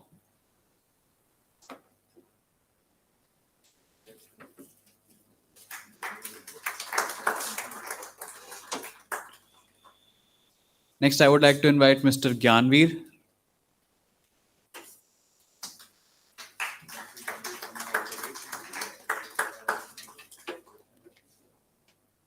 Next, I would like to invite Mr. Rohit Srivastav. Okay. All right. Next, I would like to invite Mr. Prabhat Kumar Kulratne.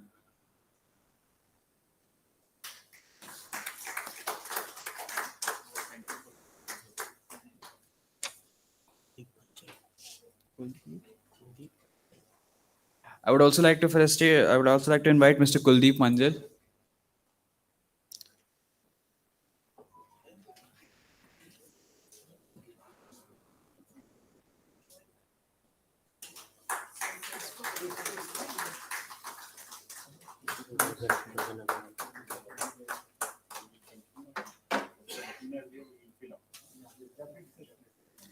Next, I would like to invite Mr. Gagan Agarwal.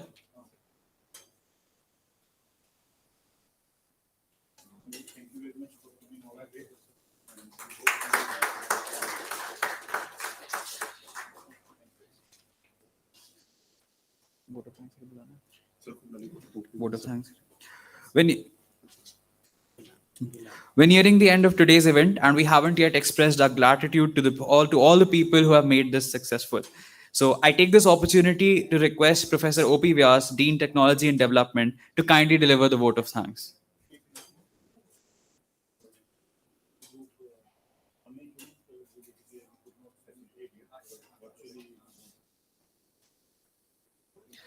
To all the people who have joined us virtually or through online meet, while we could not felicitate you, we extend our warm greetings to you, and we hope we can continue this collaboration in the future. Thank you. So it's a very satisfying note. May I express the gratitude and a vote of thanks to all our wonderful alumni. It was so joyous to see them grown up as a professional, excellent professional, and we have seen them like a young boys when they came to the campus. It was as if like we are seeing our own children being grown up into such a enormously accomplished position. Many thanks to you. Without you, it was not at all possible. Keep the relation up, and we will be, of course, improving upon from where we have started now. We are also very thankful to our colleagues who made this event possible in terms of arrangement. It's not possible for me to even name them. There are so many, and they did a wonderful job for 2 days to organize this wonderful event in a very limited position. We have also onboarding being done for our new BTech students parallelly. Every day we are receiving 120 students to 200 students reporting for the first time to the campus and getting the hostel allotted to them and all ID card being prepared. So the whole team is already investing themselves. So we are thankful to all of you organizers in terms of volunteers for organizing this event. Equally, we are thankful to our today's guest of honor, our alumni guest of honor, along with Mr. Gagan Agarwal. We are so much thankful to you. And we really look forward to you. Unfortunately, we couldn't do justice to the potential of what IBM can offer to us. But believe me, we are a very strong partner in future. I thank you once again. I'm also thankful to Professor Madhavendra Mishra for being here since the time when we conceived this idea and having a meeting in the boardroom. Professor Anupam told me that we cannot proceed unless the last day we have a MOU or a collaboration in charge available with us so that we can see whatever ideas we are having should be also converted into an actionable document. So thank you so much, Madhavendra, for always being there. With that, also I thank all of my friends having this photography being covered, audio being taken care of, and all the patient audience. Thank you so much.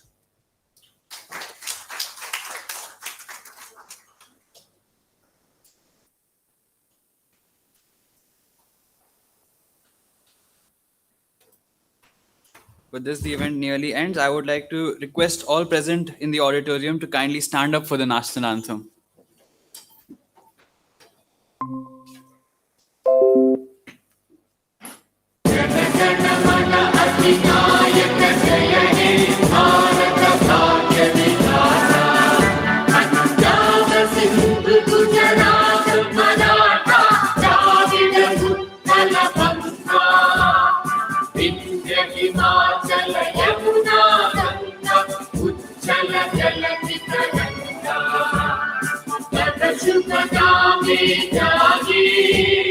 तब शुभ आशीष मागी गाही सब जय गाथा जन जन मंगल दायक जय हे भारत भाग्य विधाता जय हे जय हे जय हे जय जय जय हे